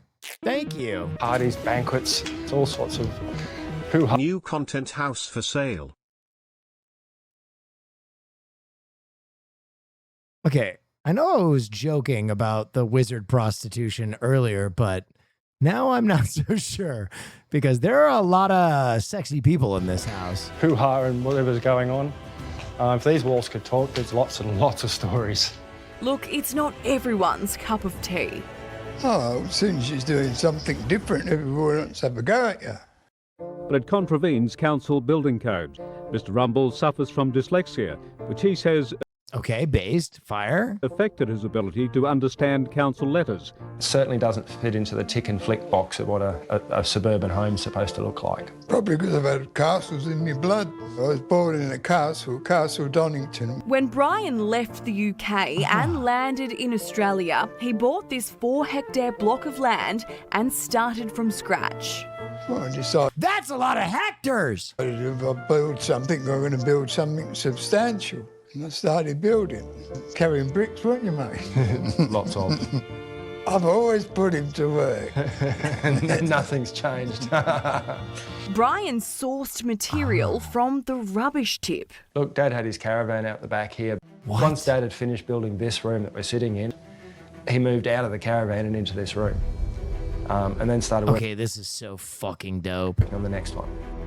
Each relic and rafter is handmade by Brian himself. Oh, this is so dope. This guy is the fucking best. Think about all of the man hours that your He Minecrafted his life. Don't ever forget that, chat. dad has put into this place. Yeah, hours. It's countless. Chat. Minecraft your life. Time to drop out and become a fucking Minecraft wizard. Okay? Remember when I said, what's stopping you? And you're all like, monies. He made it by hand. Time to become a Minecraft wizard. So do the swords and the gargoyles come with the castle? Absolutely. I mean, everything's negotiable. It depends on what the new owners are You thinking. bought the land? Yeah, 4 hectares in bumfuck Australia. Dude, if you want 4 hectares of inland land in Australia, you could afford that probably. There's 4 stories, 6 bedrooms, 2 bathrooms. There's a total of 72 stairs to the top of the tower. 72. Because every lord deserves a I will be honest though, I have no idea how much land a hectare is. lookout. This is our mechanism to open the hatch.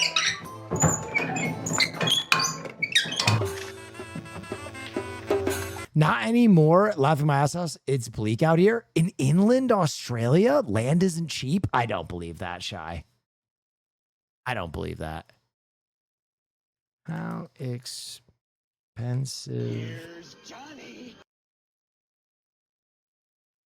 is land in the middle of Australia?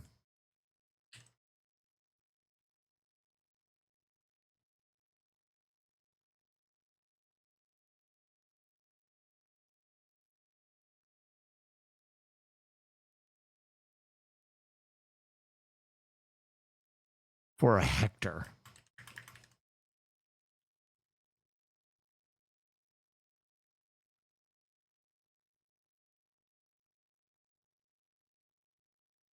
Yeah, $50 per hectare. What the fuck?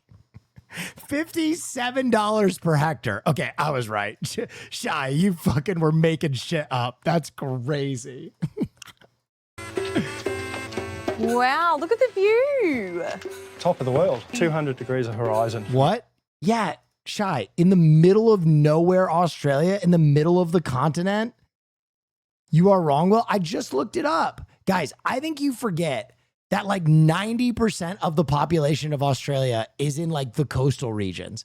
If you go in like 100 to 200 miles in the middle of the fucking outback, yes, you can buy land for like $50 a hectare. Now you would need to find water somehow and roads, but yeah, it exists. The property. Wow.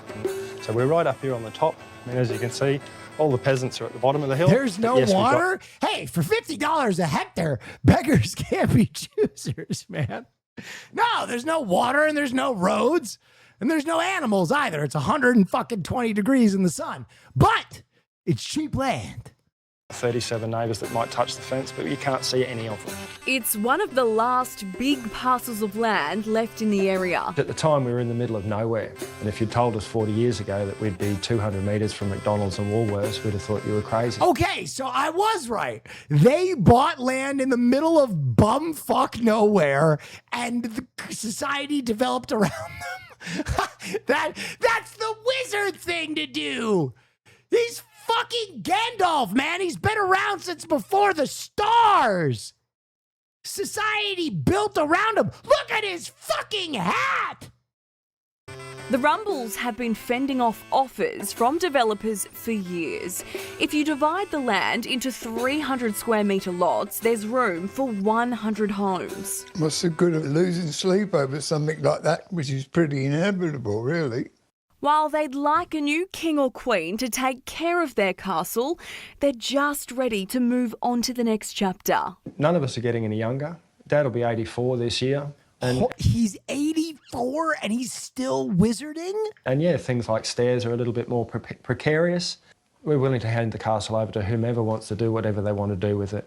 Oh yeah, wow, that's very cool. You build the castle, the peasants will come. It looks like in this area, it used to be around 1K per hectare in the 90s, but now it's close to 10K. Interesting. Damn. Rapunzel, Rapunzel, let down your long hair. It's not me that needs saving, it's your castle. If a knight in shining armour doesn't show up by March 25, this royal tower will be gone under the hammer. As for the price tag, we want lots. Fair. Your dad built that whole fucking thing. You deserve lots. So long as it's got lots of zeros and it gives us enough that we can move on comfortably and do what we Fair as fuck. We want to do for a change, that'd be nice. Brian, are you going to be all right if you have to move into a normal home? It frightens the hell out of me, but that's all right. New adventure, eh? Something's got to end. No, save it, Will. What the fuck am I going to do with the guy? Listen, this man deserves to sell his fucking castle, all right? He's 80-something years old. He can't be fucking jumping from flying buttress to flying buttress anymore. Okay? He needs a nice, cozy, reclining chair to do late life wizardry from. Eventually, I'm near the end anyway. Getting on a bit. I'll have a tear in my eye when I'm going down that road with a few bob in my back pocket. Yeah, it is quite the castle. Dude, that inspired me. Now I want to drop out and buy land in the middle of nowhere. Where's the cheapest land in the U.S.? Ooh, New Mexico, rural New Mexico, $1,000 an acre. West Texas, $500 an acre. Nice. Some Texas wizardry?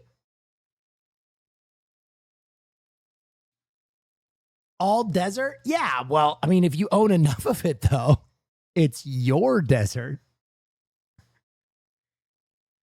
Stay off my property! Just a crazy old gun-toting wizard. A day in the life of a robot. Austin's been through a lot lately. Somebody was riding his ass like a Bronco. Oh my God. He got all types of trauma. And then another time we saw Austin got knocked the fuck out. Austin. Somebody knocked him over. Who is it? It's Austin. He had a concussion, didn't you? Look at you. Look, your eyes aren't even on still. He has to wear sunglasses since his concussion. I remember that time you got stuck in the middle of the fucking street? Oh, somebody's getting fired. Look at this shit. Look at this shit. Causing all types of trouble out here. And I had to come save you. So these deliveries getting packed up. Get on with your delivery, Austin. Let's see if you get looted. Goodbye, Austin. I hope no one rides you ever again. Bro, that shit was fucking hilarious. Shit. Chat. If I ever go missing, you might see me riding a robot.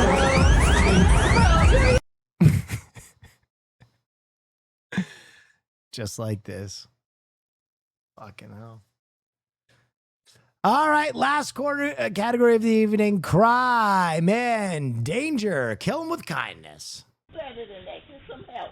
You better than that. I love you. God loves you. And with those words, an act of kindness stopped a crime in South Philadelphia. All new at 4:30, we're not only seeing how this happened, but also hearing from a woman whose big heart helped a complete stranger. Action News reporter Maggie Kent joins us live with more on this heartwarming and selfless act that turned a package theft into an unforgettable moment. Maggie. What a beautiful picture of what Jesus it is Christ, to be a this video is Philadelphian and quiet. to look out for your neighborhood, guys. Mrs. Williams turned what could have been a very tense moment into a moment of tenderness. And I love you. I never saw her before. Yes. I don't take no shit from anyone. Whenever I see those delivery robots in LA, I purposefully tip them over. The sidewalk is for people, not robots. Jesus Christ, man.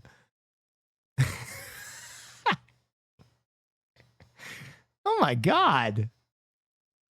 Bernadette Williams sharing a message of hope to a stranger some would say didn't. I will agree. Those fucking robots are super annoying. I've almost been hit a few times by them while I was on scooters too. They're fucking crazy. Deserve it. A woman setting out Purple and to steal gold, a thank you. neighbor's package. Go Birds. What you doing? Put that back. Put it back. I'll give you some money. Oh. Here's $7. Here's $7. All the money that basically had in my pocket, I offered it to her, and she accepted. It was Friday afternoon along Beechwood Street in South Philadelphia when Mrs. Williams reached into her pocket and into her heart for a woman down on her luck. You better than that. Get some help. You better than that. I love you. God loves you. That's when I believe she start realizing what she did. She start realizing I am somebody. She start realizing that there is somebody out here that cares. I hope that was the message that she received. Do you have a roommate and a pit bull? It's theirs now. I don't know what that means. Williams says it was the least she could do for her neighbors. Let's hope that Philadelphians would say we are a part of Oh yeah, wow, that's very and- cool. of this Love you, community, Will. and we Love can you, make Chatnaff. our community Thank you, better. Sir Shark Dude. W Philadelphia, man. City of brotherly love. It can be nice. It can be nice. Okay. I need to turn this down so we don't get absolutely nuked by the next video. Scooter on the freeway. A video of a man riding his electric scooter on the freeway is making the rounds on social media. Some say it was funny, but the woman who took the video says, "That's the last real outlaw." If a driver wasn't paying attention or if the man on the scooter hit a pothole, this could have been tragic. Stephen Farino reports. Here's something you don't see every day. A man on an electric scooter right next to you as you're driving on the H1. Will, I have extremely important news. The first 3 episodes of Invincible season 4 drop in 18 minutes. Oh, shit. That's dope. I didn't see it first. It was my boyfriend. We were going home after shopping, and he was like, babe, look, there's a scooter. There's an electric scooter on the road, on the freeway. And I was like, what? No way. Flores shared the video on social media, and it's been viewed nearly 500,000 times in less than a day, with lots of comments. It was like, oh, what is this guy doing? Oh my gosh, is this legal? Why has no one cited him? Stuff like that. Crazy. Henry Jiao of Aloha e-Bike says there are e-scooters capable of reaching freeway speeds, but they are illegal on the freeway. Those ones might be at least 1 foot longer than these. Double motor, heavy. Sometimes one person cannot lift up. By the way, I fucking love motorized scooters. I am a big scoot man. I will admit, I do like to scoot. Sometimes if I'm in French Polynesia and my destination is only like 2 miles away and I need a ride, I will scoot. Yeah, those go 50, even 60 mile per hour. Jiao says the e-scooters he sells top out around 25 miles per hour. He says many feel they're convenient for getting around town, especially for Skyline and bus riders, because the scooters are able to fold. I hate them because people always fly down the sidewalk on them while I'm walking my dog. No, you can't take them on the sidewalk. You got to ride in the street. And be carried around. Honolulu police say they'd like to remind riders that all motorized vehicles should be operated in a safe manner, including traveling at a reasonable speed and with regard to actual and potential hazards and conditions. And anyone riding an e-scooter recklessly could be cited. Illegal to ride on the freeway. No H1, H2, H3. Those are freeways. It's for cars. Jiao uses an e-scooter to commute. He says he always wears a helmet and always rides on a sidewalk or bike lane when possible because the roads are for everyone to use. Flores says she was terrified of riding next to the scooter, and many cars also tried to keep their distance. He's not just risking his own life, but he's also putting a huge amount of stress on every driver that's around him. Stephen Florino, KHON2 News, working for Hawaii. Interesting. Yeah, don't take scooters on the freeway. That's a bad idea. Can't afford a car? I mean, I think you can still take surface streets is the point, right? Like no one's saying that you can't scoot. I'm a scoot enthusiast, but taking it on a freeway where everyone's going 70 miles per hour is probably not the best idea.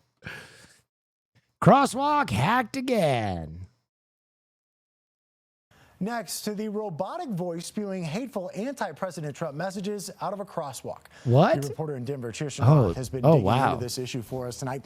And Cheerson, pedestrians in Denver encountered this over the weekend. The voice came out of crosswalks that are designed to help individuals who are blind or have other vision issues. Yeah, that's right. The Department of Transportation and Infrastructure say they know of 2 locations that were hacked along East Colfax. Although they're fixed now, it was the talk of the neighborhood over the weekend. I gotta hear these messages. Colfax Avenue.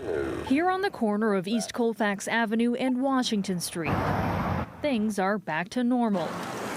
After hackers altered the audio signals to say vulgar messages about President Trump over the weekend. I was surprised. I had to gather myself and think, did I really hear that? And then I was enamored. I loved it. It made my day.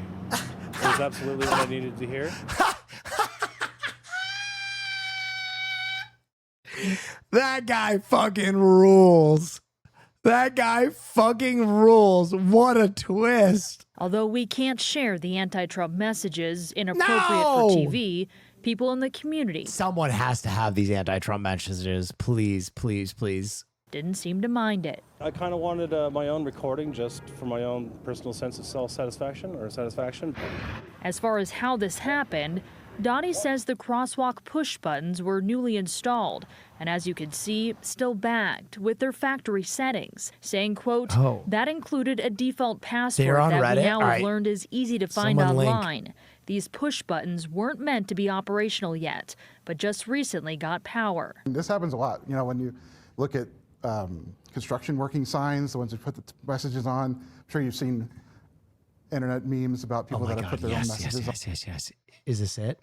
The walk signal is on. Trump murders children. The walk signal is on. Denver's Department of Transportation and Infrastructure says just 2 intersections were hacked. Wait, is this another one? Oh, fuck. The walk signal is on. Fuck Trump. The walk signal is on. Trump murders children. The walk signal is on. Fuck Trump. The walk signal is on. Trump murders children. They wouldn't play that on the local news? Oh, cowards! Cowards!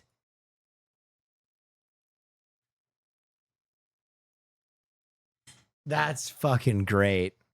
All right, ladies and gentlemen, and that is all the news that's fit to print. Hoss, go ahead and play that header.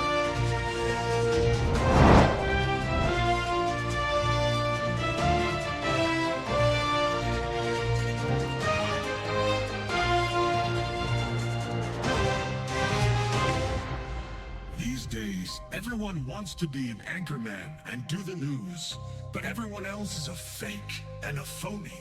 This is the only real news on this fucking platform. If you want to know what matters in this sad little world, this is the only place to get all the news that's fit to breathe. Brought to you by the Badass Hoss, hosted by the one and only, your motherfucking favorite anchor, Will Neff. Ladies and gentlemen, this is the news.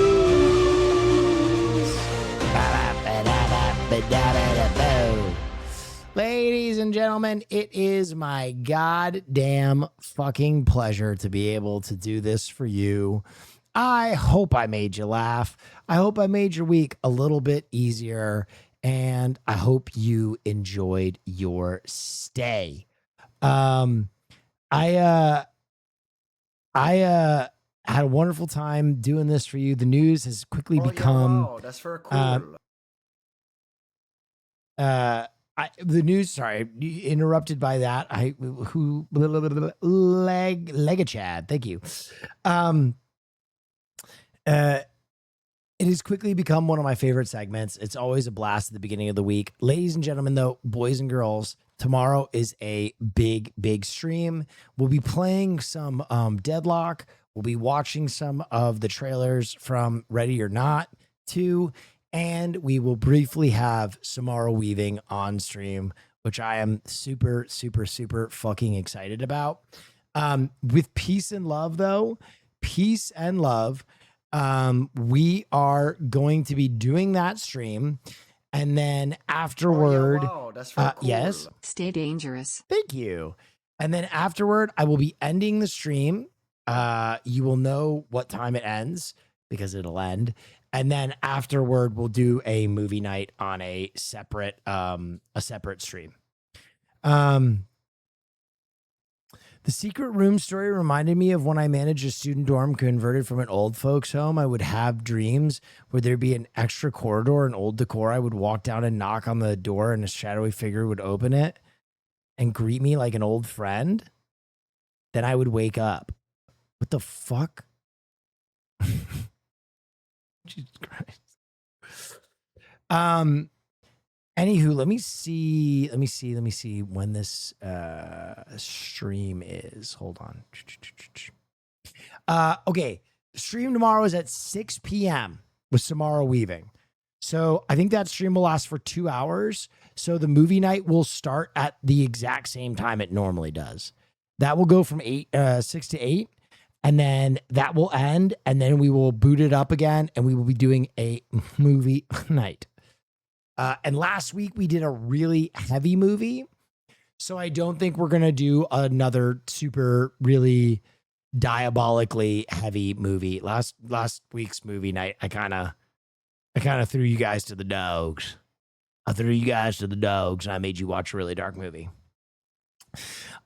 So with that being said, thank you for joining me, everybody.